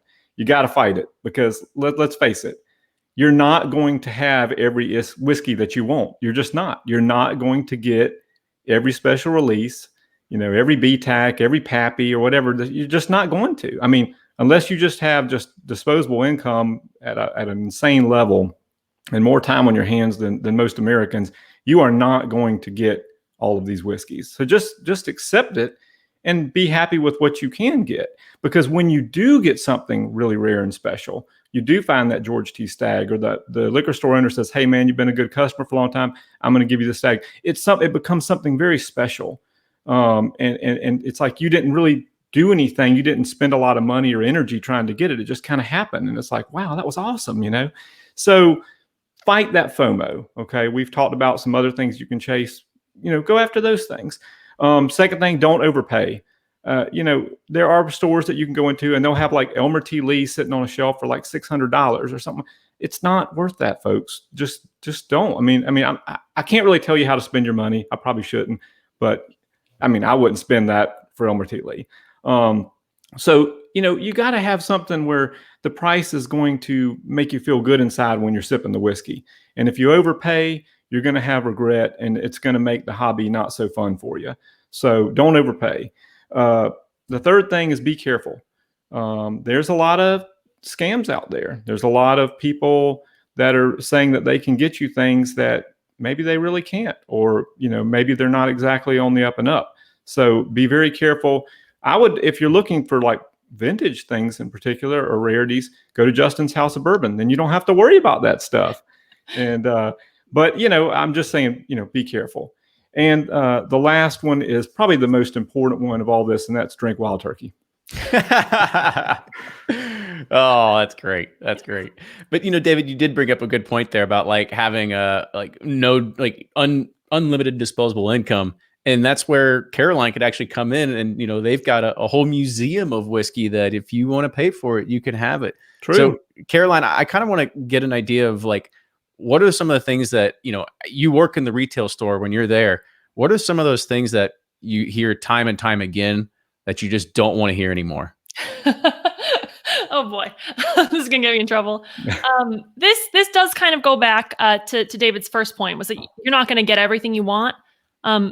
If you're a customer that we've hooked up with Blanton's or, Weller, what have you, and then you come and ask for BTAC later in the year, you've already kind of used your favors. So you got to prioritize, those bottles that you're looking for, that you've tasted this one, this one edition of the Michter's Toasted Barrel bourbon, and you've got to have that one. And that's what you're going to ask for this year, not that, your liquor store owner is Santa or anything, but you can't ask Santa for the pony and the trampoline and the PS4. You got to pick one thing. And maybe if you're good, he'll bring it. But I also, just talking about the bourbons that, people have been told to come to Kentucky to find. And it's Blanton's and Weller and, et cetera. And I don't want people to come away disappointed when they can't get that specific bottle for the price that they wanted it for. Because there are, spicier, stronger, smoother, what have you, whatever direction you want to go in, bourbons that'll fit their palate better, not necessarily better or worse, just bourbons that they'll enjoy more. So that is another tip that I'll give, is to go to a store that has a tasting bar where you can try a few things, figure out what you might enjoy before you buy. I'm curious, do you all have like a tally sheet in the back that says, like, when every time somebody comes in and asks for Blanton's, or you're like, just put another tally on the box here? We do not, but we're going to start that. We have it, but we have to purchase from private collectors, so it is not going to be retail priced. We've paid above that for it. There you go. So that's the difference between Justin's. If everybody's always like, oh, they're price gouging. Like, no, they don't get the kind of allocation you think they get. Like they buy it so they can have it on the shelves. And so if anybody wants it, where you can actually get it. We've gone out of our way to hunt it down for you guys, but we had to pay above that retail for it. Exactly. And Pops, what about you? What's a cardinal sin that people might break when they're trying to hunt for rare bourbon? So I'll do two, building off of David's. One, do your research, right? Know what you're looking for, get some sense, read some reviews, some early feedback, see if it's going to align with your palate, right? I think it's always good to identify some resources online that you think align with your palate, right? And trust them, right? And it's kind of like doing early, research. So I think that's important. And most importantly, at the end of the day, think for yourself, right? I mean, don't buy something just because it's trendy. Don't buy something just because you don't want to miss out on it. Ultimately, drink it because it's going to be what you want to drink, and own it, right? We talk a lot about people who buy something and, hey, bought this. What do people think? That's the worst thing you can do, right? Because you're basically letting someone else's opinion, cloud yours. So, do your research, buy what you want based on that research, and then own it, drink it, and then learn from it. So the next time you go out to market, you're better informed. And that way, whatever money you spend, right, it's money well spent. That second point, drink it, is the most important point. Oh, absolutely. It's not going to just be on the shelves forever if you just to look at, right? Like, open it up, share it, enjoy it with friends. And that's kind of what all Whiskey from Home is all about. So after all this is over and you get to see your friends in groups of gatherings of 10 or less, bring a good bottle, crack it open, and enjoy the time that you wouldn't be able to do otherwise because you took an opportunity like this for granted. So make sure you do that. So David, Caroline, and Pops, thank you all so much for coming on in this panel. I think it was fantastic. We get a lot of people great information. I'll give you all one last second to plug where people can find you and where they can follow you and everything like that. David, go ahead and start. Okay. You can check out rarebird101.com for my blog, wildturkeybook.com for my latest info on my book release. And I also want to give a shout out to John Henderson for setting that up for me. He's an awesome guy. And I want to say thanks to my patrons and my Kickstarters who helped get this book off the ground. And then on my socials, if you want to follow me or check me out, it's at rarebird101 on Instagram and at rbird101 on Twitter. And also, people that were drinking, everybody wants to know what you're drinking during this as well. Do you really want to know? I mean, we know it's turkey. Wild Turkey 101. It's the new 2020 release or something like that. Wasn't that what I saw on Instagram? That's right. Good stuff. New Riff single barrel from Justin's House of Bourbon. There you go. There you go. And Caroline, just give people an idea of where is Justin House of Bourbon as well, because I saw some people in the chat asking about it. We have got a location in Louisville. It's still currently closed, but hoping to change that soon. That is at 101 West Market, and then a location in Lexington at 601 West Main on the corner of Main and Jefferson. And then make sure you check out Go Bourbon and all the resources as well. So gobourbon.com is the Bourbon Review website. We are at Bourbon Review on Instagram, and House of Bourbon is at House of Bourbon KY on Instagram. I am at CH Paulus on Instagram. There you go. She's a social media wizard. Like she's going back and forth between all these accounts, like always trying to post. So. I only have 5 right now. It's a lot to keep up with. It is. All right, Pops, your turn. All right, so I'm drinking a barrel pick we did recently at Four Roses called the Constant Gardener in honor of Dan Gardner, our favorite brand ambassador from Four Roses. And you can find us at bourbonbanter.com. We're on Facebook, Twitter, Instagram, YouTube, at all your favorite social accounts at Bourbon Banter. So drop us a line, check us out, check out the podcast, and we're glad we could spend some time with everybody today. Awesome. Cheers, y'all. Take care. Guys. Cheers. Cheers. So much. All right. So we're heading into our last cocktail break of the day, and this one is going to be tricky, right? I actually, this is one of my favorite cocktails ever. Is a New York Sour. There's actually a place called Lola here in Louisville. It's a restaurant above Butchertown Grocery. Butchertown Grocery also makes them. They make one of the most fantastic New York Sours I've ever had in my life. And when Ryan actually sent me a post, or actually sent me a picture, he's like, "Hey, I made a New York Sour," and I'm like, "Holy crap! Like it's amazing because it takes some work. There's an egg white, there's a lot of shaking. So I'm going to go ahead, pass it over to Ryan and let him do his thing." All right. We are back. Thank goodness we had 2 hours in between the Manhattan and this next cocktail. The Manhattan was pretty strong, and I'm feeling pretty good, as hopefully everyone else is enjoying the content, the show. It's been a great day. So let's finish it off the right way. We got about an hour left, and I want to finish it off with one of my favorite cocktails for summer derby. It's a nice, light, refreshing drink. If you're just getting into bourbon or introducing it to someone, it's nice and light and easy for anyone to enjoy. So what we're going to be making now is the New York Sour, not to be mistaken with the whiskey sour. This is the New York Sour, and the main ingredient that makes this special is an egg. The egg white kind of gives a real frothy, nice texture, viscosity to it. So you're going to need 1 egg. Doesn't matter if it's brown or white. Half a lemon and juicer. Our long spoon. Our mixer. No fridge ice this time, though. We're going to do a dry shake. Top, and very important, the top of the strainer needs to be put on this so you don't shake and have lemon juice and everything all over you. Made that mistake before.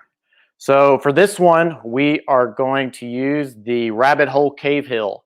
It is a 4-grain bourbon. It has 70% corn, 10% malted wheat, 10% malted barley, and 10% honey malted barley.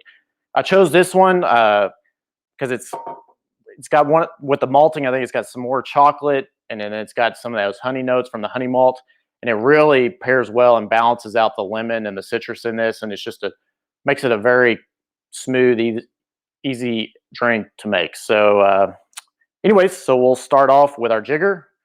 We have 1 ounce and a half ounce. So we will do 2 ounces of this bourbon. So we got 1 ounce, 2 ounce. And remember, we're not putting ice in this. We're going to do what they call a dry shake. I don't know why they call it that, but because it's all wet in there anyways. So you're going to do your egg white. So you crack it, and you try to get all the white, whatever, all this gooey stuff out of there without putting the yolk in. And this is going to give you your kind of froth to make it nice and frothy. So there we go. Thank you, baby chicken. Then we're going to do our lemon juice. I typically take a half lemon and kind of squeeze about half of it out into the cup. There we go. And then also, I forgot one ingredient. Hold on.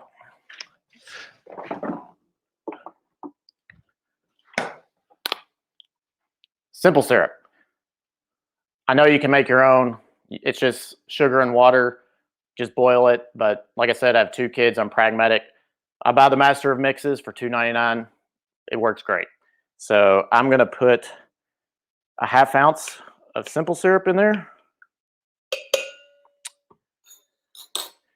And then I'm going to put my lid on. Shake it up. And this is, you really want to feel your cheeks jiggle on this. Kind of get real frothy. Get a real good shake. Left, right. Do your inner Tom Cruise on this.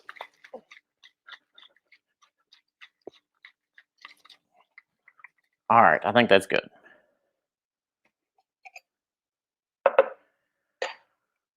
So you have your glass with your square ice cube. Pour it in. Should be a nice, like, kind of yellow, creamy, milky color. And to top it off, typically you're supposed to do a port wine, but I'm not that sophisticated. So my wife, I just grab whatever she has lying around open. Today is a Lodi Ancient Vine Zen Oak Ridge from Total Wine. So if you do have port, you want to top it with that. So the key here is you're going to have to use a bar spoon. And this is the tricky part. And I've nailed this all week, but I'm kind of nervous about doing it live on air. So you do 1 ounce of port wine or red wine. Get our jigger. And you're going to take the back of a spoon and slowly pour it over. And if you mess this up, it's okay. It's called failing forward. And looks like I just failed forward because it's supposed to sit up top, but it's sinking to the bottom. But regardless, the flavor is still going to be there. So let's try it.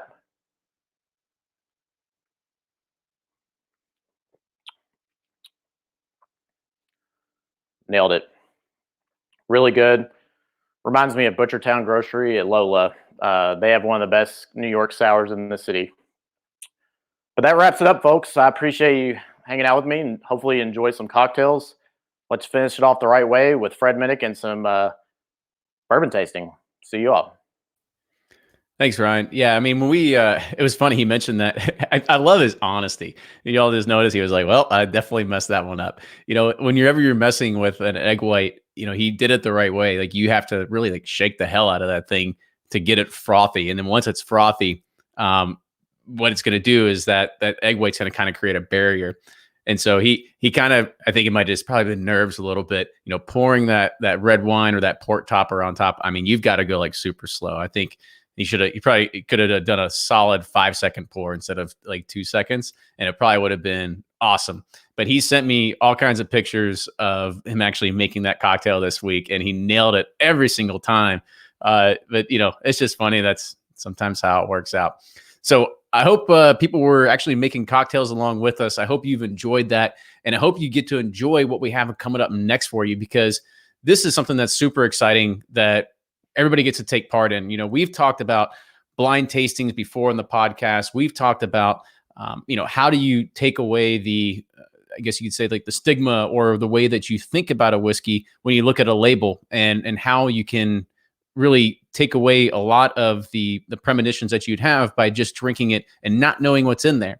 So this is going to be a great opportunity to introduce our next guest. So we have Chad and Sarah. So Chad and Sarah run the infamous YouTube account called It's Bourbon Night. So I will let them go ahead and take it away. Chad and Sarah, it's all yours. Thank you. Thanks, Kenny. And yeah, you said it best there. It's just taking the preconceived notions or the labels or the marketing, or noticing that the backlight is in the frame. Daggone it. Oh.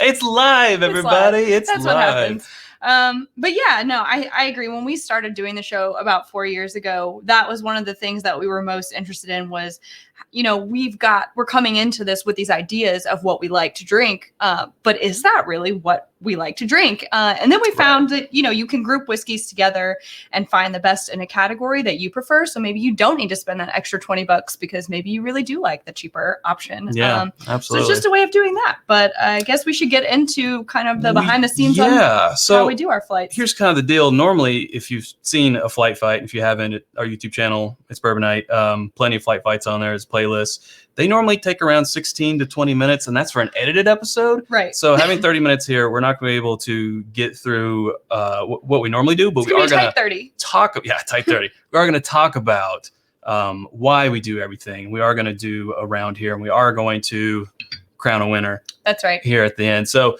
we want to talk about, first of all, is the glassware here. Sure. Now, you don't have to have all Glencairns, but we do recommend you have all of the same glassware. Like, right. What is wrong with this picture, Sarah? If we had 4, well, I'm gonna know what I put in the red Solo cup. That's 1, and then 2. That experience is gonna be different from this experience. Right. It's different from a shot glass or a Copita or what have you. So we go all Glencairns. We do go all Glencairns, and this, you know, branded. whiskeyambitions.com is where you can get these. But Shameless plug. the Drink More Bourbon Glencairn is going to be for me. The Bourbonite's going to be for Sarah. So there's no mixing. We don't have them to where then we can remember, oh, that Wild Turkey was in a Bourbon Night, so it's this one. Right. You just want to take any visual cues cues which is why you're also going to want to use jiggers so that you can pour to the same level, so that you're not like, oh, that one's going to be that one was higher poured, or that's going to be tougher when you get into some darker bourbons. You kind of just got to try to not pay attention to that if you can't. And yeah, you could always put sticky notes around it if you don't want to see the color. If you want to go to that level, get real creative with it. Of course we use 4 because we don't want to wash them. 4 separate ones, so there's no cross contamination. We're trying to be like as scientific as we can. Right? As scientific as we can. Right. You're also going to need some stickies that could be. We use these dots. You can get them at pretty much any store that sells office supplies. So or you can cut a Post-it if you're at home and you don't have stickies. Well, look at that. Now it's a sticky note. You cut it into 4s. Boom. Craft segment here, Sarah. Right. Craft I like segment. it. All right. And then we do A, B, C, and D. We recommend generally like 3 to 5 bourbons or whiskeys per We've been flight. drinking along with you guys. Right. More than 5, you're not going to be able to differentiate at a certain point. So 4 is our magic number. So yeah, A, B, C, and D. It becomes real tricky if you try to use 1, 2, 3, 4, because you'll be like, my bourbon 3 is 1 and my bourbon 4 is 2, and you don't like that. So No. A, B, C, D. Not good. So what we already have done is we've already poured an ounce of each of the bourbons into these glasses. That's also a magical number. Would not recommend like 1.5 ounces or 2 ounces of these. I know people think, but I want to go back and keep tasting and tasting. Well, there goes your tongue. I'm sorry. And at a certain point, you're just drinking. At a certain point, you're just drinking. Well, nothing wrong with that, Sarah. Right. So we do have, and we can go ahead and look because these are in order that we know. We have Wild Turkey written on our dot underneath here. So we've already got our dots assigned. So 4 Roses, Evan Williams Bottled and Bond, and Jim Beam Black. This is actually a sequel to a flight fight we did about a year ago. It was called Distillery Entry Level Offerings. So for the sequel, we've gone 1 up. So our Wild Turkey 81 turned into 101, so on and so forth down. Now, you with us? Let's go ahead and clear some working space here. All right. Now here comes the fun part. Yes. This is the part where it's great to have 2 people because you can mix them up for each other. So usually Chad will mix them. Whatever you do to one set, you do to the other set, and then he'll turn around and I'll mix them, and then we'll label them. If you don't have someone that can do that for you, you can put them all on a Lazy Susan. Visual aid. Visual aid. You can put them all on Don't you knock anything over. So you would like space them out evenly. Again, no visual cues. Look away, give it a spin, or keep spinning it while you're looking away. And then that's how you would do it by yourself. That's how you could do it. Okay. So Sarah, I'm going to let you mix these up. I'm going to go move this because it is bugging me. But that way I won't be looking. Okay, that sounds good. Oh, no, the Lazy Susan. I'm okay. Not looking.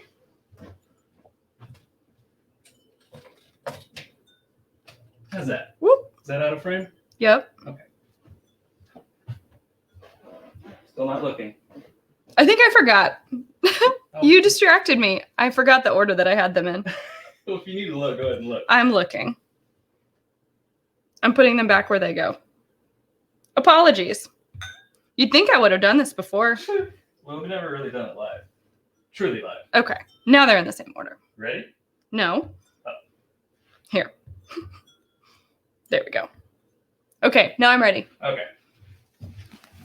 And I almost tripped on this Lazy Susan again. That's why we don't have props. Okay, so now I am moving some stuff around.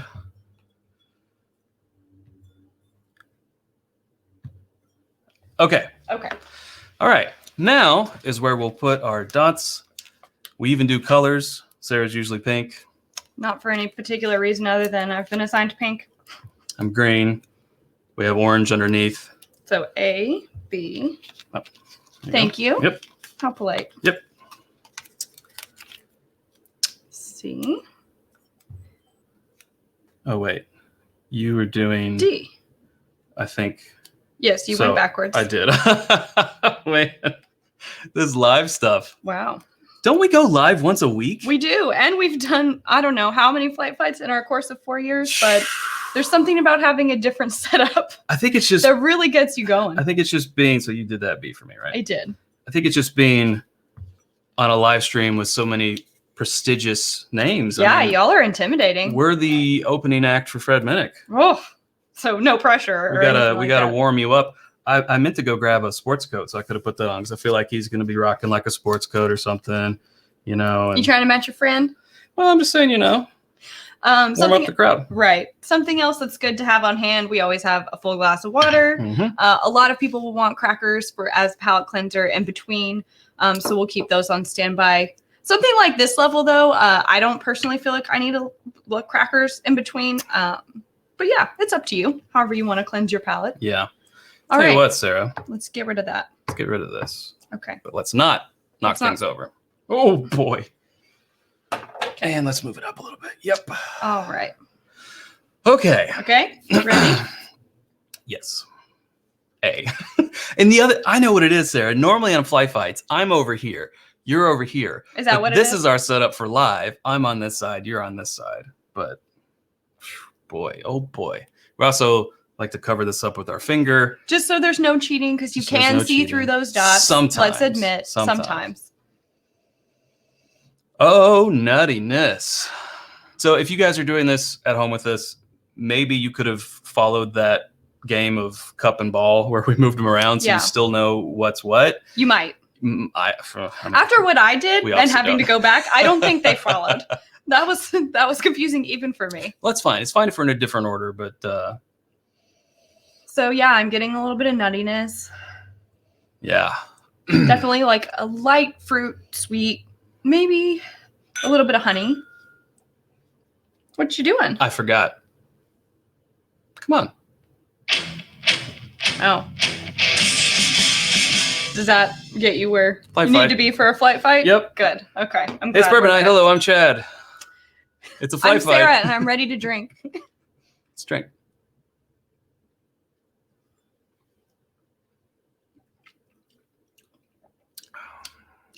You know what? It's nutty. I mean, and this is okay. So another thing that I end up falling into this pit, and you might find yourself there too, is when you are tasting things like, yes, we're doing this for the purpose of finding out what is our favorite amongst these with no preconceived notions, like taking all of our opinions out of it. However, we've been tasting for so long that I feel like I can pick up on some stuff now. So it's hard for me to not be like, oh, that's Jim Beam. Right. And there are ones that are more characteristic like that, like Jim Beam and the nuttiness. There's a certain Heaven Hill profile. Definitely a Brown Foreman in like Old Forester products, Woodford Reserve. Yeah. That stands out to us. So if I say, I'm feeling like this is that, at the end, I know me, and I'm not going to let that impact the way I'm going to rank them. I mean, But it is something that you'll probably start to notice over time We the try more our that you hardest. do flights. Yeah. We try real hard. That's nice and warm. I think the great thing about this flight, while it is, as you said, that step up from the distilleries, in their vertical to that next step, but they're all, the lowest is 86 proof, and then we got the highest at 101. So they're, it's a little wider than I would normally like that proof range to be. Right. But I think it works. 86, 90, 100, 101. 101. Yeah. Mhm. So, I mean, not a terrible Two that are close to, difference, Yeah. but yeah. And that's also where actually maybe you should consider doing sort of some proof variances, because a lot of times things can surprise you, especially in round two. You can be like, I had this pegged for being like a low proof, but here it is at whatever, 110 or whatever it might be. I like A. It has nice heat to it. Mhm. It's those classic flavors. It's giving you A little hug. Little hug. But we also don't like to put too much stock in A the first time around, Right. because it can change. We also usually try to have a tiny sip of a control bourbon before we get into these, so that whatever we taste first isn't put at a disadvantage, if that makes any sense at all. Well, let's expand on that just a little bit, Sarah. Like this going from 86 to 101, our control bourbon, first of all, shouldn't be any of these. Nope. Probably anything from a distillery of these. Yep. Again, trying to keep it scientific. But something maybe like 95 proof, something Mhm. kind of in that middle from a distillery that's not represented here. So maybe we could have grabbed like a Buffalo Trace. Well, they don't have anything at 95 proof, do they?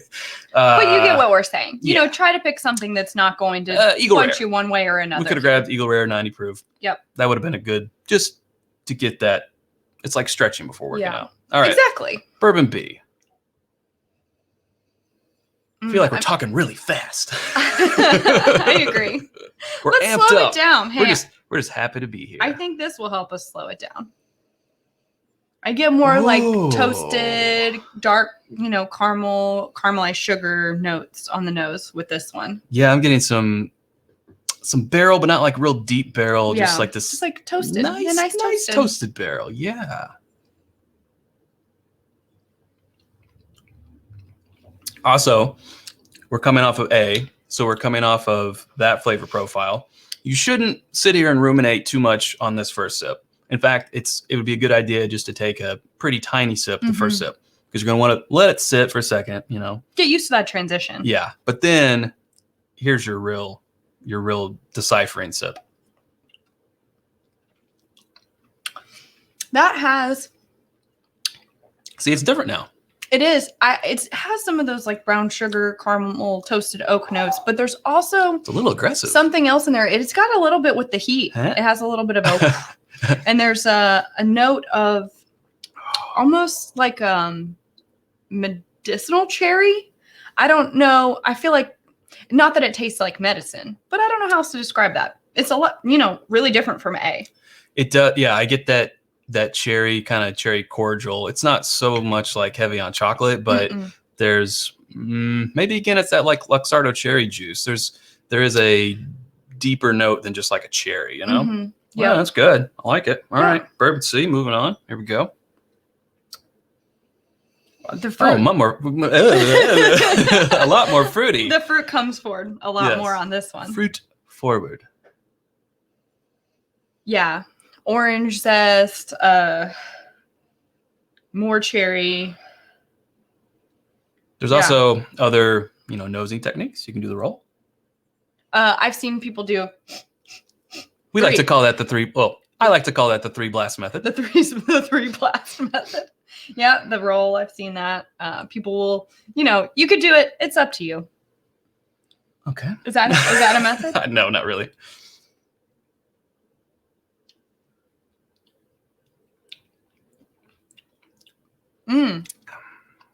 Oh, Mouthfeel on this one's really nice. more oaky, It is more oaky. stronger.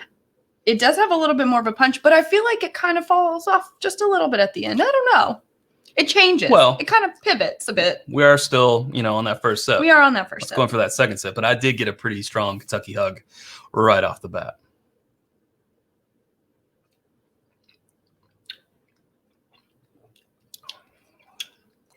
Ooh, that's kind of got a little bit of a nutty. That's nuttiness in it too. Yeah.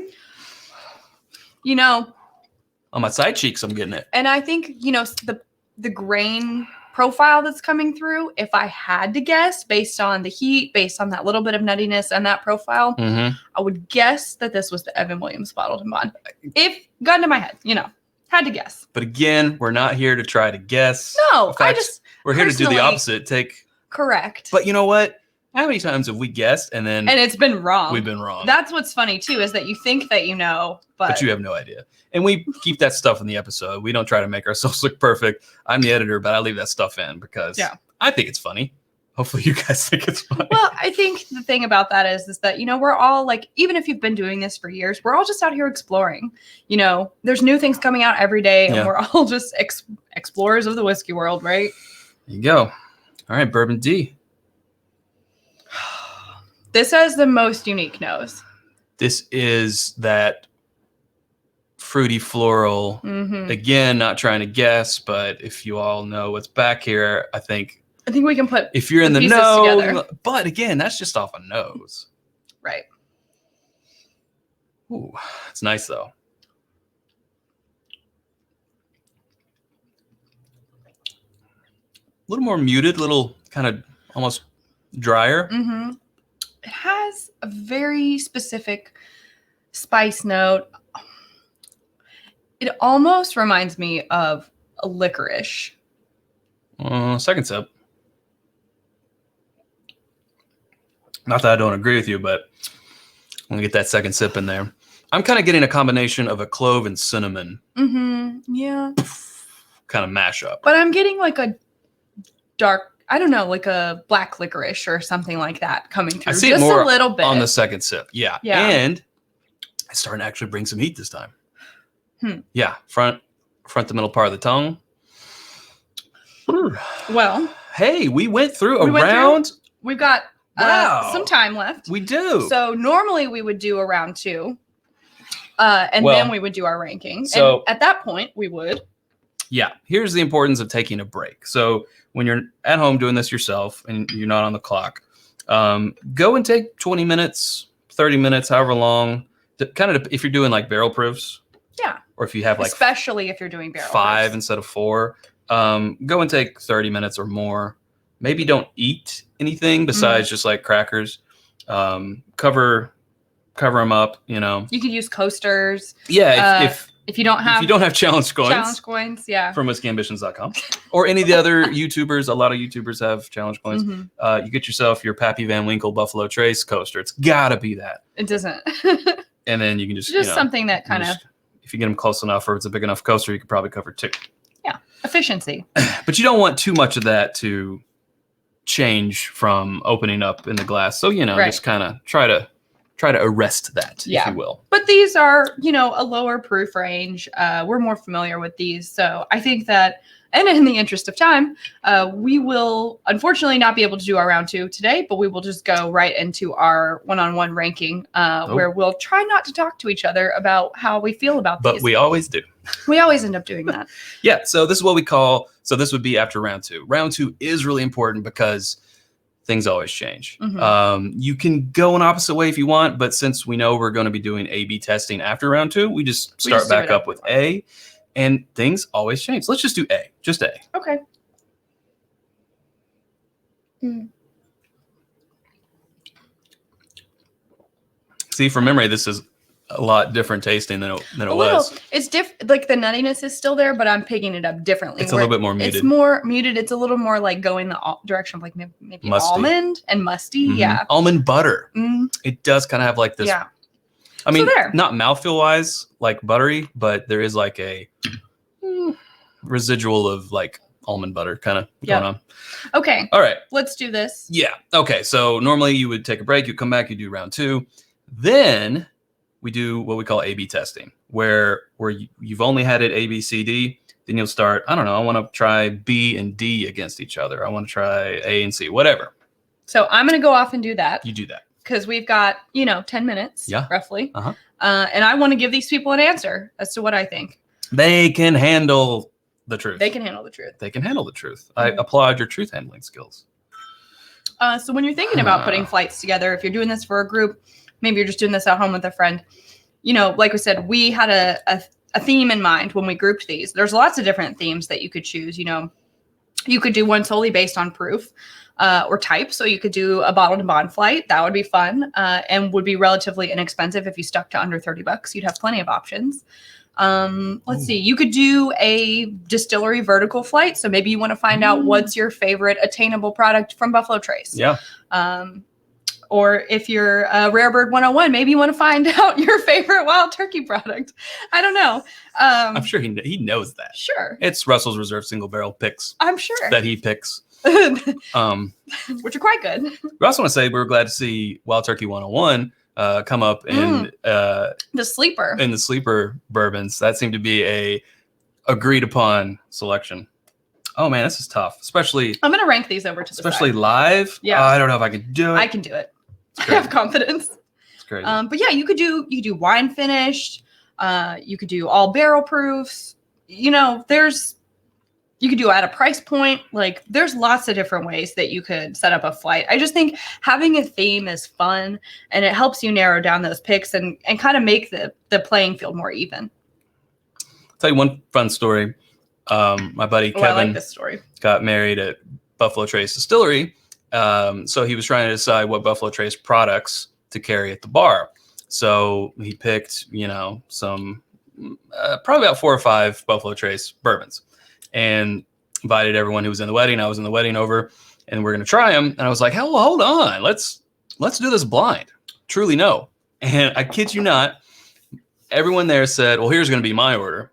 It's going to be Blanton's, then it's going to be Eagle Rare, then it's going to be Buffalo Trace, and then it's going to be Ancient Age. I guess there was 4. I can't remember. Which was another one on the sleeper list. Yeah, that's right. Ancient Age. 90 proof. It's good.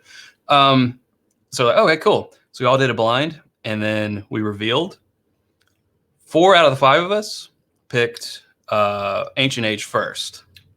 And Blanton's was like second, third, like people were just blown away. They were completely wrong about their guessing. They were going with, well, Blanton's, that's $60. It's the most expensive. It's the hardest to find. It's coveted of those, So yeah, just take the guesswork out of it and do it blind.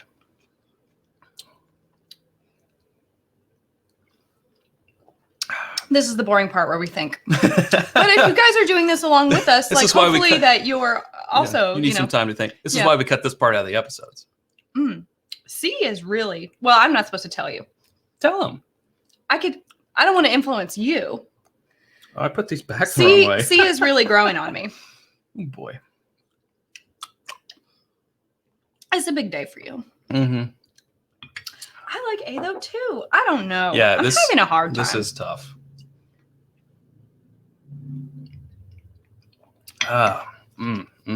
Another tip, the more you go back and forth in A/B test, the more fatigued your palate will get. So when it comes down to the end and you're almost out of what's in your glass, I always remind Chad, go with your first instinct. Like go with your gut.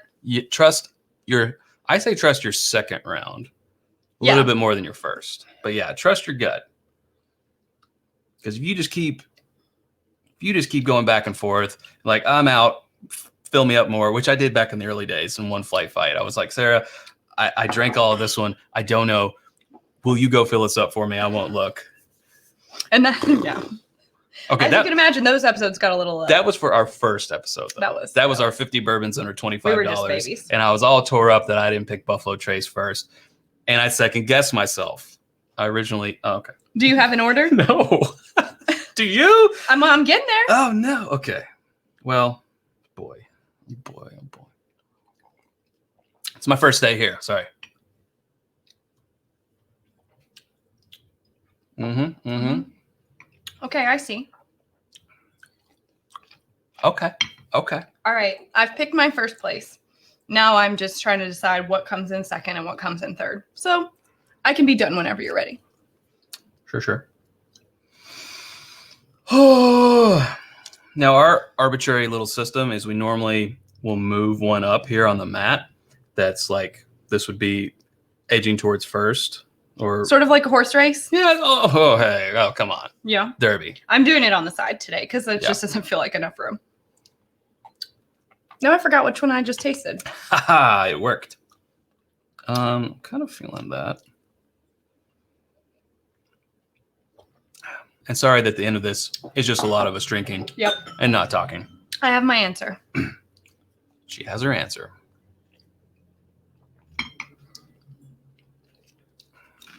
I mean, without a round two. Now I'll enjoy a cracker when it's arbitrary and means nothing. What do you think, Em? Well, I kind of got 2 fighting for first. Now I'm going to pair the other 2 that aren't fighting for first. Okay. You have 7 minutes. Okay. And not even 7 minutes, because I heard there will be a question. Hopefully there's some questions.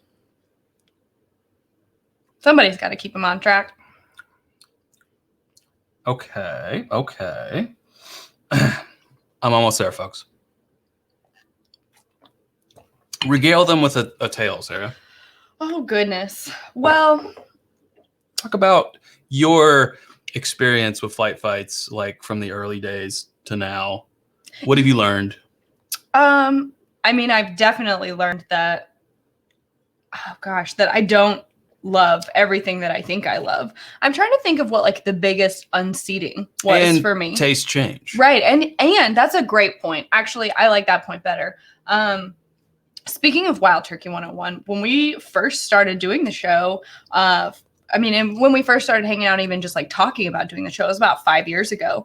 And both of us thought that we didn't like Turkey 101. Yeah. And I think I don't know if it just hadn't grown on us at that point, or if we just weren't ready to take that step. And that's a lot of what I've learned through doing this, is that you have to introduce the right things to people at the right time. There are some outliers. You know, I do have a friend who started on Wild Turkey 101, and that's what they've always loved. And that's pretty impressive. But yeah, when we first started, we weren't a fan. And then we revisited it about a year later in a flight fight, and we picked it. And I was like, blind, of course. Whoa, I thought I didn't like this. And it, you know, I'm happy to like it because it is so readily available. It is so affordable, and it's a great proof, you know, at a great price. Yeah. And the other thing is also bourbons can tend to change. Can change. I know Yeah. There was a while there where we really loved a bottle of Noah's Mill, and then it, you know, the juice changed. Just the batching of it, or, you know, it's a non-age stated, so those maybe can be more open to changing because they can maybe drop the age of the barrels that are in the blend, or, Right. or what have you. But yeah, it's good to revisit things over time. Definitely revisit things. If you can call out your top 5 emphatically, well, go put it to the test. And, I think you should. You know, maybe take one of those top 5, introduce 3 others, do a flight fight. Take another one of those top 5, do the same thing, introduce 3 new ones. See if it always comes out on top or not. Yep. I think I have an order. I'm just right. going to go ahead and call it this. Call it. You know, this. Oh, and here's another thing, Sarah. They want the results, Chad. Things next to each other can influence things differently. That's a great point. You know? And on that note, I will say, if we had all the time in the world, I would recommend doing this same. If it's a very important flight fight to you, Yeah. I would recommend doing the test more than once on a different day, because, as they say, you know, your mood can affect it, what you had to eat. Yes. How long ago did you brush your teeth? Like, it's a lot of things can impact what you choose. And so sometimes just a one-off flight may not be the most reliable. Absolutely. But for the most part, it's steered us right so far. All right, Sarah, what's your first place? My first place. Your last place, sorry. My last place is Bourbon D. Okay, I put that third. It looks like our third and fourth are flip-flopped. Okay, so I put A last, you put A third, you put D last, I put D third. Yes. So let's just go ahead and reveal those two. Okay, what's D. your last? My last place is Four Roses Small Batch. My third place. My last place is, Jim Beam Black. Okay, so we've got the 2 high proofs fighting for first. Not unusual. Shocker if you for us. know our channel. What did you put in first place? I put C. I put B. Okay. So we're flip-flopped We're again. flip-flopped. All right, let's do your first place. My second place is Evan Williams Bottled and Bond, which makes Did I not say that it was Chad's first Evan place is Wild Turkey 101. And I put it in second, and Not I that had to go Not back that and I was forth. rooting for it, but No. that makes sense. I did have to go back and forth between them multiple times to figure that out. But And once you start A/B testing like that, back and forth, you lose. You couldn't at that point, if you hadn't remembered, say, I think this is Evan Williams. I think this. I never knew what Wild Turkey was. listen, I thought I knew what Beam was. I thought I knew what Evan Williams was. Yeah, I never knew which one was turkey. Again, you try not to bring that into account, but But there you go. I'm super thrilled with my first and second. I liked both of them a lot.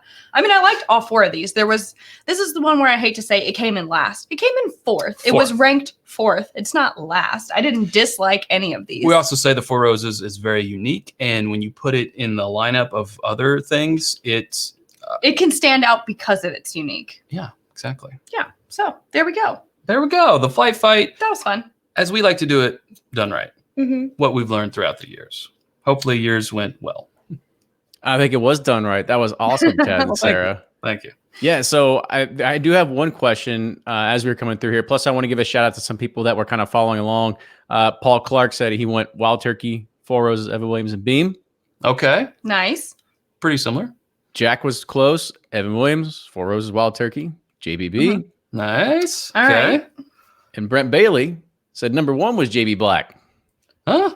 See? Yeah, See? I mean, it's not going to be the same for everybody. It's of course not. Yeah, that's cool.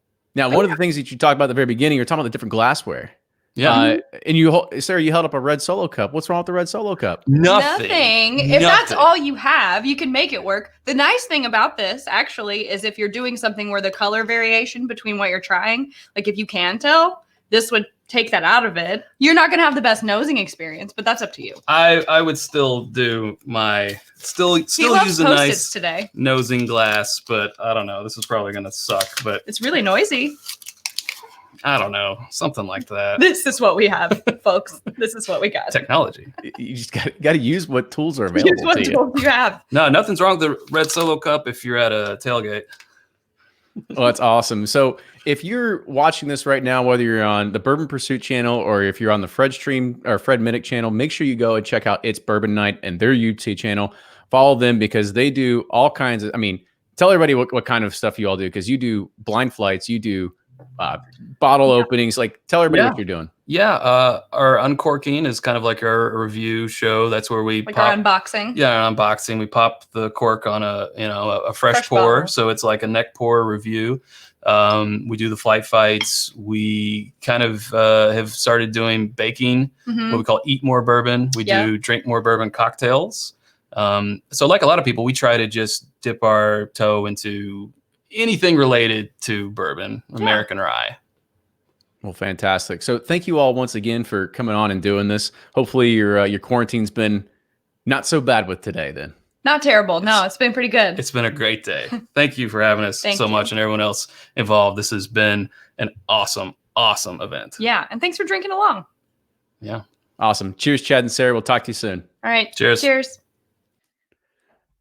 So now we're going into what we're wrapping up with, like pretty much our headliner for today. So as you might have seen, I put it in the website. You had gotten your Eventbrite list of being able to get your shopping list ready to be able to follow along with Fred Minnick. Now, if you don't know who Fred Minnick is, he is another member of the Bourbon Pursuit podcast team. He's also the managing editor of Bourbon Plus magazine.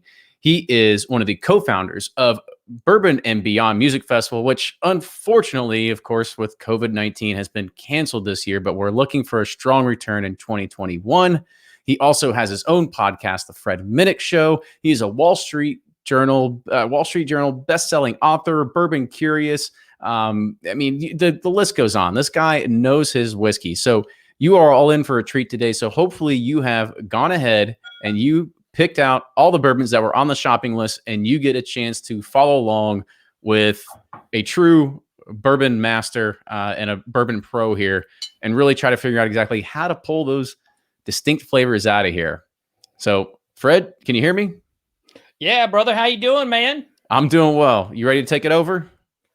Yeah, I really am. But, you know, a big shout out to everybody who doesn't know. Kenny and I have been working on this for a couple weeks, but really, Kenny has been the architect behind everything. So I know we got an active chat going out there, but just if you get a second, tell Kenny what this means to you today, because we are truly in a historic moment. And a big shout out to Rabbit Hole, you know, for taking a risk and, giving us some love and sponsoring us. I want to start, Kenny, I don't think you and I have ever sat down and had High Gold together, but this is their new product. I was going to give it a quick little taste before we get to the segment. Yeah, absolutely. I think that should probably be the first thing we do when we can start doing gatherings of 10 or less people. We'll get together and share a pour of that. I really miss sipping whiskey with you. I really do. I just miss sipping whiskey with people. Let's be honest. Yeah. Like this Everybody. is fun and all, but let's be honest. We all want to get back to seeing face to face for sure. This has got that sweet oak note you like. Oh, that's my crutch. Got some smoke and some of that sweet oak note. So big thanks to Rabbit Hole. And Kenny, I'm ready to educate. I'm ready to teach some folks how to taste some whiskey. So let's do this. All right. I'll let you take it. All right. Hey, everybody. My name is Fred Minnick. And as Kenny said, I've done a few things, but most importantly, I am not wearing pants today. So Chad, you were right. I did come wearing a jacket, but no pants. And in fact, I was going to wear a green jacket, but you Google what happens with a green jacket and TV or YouTube, and it ain't a pretty sight afterward. I figured, you know what? I should probably change that jacket up. So I'm in my derby attire that I was going to wear this year, minus the green jacket. And I am so excited to taste with you today. Now, my goal here is for you all to understand and to develop your own palate. We all taste differently. We all think differently. We all want different things. And everything comes down to we are always in a different mood. We're in a different mindset. We all have different tasting memories. And so what I mean by that, go back to when you were a kid. What was the favorite thing that your grandma made or your grandpa made? For me, it was cornbread coming straight out of that oven. I could still smell that cornbread in my grandpa's house. And he would cut it and he put a little butter on there. And I would take a bite into that. I've tasted that same note 1,000 times over in various bourbons, from the likes of barrel bourbon to Booker's bourbon to even this rabbit hole I just tasted. My point is that what I taste is unique to me, and what you taste is unique to you. And don't let anyone tell you otherwise. Like, oh my goodness, that bourbon over there, it's better than that one. No. I am a critic. I'm a judge on various competitions. I give reviews. I say one thing is better than the other, but that's my opinion. It's always just my opinion. It's my hope that the way I express my opinion and the way that I show how I taste can help you taste and form your own opinion. So let's get to it. Let's start with the basic everyday standard pour of Maker's Mark.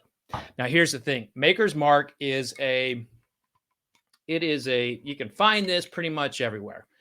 And a lot of us will call it like the standard starter bourbon.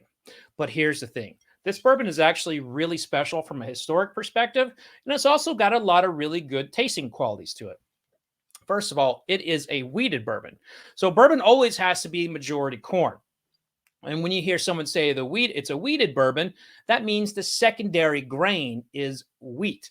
Now, I won't get a whole lot into that, but you can definitely learn more about that in my books, or follow someone like Breaking Bourbon or Bourboner or Bourbon Pursuit, and you're definitely going to get filled in on what all that stuff means. Now, here we are. I'm going to take you through how I analytically evaluate every glass of whiskey before I rate it or before I get into it. Now, I do not add water when I'm being analytical. I don't add ice. I assess it based on the exact way that they bottled it. So I look at it like this. The distiller put it in that bottle like that to sell. So the first thing I'm doing is I'm looking at that color. Okay, so that's a pretty light color. Now we know this is probably about a 4-year-old, maybe a little older than 4 years old. But that's a pretty light color. But the reason why the color is important, because every single day it's in that barrel, it's working in and out of that wood. When it goes in that barrel, it's as clear as the water from your tap. So it's extracting all that color from the barrel. So the darker it is, chances are the older it is and higher the proof. So the first thing we do after that is I like to analyze the legs. Now, hey, who doesn't like a nice set of bourbon legs? What those are is you kind of see them dripping down there. Now, there is nothing here about the legs that you can assess and say, well, that's going to be a bad bourbon. What that does is that it gives me a footprint of this whiskey. So by looking at the legs, I kind of have an idea of like the oils that are left behind. You can see they're kind of like dripping down. I have an idea of like what the proof level is. And so the legs can be an indication of the distillery and their style of distillation proofs, because usually the higher you go up in distillation proof, the less, the less unique those legs will be. They'll just kind of be up and down. So we swirl them around. We look at those legs. And it's also kind of cool just to go back and forth and be like, oh, yes, that's whiskey. And now when you bring it to your nose, and you just take a whiff. Now, each nostril is going to smell very differently. Now, we're going through this process, and we're going to taste these very quickly. But when you do it, you smell it with your mouth open. By smelling with your mouth open, you are actually relaxing your olfactory. And if you're not accustomed to smelling whiskey, you will relax that. And if you're not accustomed to smelling whiskey, you might get a little offended by the amount of alcohol fumes. Whereas opening your mouth, you can actually pick up more than just the alcohol. So let's go in here and let's take a look at how to analyze it. So come in here. You're coming in full frontal, and then you go side to side. Okay. Now, a lot of people may be like, that looks like it's, looks like you're being a snob or whatever. Look, this is all about trying to actually analyze the whiskey. It's about nothing more. The fact I wear an ascot, just throw that into the nobodycares.com. But the fact is, I'm doing it just like this, even if I'm wearing a hat. And this is how Chris Morris, Fred knows, this is how a lot of other great distillers and tasters knows their whiskey. So back and forth. Now, first of all, I notice that this is young. I smell corn and then I smell vanilla. Tell Kenny what you are tasting or what you are smelling in the comments section with Maker's Mark. Okay, so now after I've smelled it in my head, I have an idea of what I'm about to taste. So I'm going to put this on the palate. And when I put it on the palate, I'm not shooting it back. I'm just putting a little bit on my palate and letting it kind of walk itself back. All right. A lot of people will suggest a process called the Kentucky Chew, and that's a fantastic process. I just always feel very silly doing it. And that's when you go, you're basically pushing it all around. The whole process is to get the whiskey spread across your tongue so you can perhaps feel it upon every itch and see how it feels. Okay, so as I have nosed it, I'm going into the tasting, giving it kind of like in my head, this is a young whiskey. This is something that is not really exciting me. The nose is just kind of there. Okay, so here we go to the taste. A little bit on the tongue.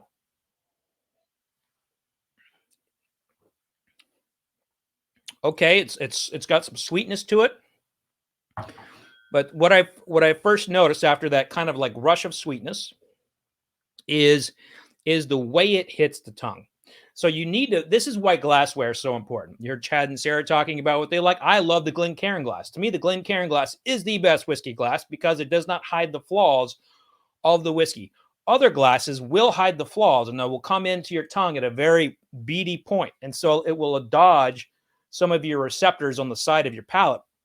The Glencairn will come into your palate with full volume. And it'll touch the sides of the palate and it'll reach all the way back. So that's one of the big reasons why I really, really love the Glencairns. It helps me better analyze the whiskeys. So after I have tasted it, after I have swallowed it, I am now tasting like the sweetness a little bit more on the front of my palate. I'm definitely defining that as to be like a, definitely being vanilla. This is a very vanilla forward bourbon for me. And then I'm getting a lot of astringency. So we're talking like wood astringency. There's just like a little hint of tobacco there. And, it's woody. It's for a young bourbon, this tastes woody to me. And now after I've swallowed, I'm now looking for the finish. This is a very short finish. And you'll hear people throw around the term smooth. Well, listen, I ain't never judged a whiskey based on its being smooth. But I will tell you, the term smooth is basically a ubiquitous term. That means, does it burn the hell out of you on the way down?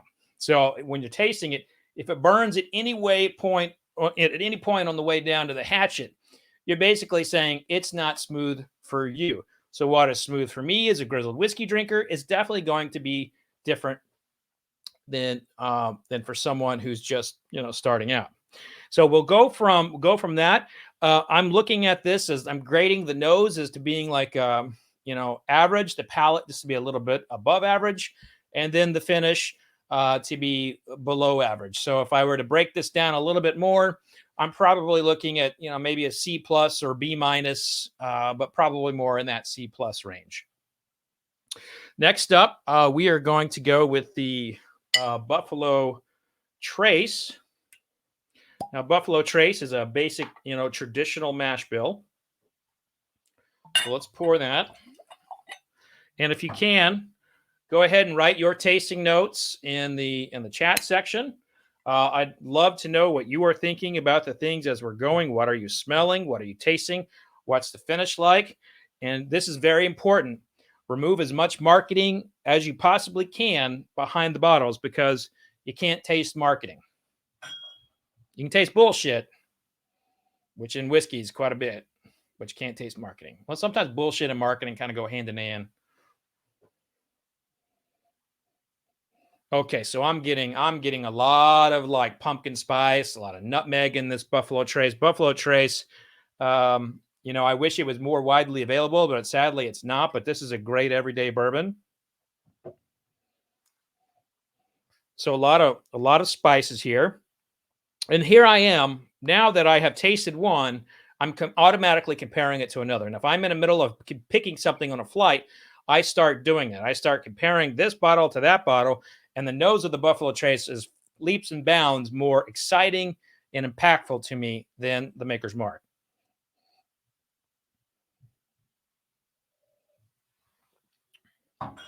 We're going in on the palate. It's touching every inch of my tongue. I'm feeling it just kind of walk back. How's it hitting your tongue? That is so important to me. Always focus on where it starts on your tongue and where it goes from there. A lot of times you'll get a bourbon that hits in the middle of your tongue and walks itself forward. Sometimes it'll go all the way in the back. Sometimes you'll get one that'll hit your tongue and then cover it all the way like butter and just melt down your jawline. Some of my favorites are the ones that go down the jawline and they walk up the roof of your palate, tickle you the palate a little bit. And this one's not doing that, but it does have some of those qualities in that it comes in real slow and then slowly drips down a little bit. It's got some cinnamon. It's got some nutmeg. It's got definitely a caramel chew. But what I really like about this Buffalo Trace I'm tasting right now has a nice brininess to it, like almost like an oyster shell brininess. I really, really like that quality here. So now we're going to move to another product that's very similar to the Buffalo Trace, recipe. It's not too far off. They both use rye as a secondary grain. Their distillation, this one's going in the barrel, a little lower entry proof. Fun story about Wild Turkey 101. I've been in several blind competitions that Wild Turkey 101 did better than everything on this table. So Wild Turkey 101, you've heard it many times throughout this conference. It is without a doubt one of the greatest values in all of whiskey. Ooh, yeah. Coming on in with the turkey funk. Give it to me. So when I say the turkey funk, when I put my nose in there, I can start smelling it from right about here. Okay. So there is an aura. There's a whole bunch of beautiful, beautiful notes coming out of this glass that just whips the other two whiskeys that I just tasted. Like if I was tasting this blind, my mouth would be getting really, really wet. I'd be very, very excited about putting it upon my lips. Oh yeah. Can you look at that? Can you smell that? What's it smelling like for you? Everybody got Wild Turkey at home? That smells like raw molasses and cinnamon. And there's a big old citrus note there. You put that all in a bowl, stir it up, and you got the turkey funk.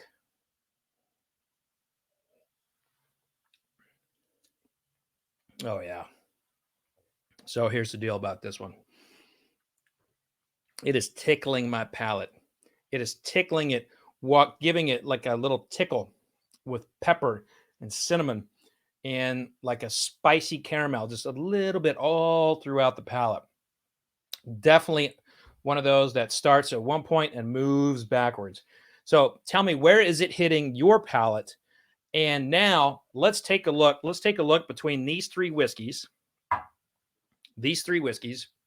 I want you to write down or think about the favorite thing you ate as a child. Okay. Now let's go back to these three whiskeys and see if we can find it. For me, I'm going to be looking for, in this case, I'm going to be looking for Mama's cinnamon rolls. So I'm going to be looking for cinnamon rolls. You tell everybody what you are looking for, and you tell me which whiskey has that childhood memory for you. And I'm going to explain why I'm doing this and why I did it after three whiskeys. Okay, so here we go. I'm going to Maker's Mark first.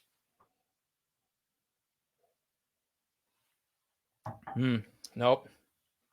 Mama's cinnamon roll's not in there. It was a real nice cinnamon roll. She overdid the icing, and the icing would burn in the and so there'd be like a little crunch. and then the top would be overexposed with cinnamon. So you would have a disproportionate amount of cinnamon on some sides, be real chewy in the middle, and the outsides would be burnt. I guess if you think about it, that's probably not the best way to make a cinnamon roll. If you're watching this, Mom, I still love your cinnamon rolls. Not as much as your Hello Dollies, though. All right, that's the Buffalo Trace. I did not find it there.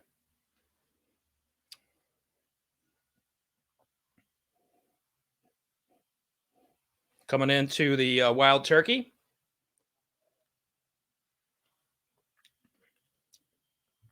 I found Mama's cinnamon roll on the Wild Turkey. What I did there. So I'm an Iraq veteran, and when I came home from Iraq, I was focused on healing myself from the war. And one of the methods that I practiced was called mindfulness. I would actually use that in tasting bourbon. And what I would do is when I'd find myself in a bad spot, I would chew on a potato chip or some kind of food, and I would think about everything that food did to my tongue. And when I started tasting bourbon, I noticed I was applying those same methods to bourbon and wine. And basically what you can do is you can train your palate. You can connect your palate to your brain by just like writing down write a whole notebook down of notes of things that you have tasted in your life that you absolutely loved, and then go look for them in the whiskeys. I hope that exercise helped you find something in one of these whiskeys that you may not have known because you were looking for it. So now, as we have established that we were looking for something, we're going to go to Four Roses, which is probably the one whiskey that has most of my mama's cinnamon roll out of everything I've ever tasted. Now, Four Roses is an incredible distillery. They have 10 recipes, and they are a high rye bourbon distiller. And when you use a lot of rye, you tend to get a lot of spice. You tend to get baking spices in particular, not necessarily pepper spices, but baking spices, ranging from clove to cinnamon and nutmeg to cardamom and allspice. So here we go.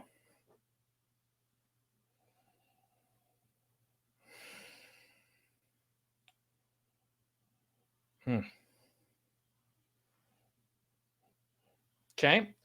Oddly, I am not getting the typical nose out of Four Roses that I normally get. Instead, what I'm getting is just a little bit of cinnamon and a little bit more vanilla. So I'm getting more vanilla out of this one. It's actually a fresh bottle of Four Roses small batch. I suppose it's always possible that a composite changed for this particular batch, or maybe it's one of those days where my nose isn't ready to detect that particular thing. Because see, when we're tasting, a lot of things can influence us. What we had for dinner, what we had for lunch, what kind of mood we're in, whether we got in a fight with our spouse, whether someone hid your wallet from you, which that happened.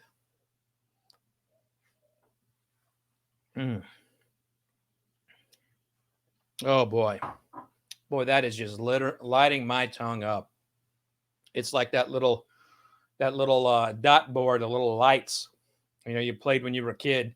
Bing, bing, bing, bing, bing, bing, bing, bing. I mean, it's just, my palate is being overloaded right now. And think about this. This is an incredible buy. I bought this, I think, for $20-25, and just a great value. That is really good.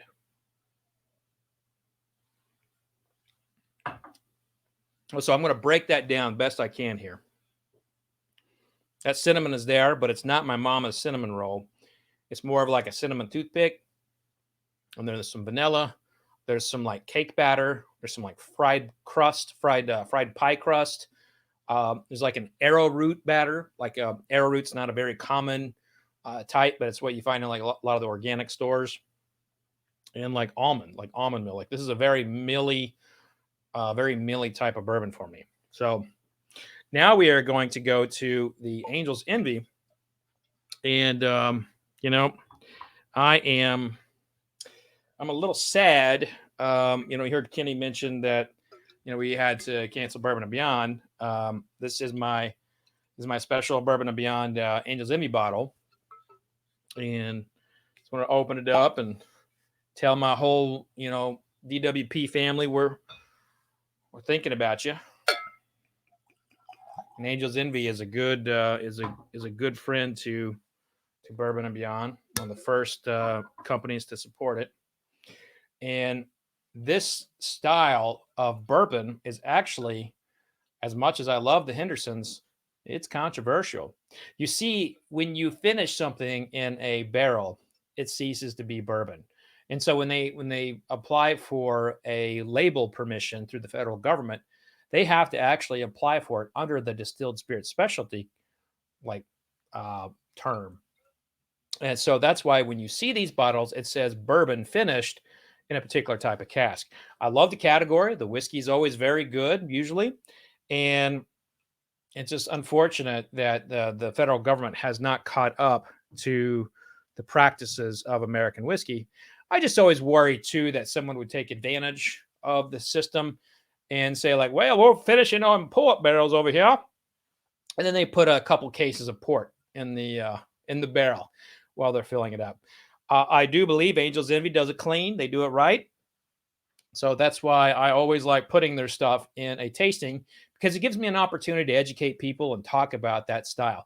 Now, what they do is they take bourbon and they finish it in port barrels. Now, I spent some time in Portugal. You're actually going to see a film coming out from me here pretty soon about my time in Portugal. And port is, some of that stuff is sitting in there for 40, 50, 80 years. Port is a magnificent fortified wine that is absolutely tasty. And some would say it complements bourbon very well, but I don't think it always does. I think you have to do it just right. And so now what you need to do is you need to kind of erase your memory bank of everything that you have tasted before in the bourbon category and come into this with an open mind. You're not necessarily judging this based on it being a bourbon. You're judging it for being its own glass. And then, however you assess it after that. But let's find out if you like the category, if you like this bourbon at all. So here we go. Okay, so I get a very, when I smell it, I'm immediately taken into a barn. And this happens sometimes. Sometimes you're smelling something and you go to a particular place. Don't be afraid to stay in that place and figure out what that smell is. Don't be afraid to say, well, you know what? That smells like the stinky ass gym socks that Jim Bob brought home from the YMCA 3 days ago. Fuck that. So stay really connected to the whiskey. And when you smell it and it takes you somewhere, analyze where it takes you and see what exact flavor it or nose or aroma or whatever that is hitting you from that spot. Now here, I am smelling a barn. Now, I'm not smelling the part of the barn where you go in and there's horse shit. I'm smelling like the tack room. So if you've been around horses, they got a room called the tack room. It's where they keep all the really nice saddle leather and everything. It's what it smells like to me. And it's not saddle leather that I smell. It's specifically that whole tack room and there's sweet feet in there. So it's a very, very unique smell. Okay. And then after that, some chocolate. I do smell some chocolate. And now we taste.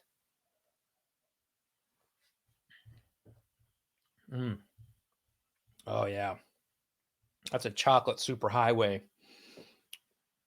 Chocolate, chocolate, chocolate, chocolate. And then some almonds. A fig.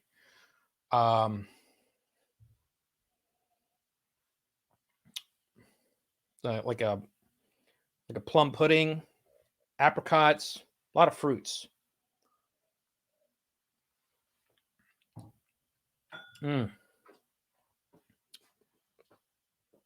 Okay, so now that I've been down this road, I've tracked these flavors in my head, and I'm now going down that road of I want to pick my favorite. I know what my three favorites are. Okay.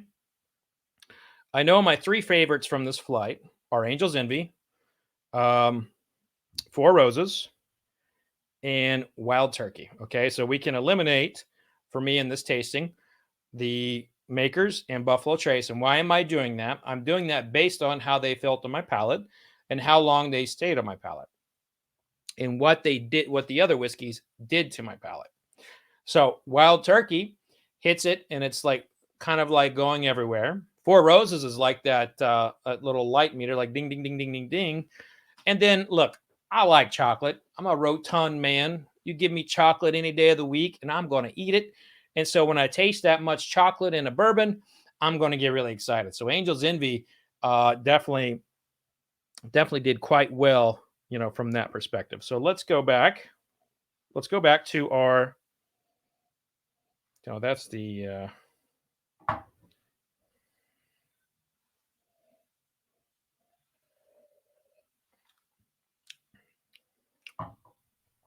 so that's the, give myself a fresh pour of that.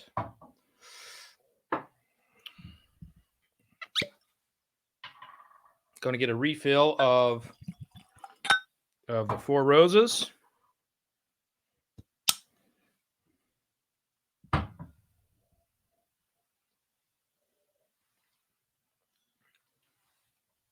right, so Four Roses up against Wild Turkey.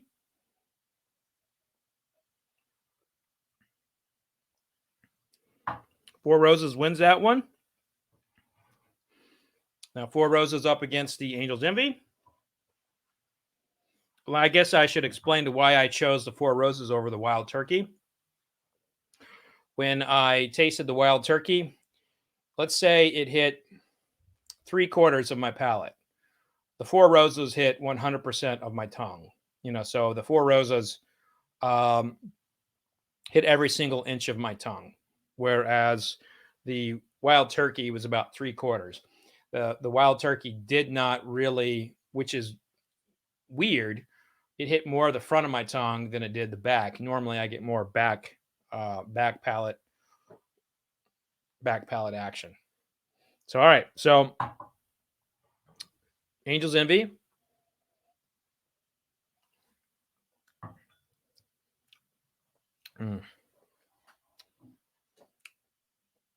Still that chocolate there.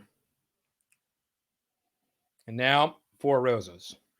Now I'm coming into this thinking that the Angel's Envy has a very good shot for me to pick this over the Four Roses because I have such a sweet tooth. And that's where like preferences of the taster will come in.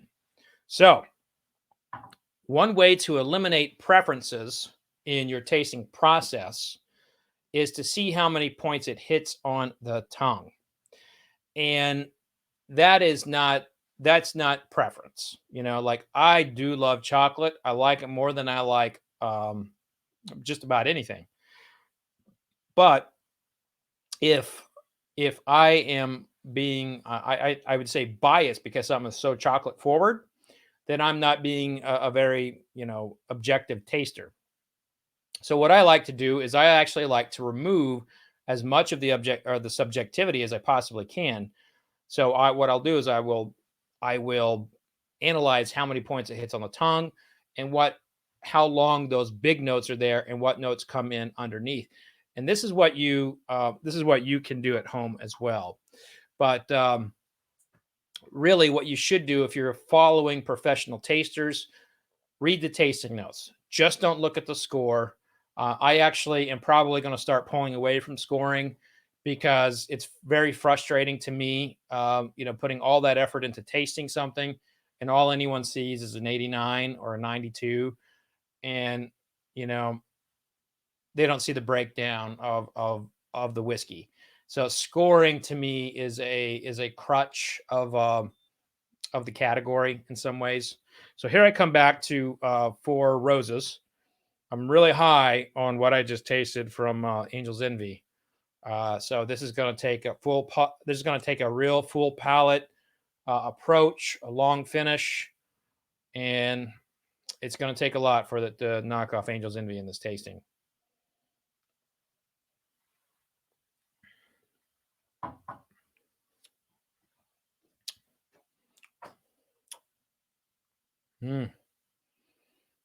Yeah, that's it. So from this flight, I'm picking Four Roses small batch. Like I was saying at the very first time I tasted it, it hit the palate and it just went. And the finish is really pronounced. All these whiskeys are fantastic. And I hope that you all have something to take away, to learn, to how to taste. But remember, my opinion should not matter to you. No one's opinion should matter to you. You should just use us as tools to learn more about the whiskey for yourself.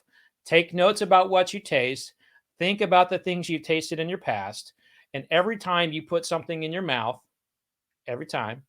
think about what that tastes like and process it and hear and keep it. So the next time you're tasting whiskey, you can pick up the oyster shell, or you can pick up that salted Pringle, or you can differentiate that salted Pringle from an oyster shell, or you can pick out like it's a Hershey bar versus just a light sweet burnt or chocolate. So by doing those things, it's my hope that you can taste better at home. So thank you all so much for joining me in this historic moment, this very historic, this very iconic moment of whiskey history. As Kenny and everyone have said, I've written a lot of books. I wrote a book called Bourbon: The Rise, Fall, and Rebirth of American Whiskey. And basically, I do a lot of history. And this is a very important moment of American whiskey history. So thank you so much for joining us. Cheers. Kenny? Cheers to that. Absolutely. I was like, I just finished one of my glasses right here with you. We had people all along that were tasting with you, as well as you probably saw the notes kind of fly up there. So it was awesome that people were able to kind of have this virtual bourbon tasting with you, because this is something that honestly not a lot of people get an opportunity to do. I mean, like, to be able to actually like talk to somebody like you and figure out how to pull those flavors out. I mean, this is something that usually people, they're just experimenting, they're just learning. And this is a great introduction and be able to do that. Now, there was a few questions that came up, and, this is a loaded question. This comes from Mac, and he says, what are a few of Fred's daily sippers? Boy, if I had $1 every time I got that question, you'd have a good stack of dollars sitting there, wouldn't I you? could retire. Yeah. You know what? I ain't going to lie. They've all been mentioned in this show at one point or another. So you just have to go back and replay the whiskey from home, and they'll all be right there. Is that a cop-out answer, Kenny? It's the best. I think this is the best political answer you could probably get. I'll give you my legit like go-tos at home. And you got to remember, my wife is a huge bourbon fan, huge bourbon drinker. So this is like, these are the family. These are my family. This is what we buy regularly. This is what we drink at home. Old Forester 1920. Old Forester Rye. The Wild Turkey. Any of the Wild Turkey products, basically. But there used to be a Russell's Reserve 6-year-old, a rye that I could get any day of the week, and can't get it as like I used to. I'm actually a really big fan of Peerless. I think Peerless is a really good bourbon to have when you're in that, or the rye, when you're in the mood for a real oily kind of over molasses rye. I like to get Peerless. I also drink a lot of rum at home. Let's see, Evan Williams Bottle and Bond. I won my whiskey everyday whiskey of the year last year.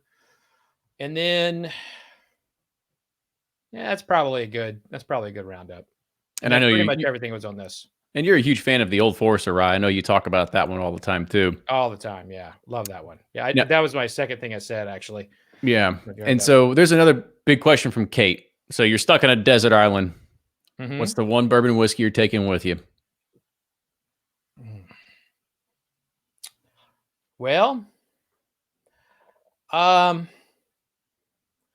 You know, I think I want to be able to. Here's the thing about you get this question and you're like, no one ever says like the size, right? No one ever says the size of the container that you got to take, but everyone always assumes it's like you're taking one bottle. One bottle ain't getting you through the time in the desert island. You know what I'm saying? So I'm taking a whole damn truck. That is has just finished aging at either Heaven Hill or Buffalo Trace or Brown Foreman. But I'm hijacking an entire semi and getting that where it's at least. But I got to know it's at least six years old. I don't want 4-year-old or anything. I want a whole tanker of 6 to 15-year-old bourbon. I feel like no. I feel like it's like a Fast and Furious thing that's going to happen. Like you've just got your cars like pulling up next to them, and you're sitting there hijacking those semis to take all the whiskey you want with you. Yeah, I mean, if that's what you got to do, you got to do it. It's for your livelihood, man. You got to survive. For sure. And so, also I want to give people to know that if you want to know more about Fred Minnick and follow him, he's got his own channel on YouTube, Fred Minnick, where he's been doing a lot of blind tastings and interviewing a lot of people during this COVID-19 period. So you can go and you can check out what he's been doing as well as his live streams. He also has another podcast called The Fred Minnick Show. And he's also, of course, another critical member of the Bourbon Pursuit team. So thank you, Fred, for being a part of that. And I just want to give another opportunity to just kind of plug ourselves. So if you want to learn more about whiskey, the people behind it, the social aspects, everything like that, go and subscribe to Bourbon Pursuit wherever you get your podcast. Once again, as well, shout out to Rabbit Hole for sponsoring this, being a big supporter of Whiskey from Home. And we've been seeing everything that's been happening in the chat. Thank you so much for following along with us. There's been a lot of people saying, like, will there be another one? Tell you what, we're going to huddle next week and try to figure out, will there be a Whiskey from Home number 2? It's looking pretty good right now. I think we're very happy with it. And as Ed mentioned, we were 100% live today. So thank you for sticking with us through any technical details.